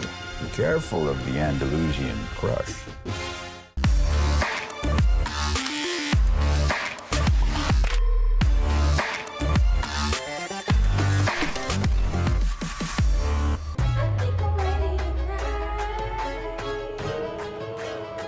Hey guys, it's Jimmy Lin. In this series, I'm going to walk you through Attack on Pearl. Watch out for the stairs, clear this angle. You're going to be able to fight this.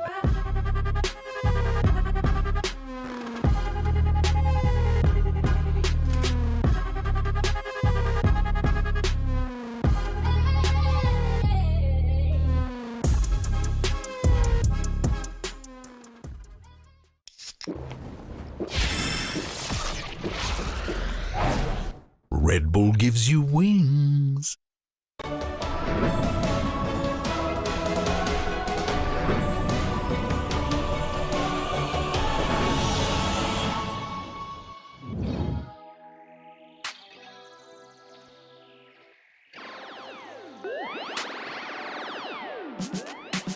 Feeling good, feeling great on my time. Won't let a hater block my shine.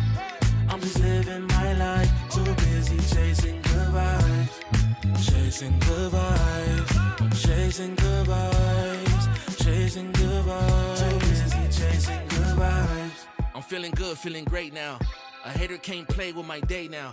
Get that negativity out of my face now. In my city, I'm the man of my state now. Yeah, I'm living life to the fullest. Baby girl, you talking to the realest. Energy and joy, you can't steal it. Good vibes all around. Baby, tell me, can you feel it? I woke up, so I'm blessed. Just another chapter in the test. I know I'm doing better than the rest. Got a smile on my face, showing teeth for the crest. It's no sweat, I'm a vibe in my own right. Go time in the sun, yes, I'm gon' shine. So fine, got a baddie on my phone line. Feeling good, feeling great, chasing these good vibes. Feeling good, feeling great on my time. Won't let a hater block my shine. I'm just living my life. Too busy chasing good vibes. Chasing good vibes. Chasing good vibes. Chasing good vibes. Too busy chasing good vibes.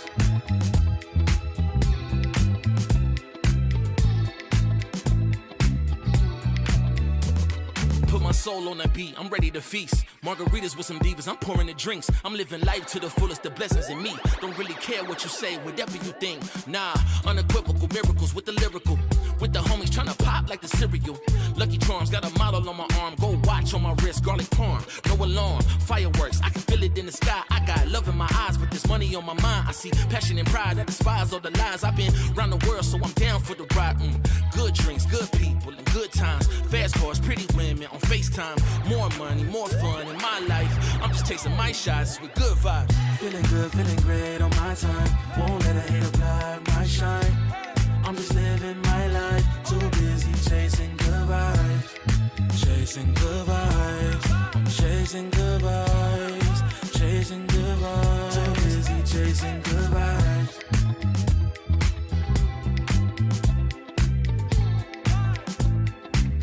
Too busy chasing good vibes. Feeling good, feeling great on my time. Won't let a hater block my shine. I'm just living my life. Too busy chasing good vibes. Chasing good vibes. Chasing good vibes. Chasing good vibes. Too busy chasing good vibes.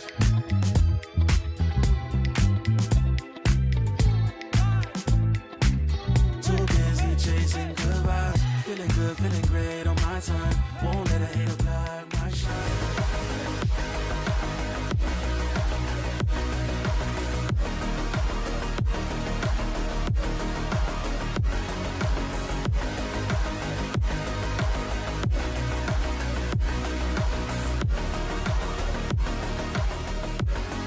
Nice!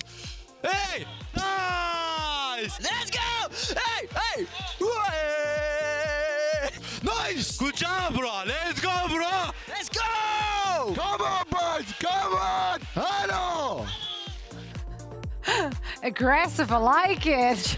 You gotta amp yourself up in a series like that. You gotta keep the spirits high. I feel like we're missing out watching from here. We should go to the stage. I want to see that between them. You know, yeah, like you gotta 'cause get in the midst of it. we've only seen the Fnatic side. I want to see the FUT side because I think that's a trigger reaction. You know. That's. I like that they taunt each other though. We see a lot of the what's good. What's good. I'm a big proponent of that. I love doing that. I mean, I grew up in like early days esports where it's like you basically were in a small room, no noise canceling things, anything, and you're an earshot. So yeah, it was all about mental. I mean, you sat like next to your opponents essentially. It was No, like way peek closer. see you on LAN. Yeah. But we did see those people on LAN. Now, of course, we see Fnatic pulling ahead 2-1.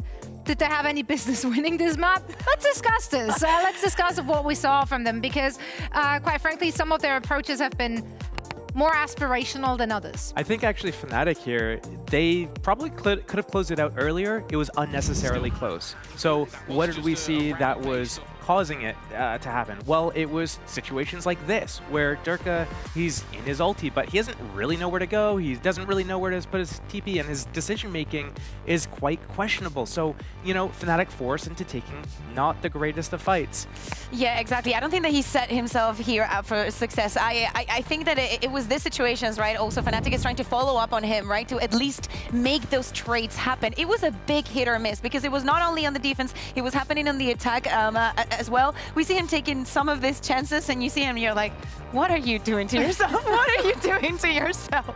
But then we have some other instances where the setup is so good because the same way on the defense, we can see the next round, number 9, where we see Magnificent Leo having this kind of effect, using the drone, using the ultimate, and putting all that pressure. Because actually Fnatic's defense was about utilizing that Yoru to the best of their ability and not giving for a lot of chances of like having the upper hand and deciding what's going to be of the round, just putting a lot of pressure onto them.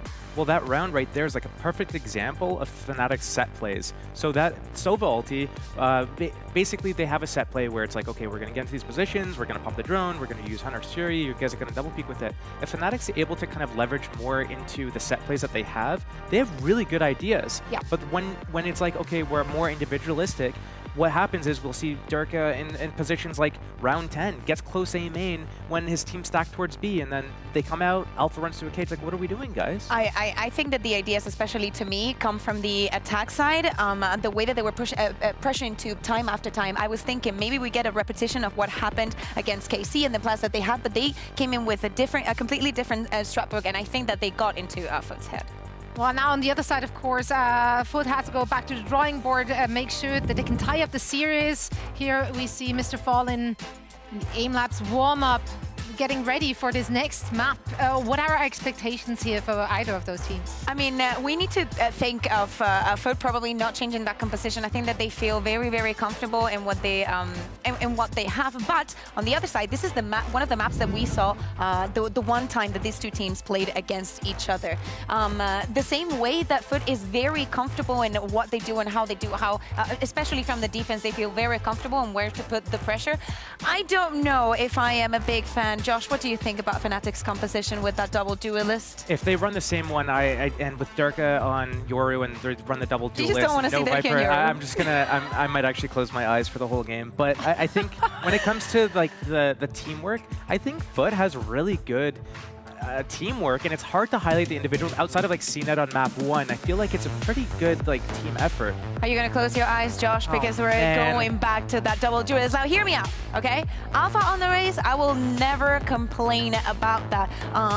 But you know, starting on the attack, we do, I think that Durka did have that pressure. What I really liked about what they were doing on Breeze, that I hope they repeat here, is that they would be very unpredictable in who takes what responsibility aside of the Bureau. When FUT went up against Heretics on this map, there were so many abilities to take CNET off of lines. There were like prowlers, flashes, stuns, all these things. I'm not going to see a lot of that. Like, yeah, Yoru has to blind flash without info, and Breach, same thing.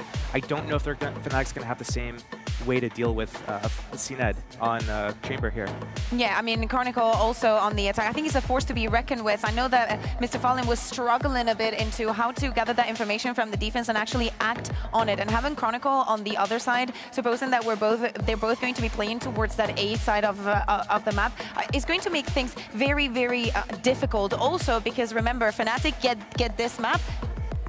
And they're good for tomorrow. So of course, right now the pressure is on FUT. They're the ones that have to come up with the ideas or the counter-stratting.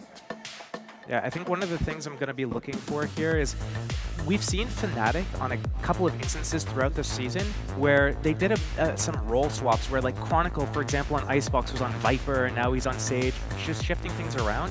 I think there's definitely comfort agents. When do we see Chronicle ever on Cypher?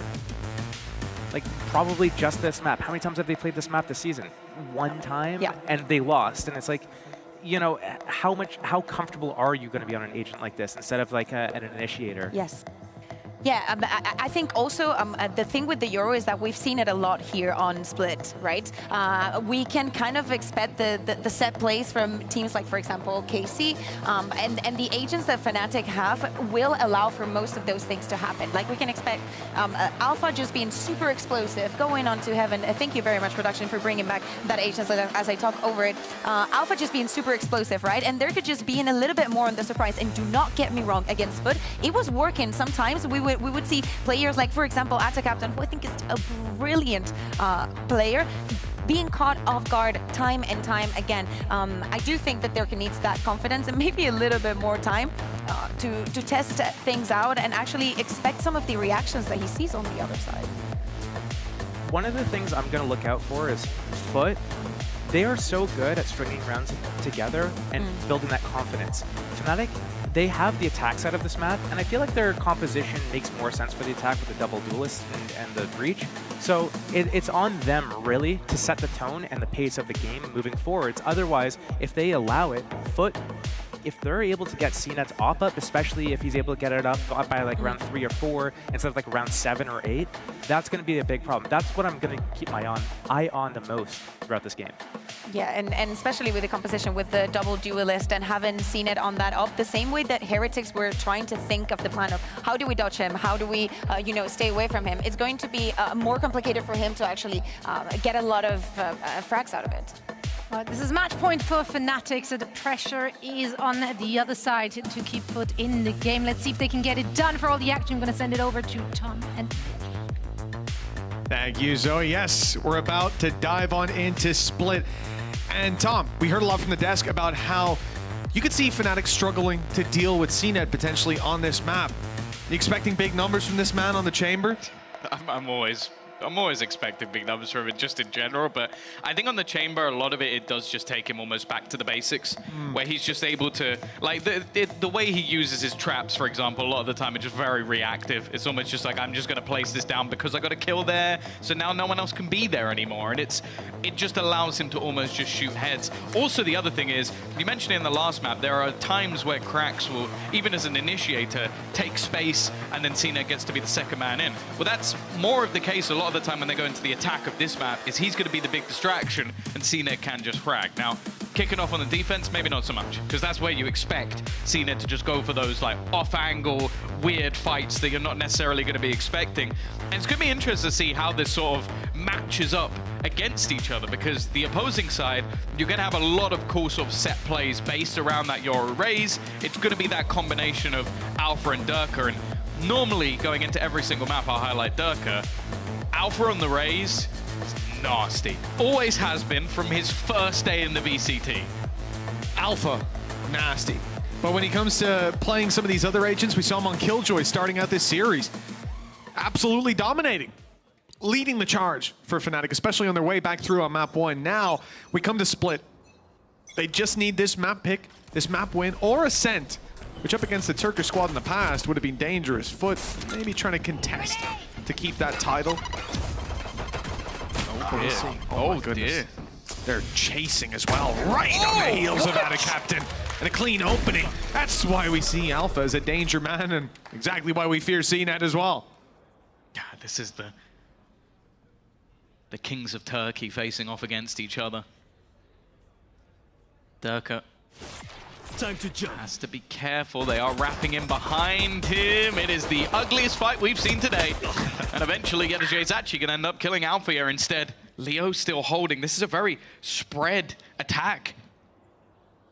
Pretty much every part of the map secluded by a different player, but it means that there's possibilities. Instead, on the other side, you see FUT grouping up together. A 2-2 split. Actually, the rest of the players coming back, this could be a huge issue.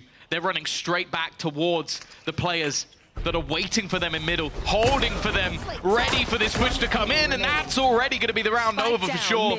It leaves just Darker, and Yedajay is patient. The patience rewarded as FUT take the pistol round. Defensive start. That's worth talking about, Tom. Where do your expectations lie when it comes to Fnatic on the attack?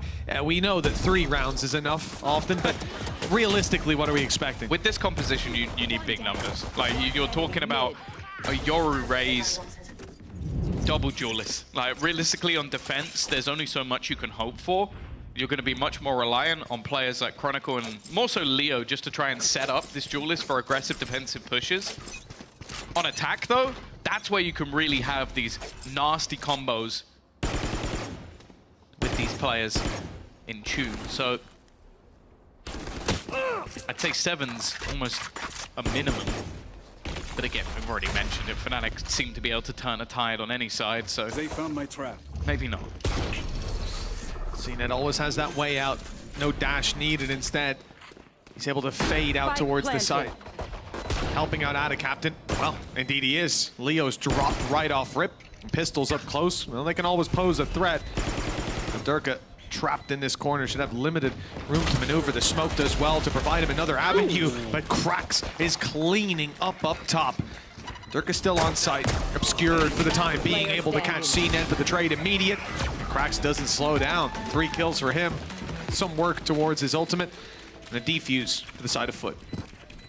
Assume they're gonna pick up that outlaw. Yep, it will be retrieved, and Mr. Fallen is yet to upgrade, but I can only assume that will be there as well. Yep, in the end, just making sure they have all of the rifles that were bought into this round. Still, a plant, a couple of kills. It's not too bad for Fnatic. They'll come in with probably heavier shields on a couple of extra players just based off the plant. And now is where the expectations really start to begin. Now for CNED, interestingly, he's actually going to give that outlaw just because he has that headhunter. It means they don't have to invest as much back into this round, and he can still be as deadly as ever. Here. Especially with Mr. Fallen's outlaw. Careful. Here we say that ability to tag players down to basically 1. Chronicle is caught early lurking outside of A, so he won't find any success at catching players by surprise. The Trailblazer is at least burned up early for FUT. With these rifles in play, Fnatic need to be very careful. This map of all maps is where you can find value on those low buys. Caution to the wind. Alpha Year's gone diving through to eliminate utility, throwing a nade blind to deny any further space taking, and the pumps, or the brakes rather, will be pumped. Now they look instead to slowly shift their way up towards, not even necessarily heaven. They're checking all their bases, seeing if they can find any of these players unaware. Yeah, the pumps are yet to be broken. There's 45 seconds left on the clock. Fnatic yet to make their move, but they do start heading back towards this A site. That's where Krax, more importantly, Mr. Fallen with that outlaw. Here. You'd expect that this position would be smoked off. No, they're going to try and fight into it. 30 seconds left. Doesn't seem like the play. 25 seconds now as they look to move in, and well, caught the timing almost perfectly. Krax, however, wrapping round. He's almost tunnel visioned in. If Leo had come back, maybe there would have been a kill instead. Going in the other direction. He'll catch out Alpha here, though. More important to keep them that advantage. Had his pick of the litter when it came to those kills. Evidently a small gap in where Fnatic expected players to be. Now moving down, they need to clear this close right corner. Leo is dropped immediately. All the pressure on Durka. 4 opponents to take down. This attacking side not going to find success in round number 3 as FUT get off to a fantastic start on their defense. Yeah, I think Fnatic were expecting a little bit more in terms of aggressive plays, like, especially when you have that chamber raise, especially on defense. you're expecting them to at least challenge for some sort of map control, but because they had this passive outlaw, they didn't really feel the need to go too aggressive. And then Fnatic just almost go dry peeking into that angle, expecting an easier fight. I believe with those low shields, that was enough for an easy opener.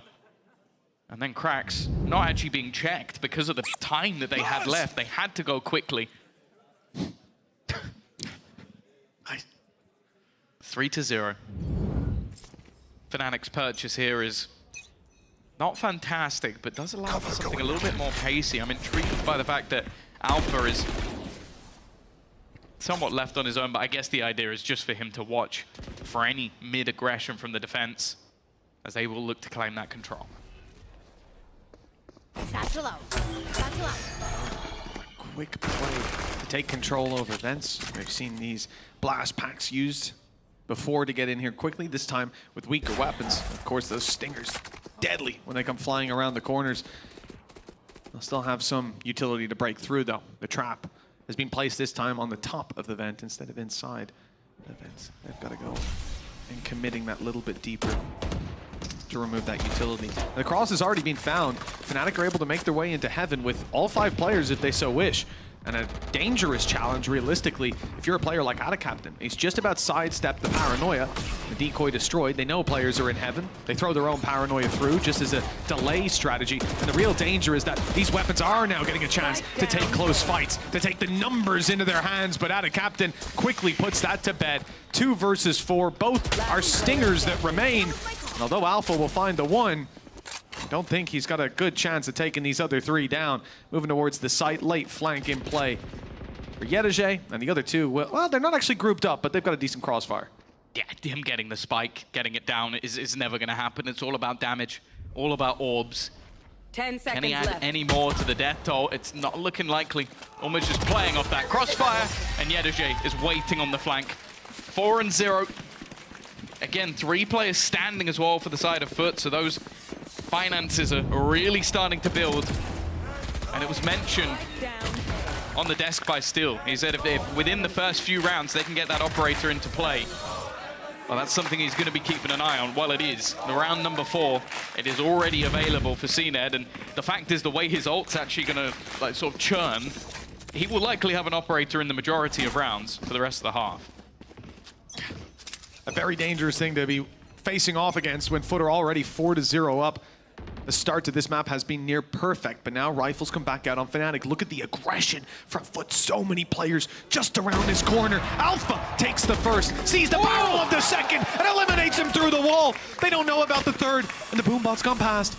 A good chance for Cracks if they do commit to this angle. The smoke down signals that this side of FUT still wants to fight for this map control, and Fnatic, wisely, are backing off. They're giving the space to FUT, knowing that they have 2 less men to work with.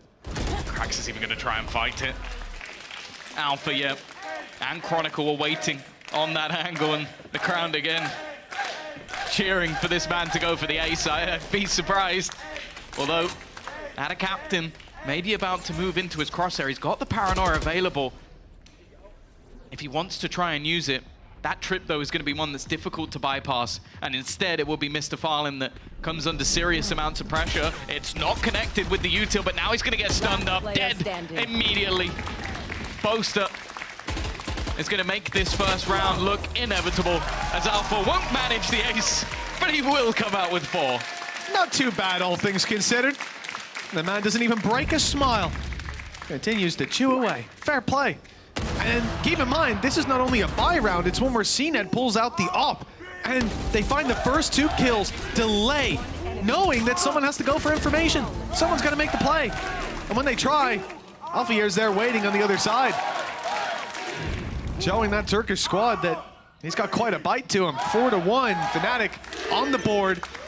Showstoppers in play for both squads. Yeah. Dimensional drift for Durka as well, and he usually burns these up pretty quickly. Yeah, he earns them pretty quickly as well, so it's understandable. And those 2 ultimates in combination are an almost a guaranteed opener. This time, CNED's going to be back towards the A site. Middle control unsuccessful. Seems like cutting through his temptation just immediately run their way up. It has been such an important spot for Fnatic early on. And that's already 2 players spotted for Durka. Stun is sublime, and actually Yenergy tries to go for the immediate headshot. Doesn't quite work out for him. And the thought about the ult for Ada Captain, I'm not sure where he would be taking that. He's decided against it. Now's not the time for FUT to go forward. They set up with their utility, and now the push comes through. Flash, primed and ready, connects, and Alpha's dropped. They've got a little bit of control, perhaps a way out, but that space is being filled back in by Boaster. Play up through middle, caught on Chronicle. This is a beautiful bait. They shouldn't expect another, but Krax somehow does. The showstopper is perfect, and Krax has seized control of this round. He'll fall in the end, but for good cause. 5 rounds now secured for FUT. I'm not sure what it was that gave the game away, because that double up from Fnatic was just a perfect idea. They had the late TP out of there from Durka just to try and hold on to that control. But then there's just the double take. I don't know if there was a step, I don't know if there was any sound. I don't feel like there was. It was almost just like the spidey senses were tingling. Fnatic. And now, well, they're feeling the pressure a little bit. As I said, the last map was so desperately close. If FUT had taken it, I said at the time, the expectation was that Breeze would go more dominantly to Fnatic. This map would go more dominantly to FUT. And then we'd end up on the final middle ground of Ascent. For now, though, well, the last map didn't go dominantly. It did in the end go in Fnatic's favor. But FUT are starting to take a real lead. And that's the thing, that's after getting into an after plant, using an ultimate to clear the position, using your showstopper as well, and you come out with almost nothing. Very expensive round. There's pause from Fnatic as they seek a desperate solution. Attack side, you can be slow to start, but we need to see the ball rolling fairly soon. The Rolling Thunder could be what sets it off. For Leo, they just need to get into a site. The problem is, last round, they did get into a site. The control afterwards dismantled by Krax's 6th sense. Incomprehensible how he decided there was a player there, why he even checked it. But a beautiful read by that man leads to a 5-1 scoreline. And again, Rolling Thunder might be online for the attackers. You've got those cabbages from Mr. Fallen. If he pops them now, I'll be getting a lot of info. It's the deep flash instead. Nobody inside B main. Good info on the back of that piece of utility. Although they don't decide to do anything crazy. This is where sometimes we'll see them shift up and go for the aggression on B main, take a little bit of control, but it's too early in the round for FUT to worry about that. I think it's more so that they've already done that on A. So when you have control on one side of the map to gamble into the second, it would definitely leave some space. And with CNED having an easy exit. Oh, actually, he does them right now. There is no exit for CNED. This is just him walking up. But he's got such an unbelievable amount of control. The main thing will be utility. If they expect him to be here, this could be a problem. Rolling Thunder. As said, no way out. Instead, it's going to be the cage, and he just has to retreat. And look at where the rest of the players are from the side of FUT. And a captain is going to TP in to try and support him. I think he's actually TP'd in to the Rolling Thunder. And instead, Alpha's just taken over heaven. 30 seconds left. Just rounding the backside into the operator. That was the one angle being held by FUT. The one concrete hold they had is CNED. Now it is TP back online, but not placed just yet. Has to land the shots with 15 seconds left for them to get the plant in. Fnatic now pick up the pace. Nice nade by Krax, and the follow-up is there. A second nade on the back of that. Left. And with 8 seconds left, all he needs to do is place this nade correctly, and it could be his. Going to the back of the site. Leo will evade it, but he's into the open. A sliver of health, but Leo wins it by 7. Oh, I thought he was done for. Obviously, Krax is a little bit more careful with the way that he goes for that fight than you'd normally see from him, but a nade a smidgen to the right. He was left with 7 health. A single paint shell could have done the job, and instead, well, cool, calm, collected is Leo. And while Krax is going to be feeling that one, a chance to send Fnatic into disarray. Instead, they break back onto the board once again. As said, though, there was always going to be an operator. There was always going to be something for CNED because of the fact that that tour de force would eventually be online. And here it is. The real danger presenting itself. Trap for top heaven as well. If he does want to fall back late in the round, he can go wherever the hell he wants. Fnatic are looking towards Vent, and they found CNED. I mean, we talk a lot of game about his operator, his tour de force, even scarier than that, and not for Fnatic. No, not for Alpha. Not for Alpha. Not even a second thought about swinging mid there either. They hear the ult and go, yeah, I've got him. I've got his number. That's the thing. No, Alpha genuinely has shut him down the majority of times. Here he goes again. Not quite this time. Mr. Fallen's a different beast. It's given some space for them to take that back site control. The flash was good. The shot's not quite, though. It definitely made things a bit more awkward, but Chronicle has found another. An awkward fight for Mr. Fallen as everybody swings facing him. And now Ana Captain needs a hero play, needs a moment of his own as he's left with 3 aggressive players looking to take the site. Fnatic, after a shaky start, have found their footing as they now start to build in to this attacking side. I'm excited to see this one. Oh, the little peek in from the right-hand side. Caught the elbow, landed on the head. Seconds left. Trade outs after, I mean, just numbers advantage to play with. Alpha diving in. Boaster not able to hit the shots initially, but the rest of the squad is there, filling in. The distraction play worked. Looks like we're going to get some aggression out of CNED. Who's surprised by that one? Trapped down, they wanted some mid-control, but an early flash inside B main gets them curious, gets them thinking maybe that's where the play is coming through. Lots of pings from Fnatic. It looks like they'll want to send someone towards heaven, where they were cautious of the danger presented there. But what I'm seeing in the rotations is that they're just going for a full main play. It was definitely worrying because the fact that Chronicle had the spike. Another flash. So much utility being thrown in, blinded on many different levels, but that's all faded. A nice late flash, though, is going to help them out. Weaker weaponry not working for the side of FUT. This time things are a little bit earlier. Nice work from Ana Captain. Going to try and sell a ruse with the TP, but they have so much more that they need to do.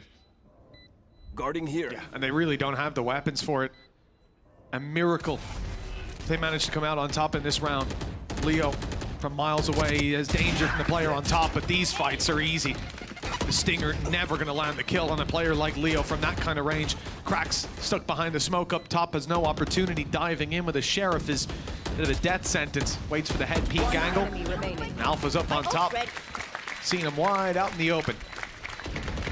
That 6th round for FUT, looking much further away now as Fnatic start to string together round after round. Show us very strong attacking side, one that's pointed. And once it's directed towards, especially this B side, there's never a problem to be seen for them. This is the climb back that Fnatic were looking for. 5-1 down. Pause taken. The resurgence has been clinical. There was a reason. They started off the day talking about Alfie. They're also talking about cracks. These raised players, on occasion, they'd have you fooled. I think if this was your first time watching some Valorant, you'd be like, yeah, what incredible duelist players. I wonder what they play on other maps. Oh, you got a KO. You got a Cypher Killjoy.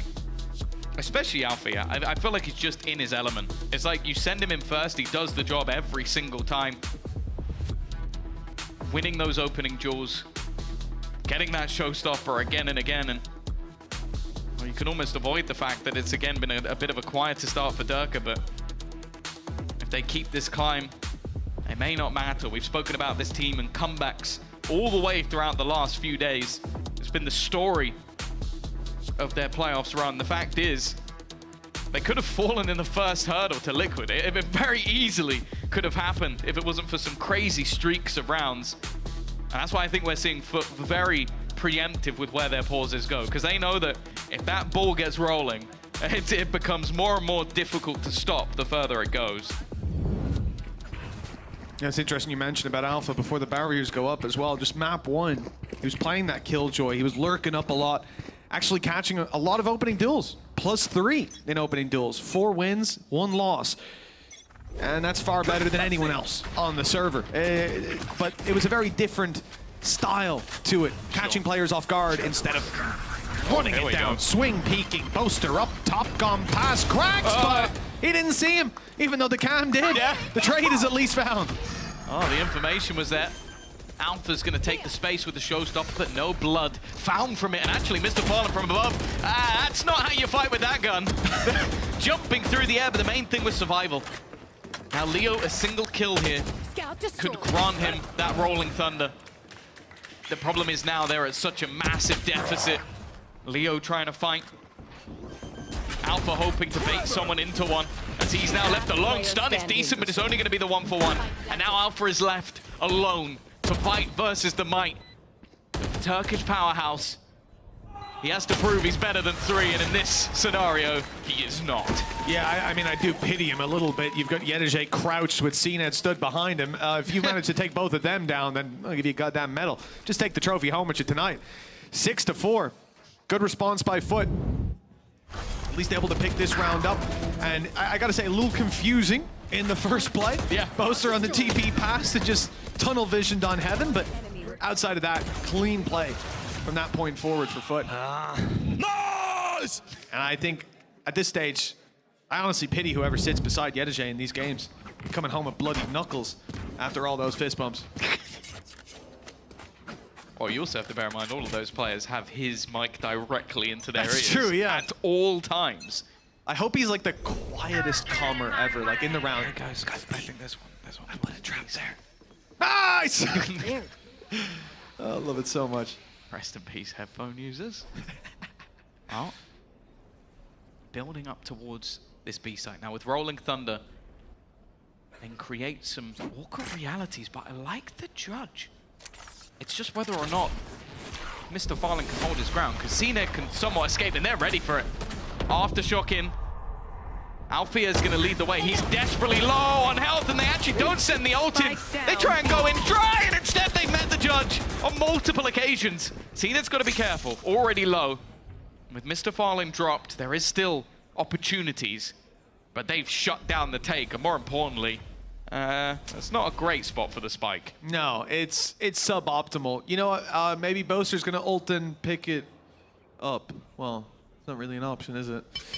Don't think anyone's going to pick it up, to be honest, Tom. This is somewhere that after that initial play doesn't work out, you don't commit the Rolling Thunder, you're just going to sit back and accept the loss. I mean, just look at where Leo is. He's miles back in the spawn. This is not around even if you send up that mid play that you're going to get value from, and especially not because CNED has already put a trap there. So their back is very much covered short of the longest flank of all time. And, well, time is very much the issue with that. So for FUT, secured a 7th round already as the time dwindles. And Fnatic, it is a little scary because you know that most likely starting out the next round, that Rolling Thunder will be points of contact. It will be used. And I think that puts FUT in an awkward enough position as to how they set up. But the one thing they have going for them in this scenario is that showstopper. If Krax is in Heaven, Rolling Thunder on B is not going to have that much value. And on A, it's such an open site that you can take that without. I already think that this was the counter. Like that them having the Rolling Thunder and then putting that judge up close. It's like maybe you get bumped, but it's one of those guns where if you're in the face, you only need the one burst to kill off a player. So I think the plan was that CNED would TP out, and then Mr. Fallen, as was, would be left behind to try and kill people off in the corner while ulted. But they just never used it. So it ended up as the exact same play off the back of the paranoia, but nobody even realized he was there.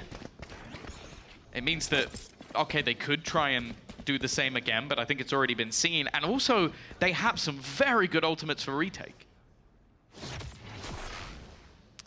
Well, this last round, you've already seen Fnatic push past 3. The bare minimum's already acquired. Who's next? But a 7-5 scoreline, much more manageable. Rolling Thunder not put through. The first ult is Durka's Dimensional Drift.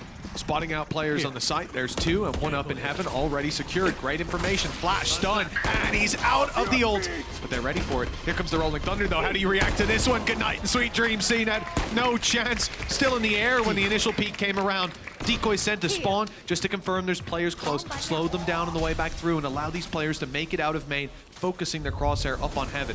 There's a lot here for FUT, though. As we said, the showstopper is the main reason that they can feel comfortable in falling back off that B site. Because coming back out of heaven, it's almost a guaranteed kill. We need a clean shot from Fnatic to shut this man down. Good flash to do it at the start. Player in the corner. Okay, ult is wasted on a man already dead. And now a 4v3 with late flank from Chronicle and a second flanker, Durka.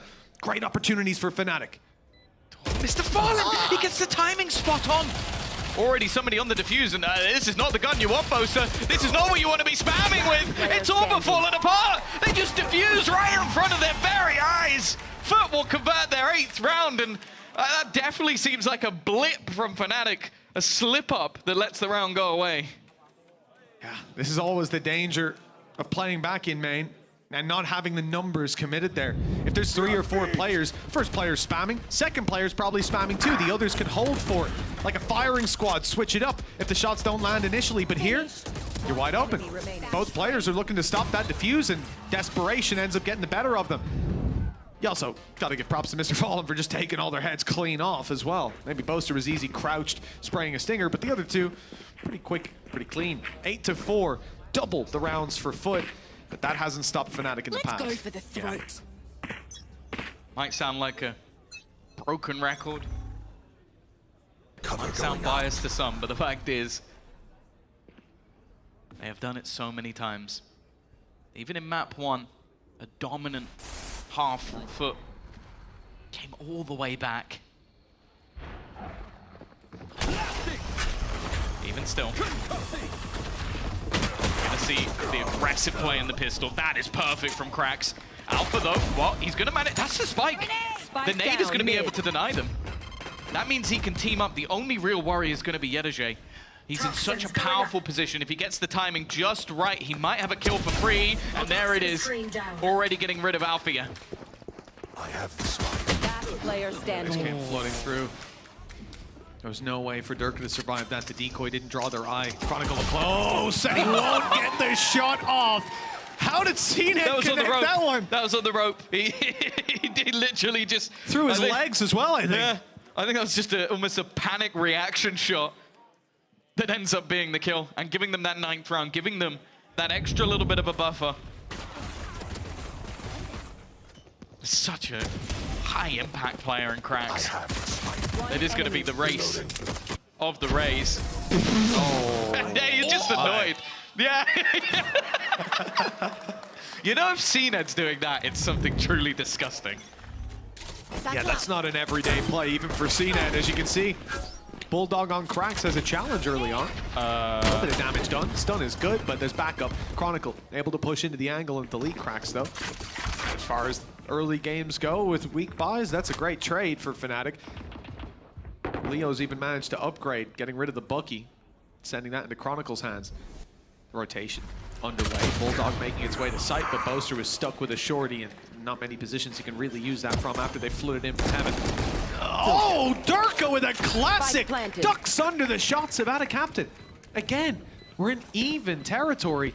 Good thing is that rifle is not really retrievable. It's down below. And in fact, it's going to be Yedajay who's picking it up. So that Bulldog not falling into Fnatic's hands gives a big opportunity for FUT to still secure this with minimal losses. They've still sustained casualties. And these pistols and the Bulldog are looking to make it even worse.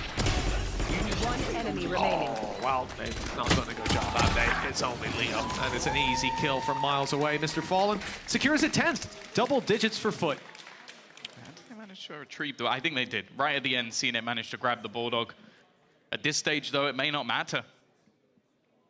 This was kind of the expectation. Getting into these late maps, we've definitely seen some weaker ones within the pool for Fnatic. That attack side... only garnering 4 rounds when you're running the double duelist, it definitely puts you on the back foot. You're really going to need to get off to a strong start, and well, that hasn't been the case. Do you want to dance? This one needs to be clean. I don't even think this can be a remotely close round. And for Fnatic, at least in the early moments, looking like there would be a fight towards mid. But again, it's just patient play from the side of FUT. They know in this round it's all going to be about catching players. They don't really have the weaponry to play with here. They've saved through so much for the next round. 10-4 is definitely the right play. No need to try to put Fnatic to bed here and now. Play for the next. Defensive side, push up. Durka and Alpha, two of the strongest players on the server right now, and Alpha does well to find the first, but they're backing off.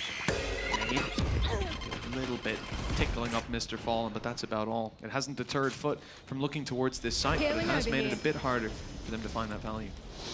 He's going to be healing up what he can. Cena will be the one to take contact. Dirk is the one who's almost the switch to the bait, but actually Cena comes out with 2. 30 seconds This was left. looking like a perfect crossfire. Boaster at least will put down cracks, but it's Cena, the man to watch. The more kills he gets, the closer he gets to that tour de force. And Mr. Fallen still fairly healthy in an aggressive position. Cena is going to be forced out of spot, but will survive. Managed to jiggle his way out. 2 versus 3, and the shot not landed by CNED, but he's out quick enough that there's no punish. Good headshot. Even more damage secured. And now the wide swing from both! CNED has the backup of Mr. Fallen. He's low on ammo. HP, but Chronicle lands the headshot at the last possible moment. Fnatic not down and out just yet. Well, they said it had to be clean. That was not clean. 7 HP. Oh, that's more disgusting than some of the greasiest burgers you'll find here in Berlin, but dear Lord, Cena. I genuinely thought he might do it all himself. It came down to the tiniest of margins. I think if Mr. Fallen committed to that initial spray, he's won the round. Just that tiny amount of hesitation. And it gives the smallest of life. Look at the buy! Okay, let's get set up. A judge on 2 players, a singular rifle, the one they saved, and then some Bulldogs alongside it. The buy on the other side is far better. That's not the start you're looking for. Yeah, well, this is the real problem. CNED's got a fully automatic operator. He's playing, well, semi, I suppose. He's playing up against everybody with light shields. Also, just in case he needed it. Just as a little backup, why not? Yeah, this is a terrifying position to be in, facing off against this man with so many shots. Guarding here. Can be fired out so quickly, and rarely ever does the first miss. This time he's caught, though. The judge rushing him down. It's Boaster to challenge CNED, but still leave Fnatic with a man disadvantage. Good trade-outs from this attacking side who've yet to make a commitment to a site. It does look like they will be walking into Alpha. And a good tag by Leo, and a shotgun up close. Problem is, Tom, FUT are going to heaven. It all depends on what direction they go. They forget to check this man and the round ends. They go back towards the B site. The round is already won. There is nobody there. The push has already come in from 30 mid. seconds left. Alpha yet to be checked, but it's definitely being looked towards. Nice work from Alpha for 1. Getting anything more is going to be difficult. He jumps up and gives a little bit of a distraction. It's going to be Chronicle once again. This time, oh, the odds seemingly less in his favor, but he's definitely healthier. The Boombot's not going to clear him. They have absolutely no idea where he's coming from, and he's rounding the corner, maybe at the perfect moment. Spots out the back, but actually shoots a shot. That's going to give him away. They now know exactly where he is, especially with the stairs, and he does it again! I don't know how they're still in this map at this point, but it's this man who's doing it! Chronicle coming in clutch on the A side again, keeping Fnatic alive and the smirk on his face. You don't want to get too far ahead of yourself, but that was a round that they desperately needed. Nice attempt by Alpha with the blast pack up too. I love it. When this guy sends it, he sends it, but Chronicle dancing past him. Look at him. He's Not still afraid to defusing, let them know. Oh yeah, he was making sure his left hand was on that keyboard. I can guarantee, but Alpha did not believe. You look at his reaction, he's like, oh, I can't believe we've lost. And then pure elation. I'll be honest, I'm glad my reaction's not on camera. If there was something in my hand, I would have thrown it. That was ridiculous. Opening shot. Not gonna land. Durka. Still 2 shots left in that outlaw. Nice little return. Boaster drops Yedege, but in a round like this, the loss of Alfier will be felt that little bit more. Yeah. Mostly pistols, but that tour de force, a lingering threat. If it gets into the late round, if there's any inkling that FUT can take it here, that showstopper could be put into play, and who knows where it goes from there. Seeker's one off. They may be pouring the credits, and actually, FUT really do believe they can take this round. Showstopper has been thrown in. There goes one. The fake out's not going to do anything. The nade will buy time, but more importantly, this time, Chronicle's gone. Their hero of the last 2 rounds has hit the deck. They're going to need another. Durka and Boaster, still that tour de force floating around. It's up in heaven. And waiting for an opportunity to take a kill. In fact, waiting is not the correct term. CNET's walking into it. He knows that he is about to be faced, but he won't find the shot. Flash through, good to eliminate CNET, but that's about it. Boaster's hightailing it.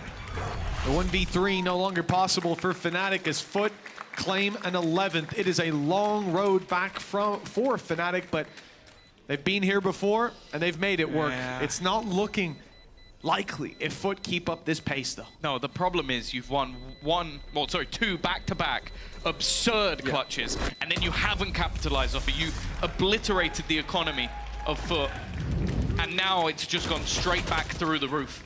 And a lot of it, okay, sure, the showstopper helped, but it's the fact that Mr. Fallen is able to just catch Chronicle completely off guard, and then they're just trying to do incredibly risky things to get back in. Sure, the ults are there for Fnatic. That's sort of the saving grace, but I think you can tell by the pause that they know that this is dire. Someone's gonna wheel Casey's whiteboard in, because right now, Fnatic aren't losing as a team. They're losing individually, they're winning individually. That's how it seems. Chronicle having to pick up a good, healthy chunk of their rounds on his own, essentially, and in chaotic ones, too. When it comes to round wins that feel repeatable, that feel tangible, it's FUT every single time. They have control over this map, and if this pause doesn't remedy those issues, we will be going all the way to Ascent. And sure, between these 2 teams, it might be hard to split the difference there, but history certainly leans towards FUT, towards the Turkish region in general. Although we heard it from BBL during this season, it's no longer the Istanbul. Everyone else is caught up. FUT will have a challenge if they make it all the way there. Yeah, it's a map that they barely played. Once versus Vitality, a victory. And for Fnatic, well, that was the comeback map. That was the ridiculous defensive half that they had to scrape their way past Team Liquid. Nonetheless, we still sit on split. We still sit on our 4th of 5. But that 5th map is definitely lingering in the back of everyone's mind at this point. Bucky FC returns with new hands on the helm. It's Alfia, but that's mainly because he's got a showstopper. The rest of the team have been able to buy up. It's not the best. And if they lose this round, then they really are in the dirt. On the other side of things, only really from the shadows, but it means that Brad, a captain, he can play around the map. If they find a gap, they find a kill, he can quickly move into position.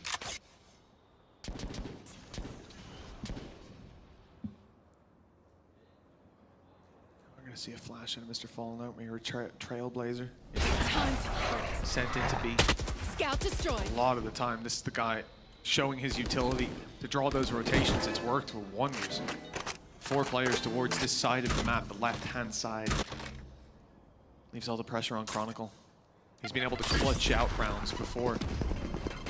Now he has to do it before the first body is fallen. And in fact, that's a lie. Mr. Fallen gets dropped by Durka in mid. It does little to help his position on the site. Chronicle surrounded and dropped immediately. Yeah, CNET was blind for an absurd amount of time, but still had enough. Durka trying to give the information to that showstopper. Alpha's been able to take one, and Durka does but so good after those tactical pauses.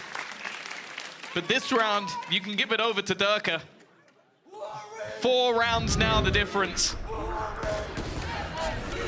Life still there in Fnatic and their fans. You know, if you wanted to make a statement, Tom, this was one way to do it for Fnatic. Nice. I said that a good, healthy chunk of the rounds have been just Chronicle on his own, clutching it out. Individuals, well, this time they let Chronicle die first, and then they all flood in as a team. That's about as much of a correction as I could expect, if not more. But that was with a few ultimates, a few get out of jail free cards that eased the pressure that was building on their backs. Now in round 19, they don't have those ultis to fall back on unless we're about to see the highest impact neural theft of all time. But neither do FUT. Yedajay getting to the site, getting a kill, getting a plant, getting an orb, means Viper's Pit is online. And without that showstopper, Careful and without the dimensional drift from Durka, it will be very tough to deal with that. One of the scenarios where that neural theft really can be valuable, but you need a kill for it.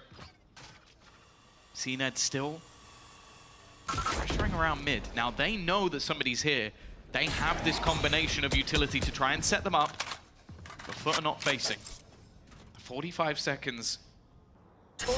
They haven't really claimed any ground. A little bit towards middle. Yedajay now starting to probe in towards this Cypher setup, but Scout destroyed. Durka's already put a TP. He can be on the back site within 30 a second. seconds left.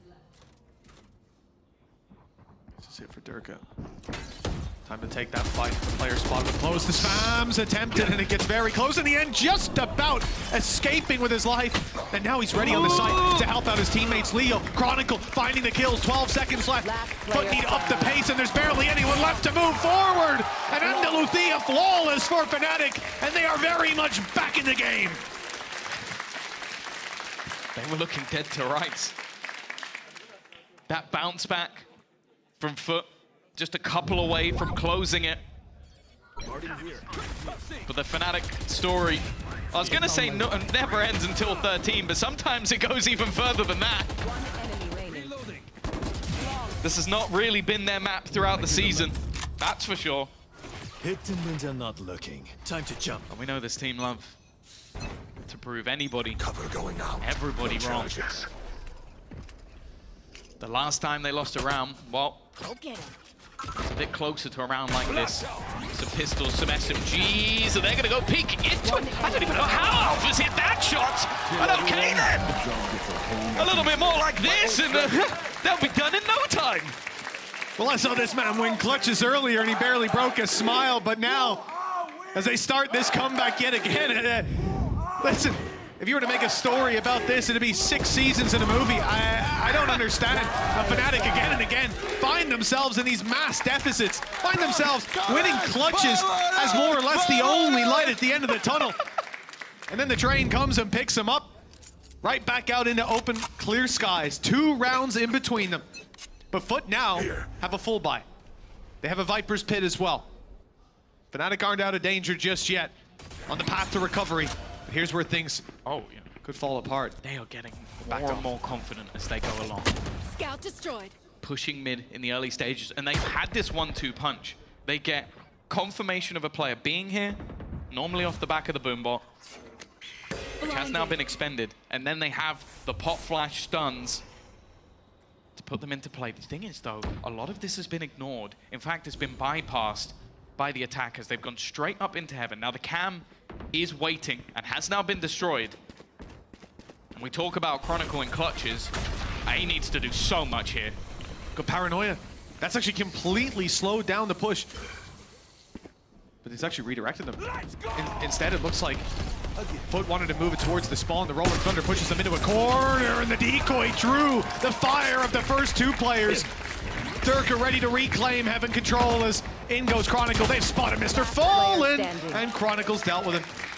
A plant will be secured for FUT, but it's cost the lives of every other player, only at a captain.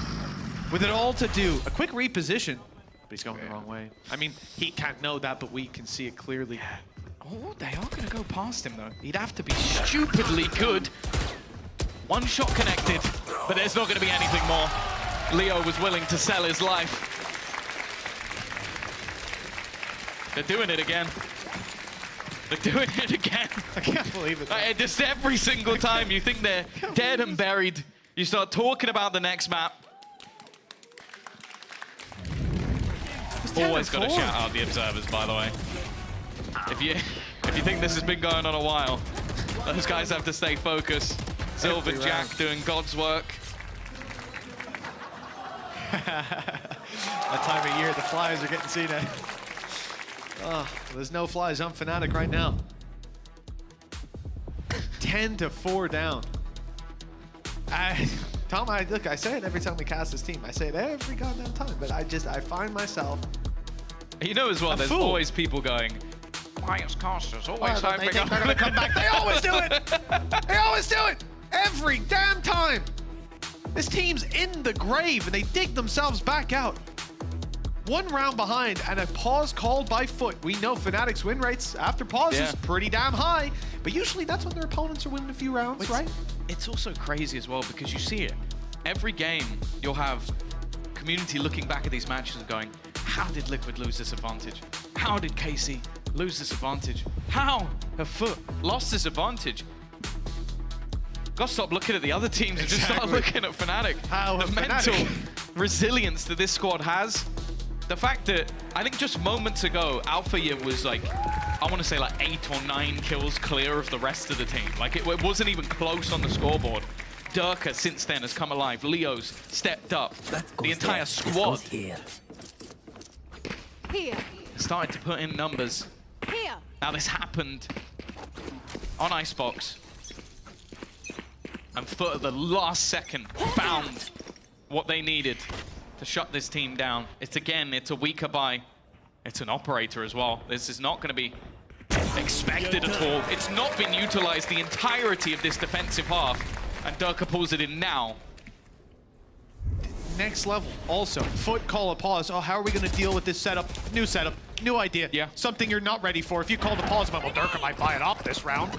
Like, you might as well just start rolling dice for what you're going to do. Blinding. FUT, 1 man down. Looking to push up into heaven, but Alpha got ahead of them.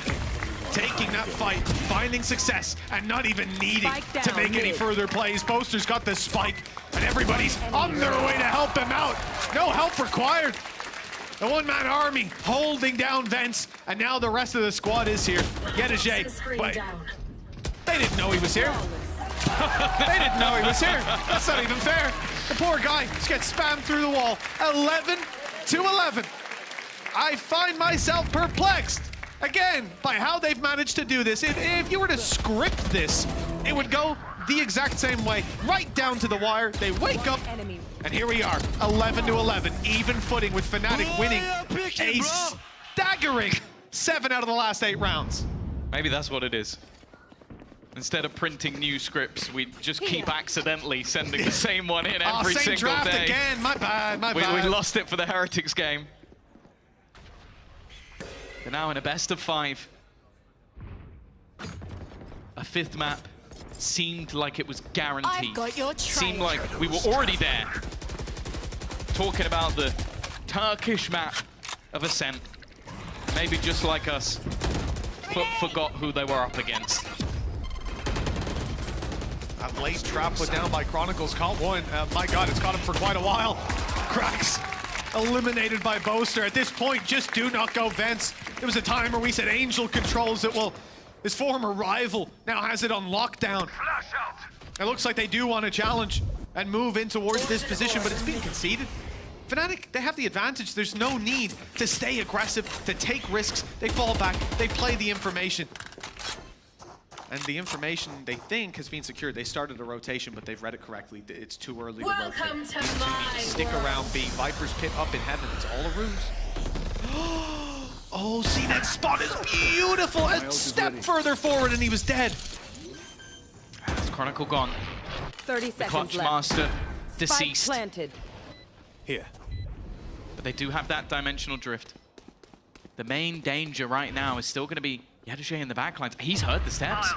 He heard the running of Boaster, but the rest of the team are now committed to trying to clear things out. They have the information. In fact, they're just going for Boaster. They're trying to take him out of contention, but the rest of the team, in the meantime, are able to reclaim some of the site. It doesn't matter, though. Again, it's FUT. The final stages seeming to come up big. Leo still fighting. Alpha waiting, hits the first shot, but they still have to watch out for Anna Captain. Up above, watching and waiting to bring this round home. Again, Fnatic get ever so close, but again, they'll have to take us to OT. A very similar position to that very first map, Tom. They made the fake comeback, rallied so many rounds together. And right at the last hurdle, they fell. Another obstacle now, regulation. Out of their hands to take it here, but they can bring it all the way to an overtime. Push us to another elongated Fnatic game. Perhaps have another shot at a crown that was once theirs up against the young guns. The new kids on the block, Heretics waiting to see who they'll play, and their guess is as good as yours at this point. Yeah. It's safe to say that Neil and Weber are going to be up all night going back through these VODs. Oh, we've just got over 100 rounds to go through to try and work out what we're doing. Easy. I think they might just stick to the play their own game strat. FUT look to challenge Chronicle once again. That's not the start they're looking for, though. They've walked into Leo and walked into the trap. Chronicle now just needs to stay alive. He's got support, but that timing not great. Yedoje able to do at least a little bit of damage, but the showstopper will keep that advantage theirs. Mr. Fallen, in the meantime, has started to hightail it back towards that B site. But Boaster will be waiting, although he's gone a little bit ahead of it instead. He might have given the game away. Healing over here. That was a big mistake. The steps heard by Mr. Fallen the whole way, and perhaps... Oh, they baited him! CNED tapping the spike, then swinging in. Now looking for the headshot angle on Durka. You need to be careful challenging this man. The last one standing. He's dropped. CNED, tour de force, but he goes in with the rifle. Durka's close and He's got 1 HP! 1 HP! He survives and buys Fnatic a second shot at this. 12 to 12. We're going to OT. Someone get the defibrillator ready. My heart's not going to be able to take this. 1 HP is the difference between a 5th map and overtime. That is all it took. The very last bullet the CNED needed. And Fnatic have somehow done it again. Here. Everyone clutches as well in this game, 2, if I'm not mistaken, by 7 HP. And now 1. They're just keeping themselves in it by the narrowest of margin. Chronicle's got to be sad. They're going, finally, someone else did it. Jeez. Can't be stealing the show. We've got to try and level ourselves. Yeah, can we come in on a gun to pause there, boys? Jeez. As well as everyone else. CNED was smiling. He's always smiling. I don't know how. Jolly guy. Cutting through. He's definitely got a better mental than I have. I'm out of this one already, and he's the one playing. He's the one that lost the fight. Again, we see this mid-play. This was the bread and butter of Fnatic's attack, taking this space, commanding from this position. Of course, the defense are not just going to sit there, using the Tiger to get some extra information. CNED not risking it with the glass cannon operator. It's the rifle this time around. And with the time more than half gone, Fnatic look like they're heading into B, which is where FUT reside. Yeah, they've now got the info as well with the flash, the decoy coming up in heaven. At this point, you know there's at least 2 players looking for the B site. The chances are there's a lot more than that. Flash out of Durka, forces players back. Paranoia on the site is good. CNED's tucked in, trying to survive. His head spotted, but Mr. Fallen swung in! It doesn't matter! Their backs returned, and Boaster eliminates 2. Alpha with another, leaves it into a 4v2. FUT's lead under serious threat. Planted. In the first round of overtime, seemingly in the attacker's hands, the ult used towards the spawn, and it will be cancelled, thankfully. Be committed to that, it would have been down and out of the round. Cracks with the boom bot. It will catch Chronicle. He knows he's up close, but a little too deep in that angle to be spammed. Close position. Okay, Krax's nade gets one, and well, a cheeky play attempted, but not cheeky enough. Fnatic now have map and series point from 10-4 down. A 1 HP clutch to take them to overtime. And after all that, they might be granted their wish of a rematch versus Heretics. Come on! Not quite yet, Ajay. But I don't think anyone is. No, I think he would need years of training to get to that raspiness level, especially for Boaster. Here we go again, though. Oh, back into that attack side, and clearly Fnatic have had enough! Alpha, especially! He wants to end it here and now. The man who took the crown of Turkey away from CNED last year, put himself on that throne, would have to be denied already with such a huge advantage, but there he is! Taking down the usurper, putting them back in an advantage is definitely awkward, and Leo's managed to get two, keeping this one competitive. By a shoestring. Chronicle and Boaster, one either side. Pressure is being applied on B. Threat looming as the spike makes its way in. Boaster, the challenge here, he loses the first fight, but he's still alive, still kicking. Looking for these players down below, and he's isolated the first. Boaster knows where the second is, and he's done damage. 32 HP, and Chronicle's even seen him. He knows exactly where Krax is. The drop all the way down. And Krax, none the wiser, clearing every angle and stepping into Chronicle! The old Kings have done it again! And another shot at a crown that was once theirs! From 10-4 down, it is a mystery how they do this, but they do it every time. You can't really take anything away from FUT. They fought them all the way through. They could have gone up themselves on Breeze.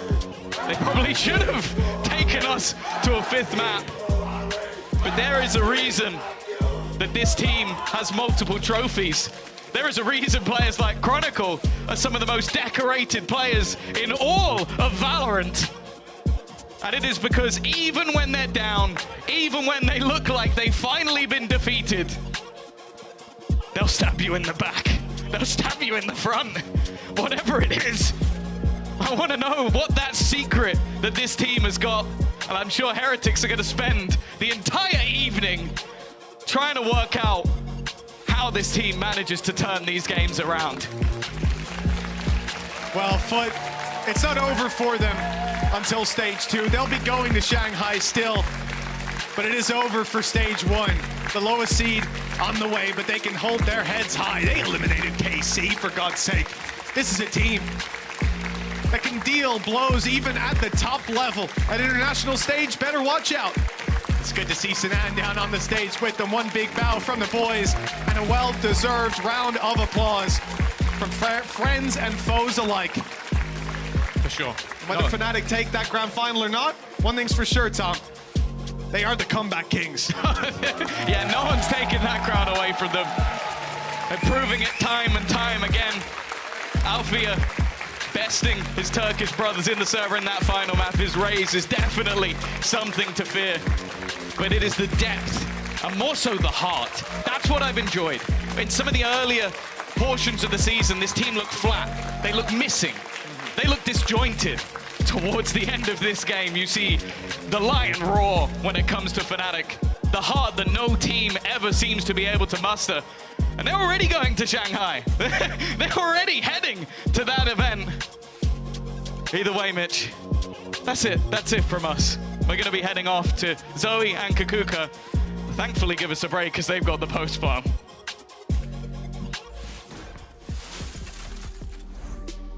Thank you so much, guys. What a end to this series. What a way to clutch it out for Fnatic, keeping us all on the edges of our seats. I mean, heading into an OT on a 1 HP clutch, can't ask for anything more than that.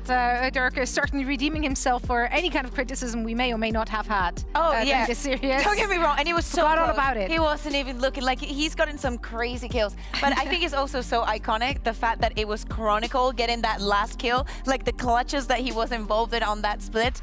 I do not know what it is with this Fnatic. I hope that we get a chance to ask them right now. How can someone be so comfortable being so many runs down? You know, so how did they keep coming back from losing pistol after pistol and just being like, yeah, no worries, we got this. Everything's gonna be fine. I understand, okay? I watched Lock-In. Well, actually, I stopped watching Lock-In because I thought that they were gonna lose after an 11-3, and then when I watched again, they won, and I started to understand. They're just doing like a trust fall with their own team every single time. Yeah, like coming back from a deficit, obviously that requires a lot of veteran experience. You need to also have a lot of trust, obviously, in your team. It helps them a lot that they have that pre-existing synergy. They didn't make any roster changes heading into this stage, right? So they are very familiar with the capacity or capability, not capacity, of the individuals of their team. Yeah, and especially in the last two maps is where I've seen them the most comfortable also in playing into the chaos. And even if FUT like has an idea of what they want to do, they do not care. They do not care sometimes even about the weaponry. They were actually a surprise, which for a team that has been together for this amount of time, you know, it's still very, very refreshing. And here we see the map set for this very series.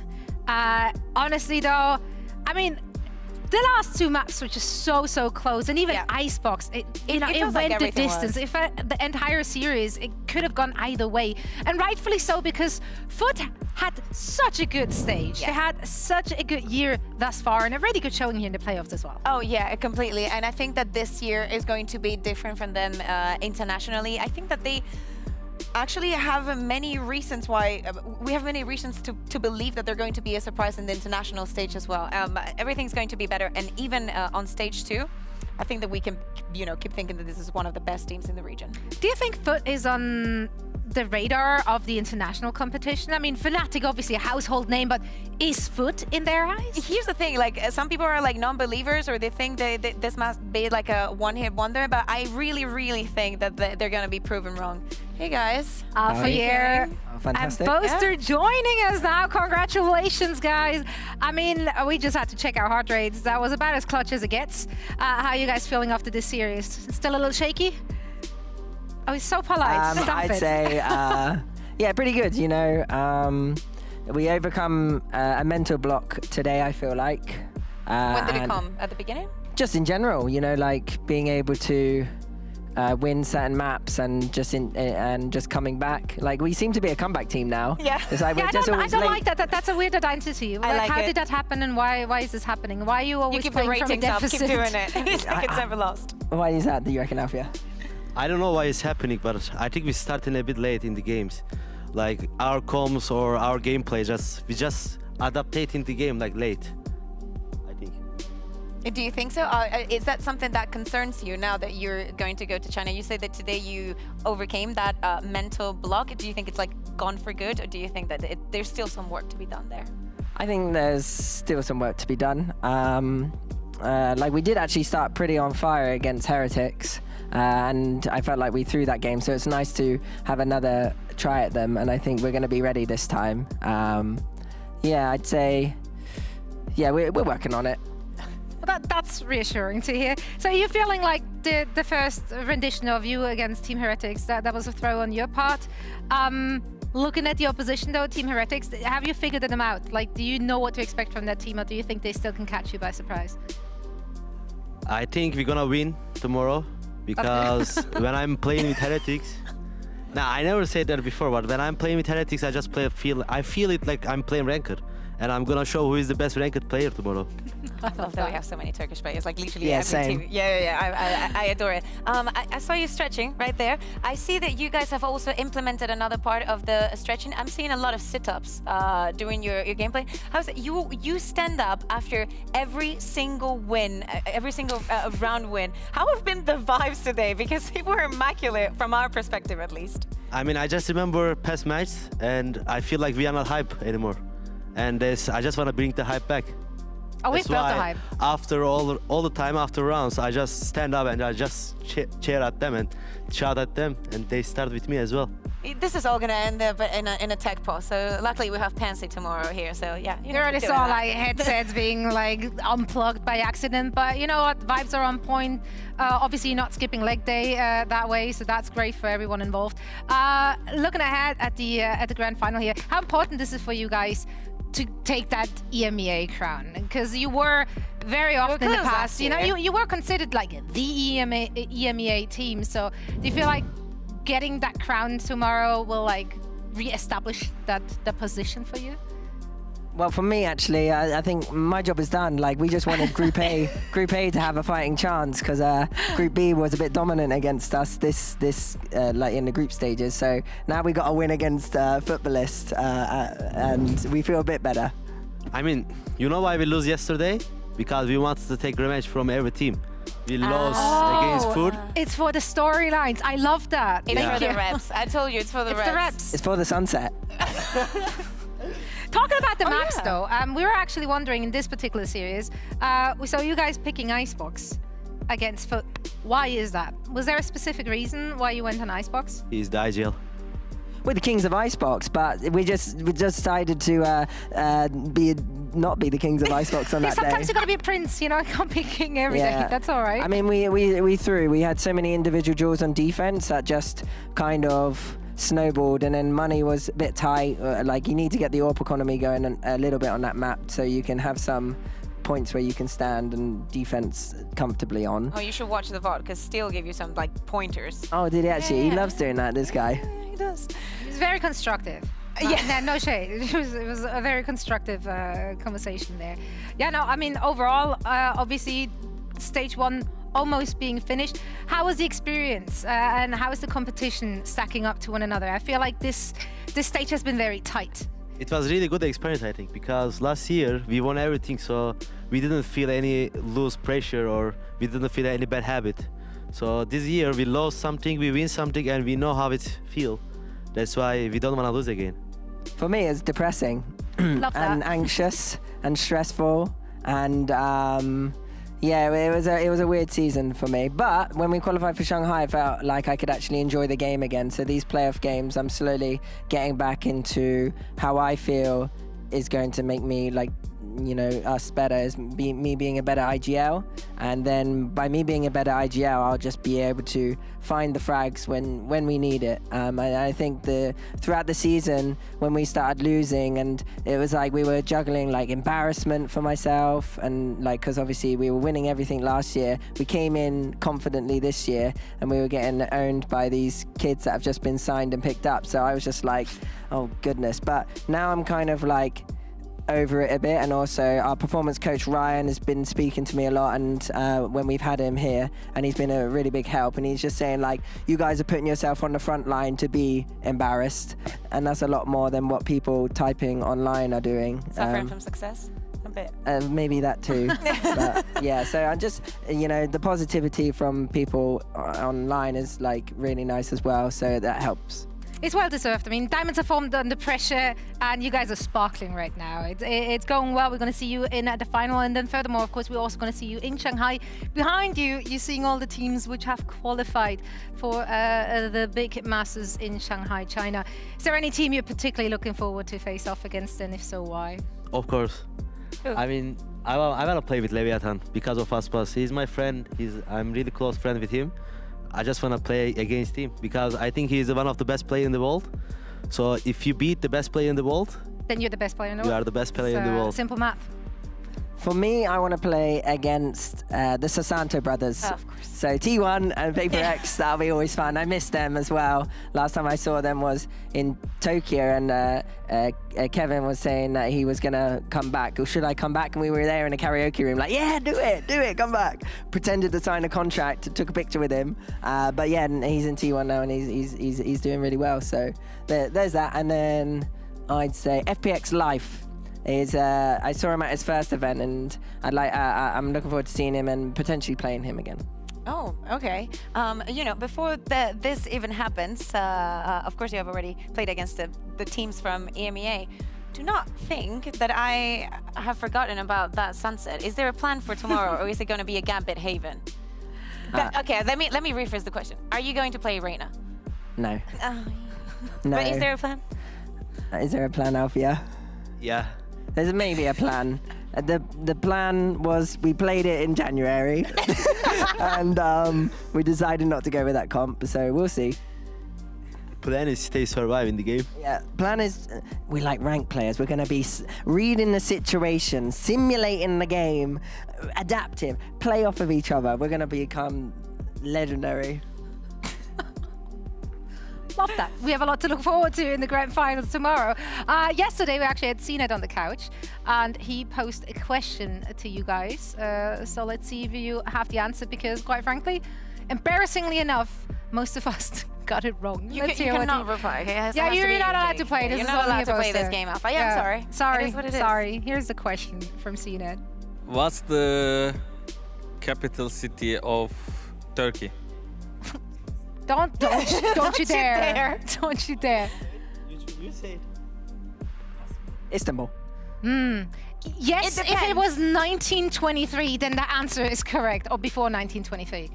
It is not I know anymore. Adana and Istanbul and Antalya. So that's all I got. You got the first letter, right? Fake friend. Okay. Tell him, educate. Ankara. Hi. Yeah, Ankara got no time for that. Yeah, quite frankly, most of us said Istanbul. Yeah. Which, again, You're it just used one to of be us. the capital, but that was also back in the Ottoman Empire, and it was called Constantinople back then. So, you know, if we're living in the past, which some of us do, it might have been right. We it love was not teaching knackers. things, people. We love teaching. Yeah. This is an educational stream right now. You're All I learning a know lot is that today. if Yinsu's watching, she's gonna be like, "You're so stupid." Like I just know it as well. So yeah, it's me over. It's a learning process. It's a learning process. That's right. You know, today, best of 5, tomorrow, another best of 5. Yeah, you get all the reps. But obviously, if you win tomorrow, you not only get 3 points, you know, it's looking good for champs, you also get that bye when you go to Shanghai. How important would you say that is? Like, is it something that matters a lot to you, or doesn't it really make a difference? I mean, you don't want to be qualified for Korea for points. I mean, more is not the points. It's like the buy in Shanghai. Is that something that matters to you? Like, do you want to skip that first Swiss phase, or would you rather Get play the those reps. games? Yeah. Do you want the reps or no? How many more reps do you want? Yeah. Is the question. For me, it's a bit of both. Like when we went to Tokyo, Masters Tokyo, we skipped a lot of stuff, which allowed us to prep and like change up some bits and bobs. However, like, I don't know, we missed out on Madrid, so I honestly don't mind having more stage games, you know, in front of the Chinese fans. I think it's going to be sick. Means I can hand out more stickers personally. And then... You got stickers? Yeah, and the only downside is I don't think we're going to have many days of scrims. I think we might only have like 2 or 3 days of practice, which isn't a lot to go straight into it and like cook up some new stuff. Oh, that is super cute. That's mine. This is, of course, I have Karma here. Yeah, lovely. So she's a collector. It was like, look at my sticker book. I haven't actually. Yeah, we'll exchange stickers in just a little bit. I mean, that's a fair point. How do you feel about that? Do you rather have a rep or more in the books? Or do you like actually, you know, getting to sit back and watch the teams play and like learn something by just watching? I mean, we win last year with same tactics. So, I mean, it's not going to change anything. Maybe a break also. He nice. He just he wants to have a fun challenge, you know. In Tokyo, he because we skipped a lot of it. He's like, we played 4 games and that was it. So I think maybe you remember it was like that. So it's going to be like that if we get first here. Yeah, I see. Yeah, I agree with him because I say to him, I don't want to win the Europe because I don't want to start in, like, I don't want to play low games, like, you know, because 4 games. So you're winning tomorrow no matter what. Yeah, we played 4 games, we win. It was so boring to play. That's a fair point. I mean, quite frankly, for a Fnatic fan out there, more Fnatic is always good. So everyone's a winner as long as you guys are on stream and on the screens, and we get more entertainment out of it. Now, speaking of entertainment, don't know when the next post plan is or who is going to be our guest here on the couch, but you get to pose a question now as well. Might be split too. Is it another GeoGuessr? Are you just looking ahead? I mean, is if it is split related? two, you can ask something like, it might be in what was split your two. favorite match in Shanghai? Yeah, who's your favorite player? Yeah. I don't know why we're giving you ideas. Like, this is entirely on you guys. Question? Anything you're dying to know? What What? I don't even know the answer to it. That doesn't matter. We're not asking you. At what event did Durka shave his head? Oh, we're coming in with some... I can't remember, but I think I remember. I think I remember. We just have to go to each event and check which one it was I before. think it was Iceland, wasn't it? I don't know. Why would you, like... Oh, sorry. Yeah, well, I guess you might be on post-plan, so who knows? I might be wrong. We might be wrong. All right, we don't know, but maybe they're not even watching the show, so that's okay. Thank you so much for the question, of course. We're going to see you guys on stage again tomorrow, so we're going to let you get some rest. Thank you both so much for joining us. Congrats again. Can't wait to see more from you and the team. For now, we're going to say goodbye and good night. Thank you so much for watching. We see you tomorrow for the grand finals. Bye-bye. Ciao for now.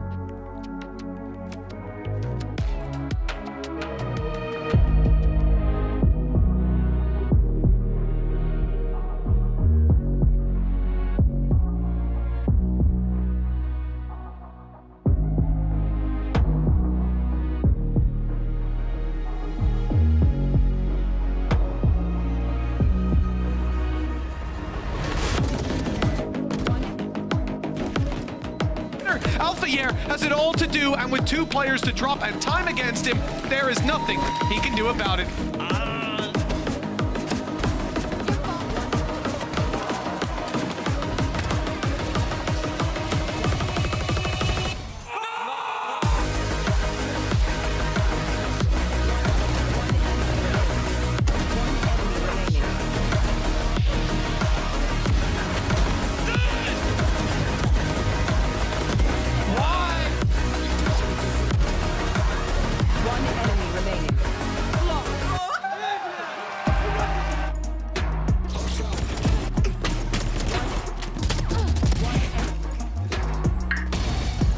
Slim enemy. One enemy remaining.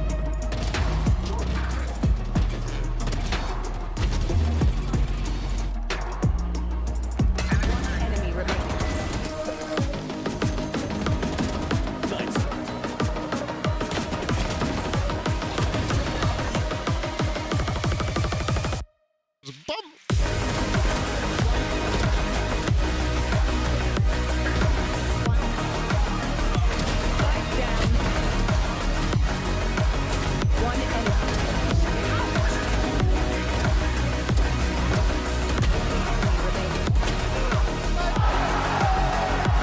This is my wife. They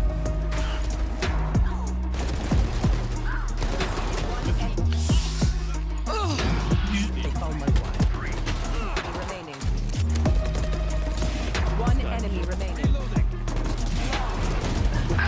Last. You need to be careful challenging this man. The last one standing. He's dropped. CNET, tour de force, but he goes in with the rifle. Durka's close and so. Bro.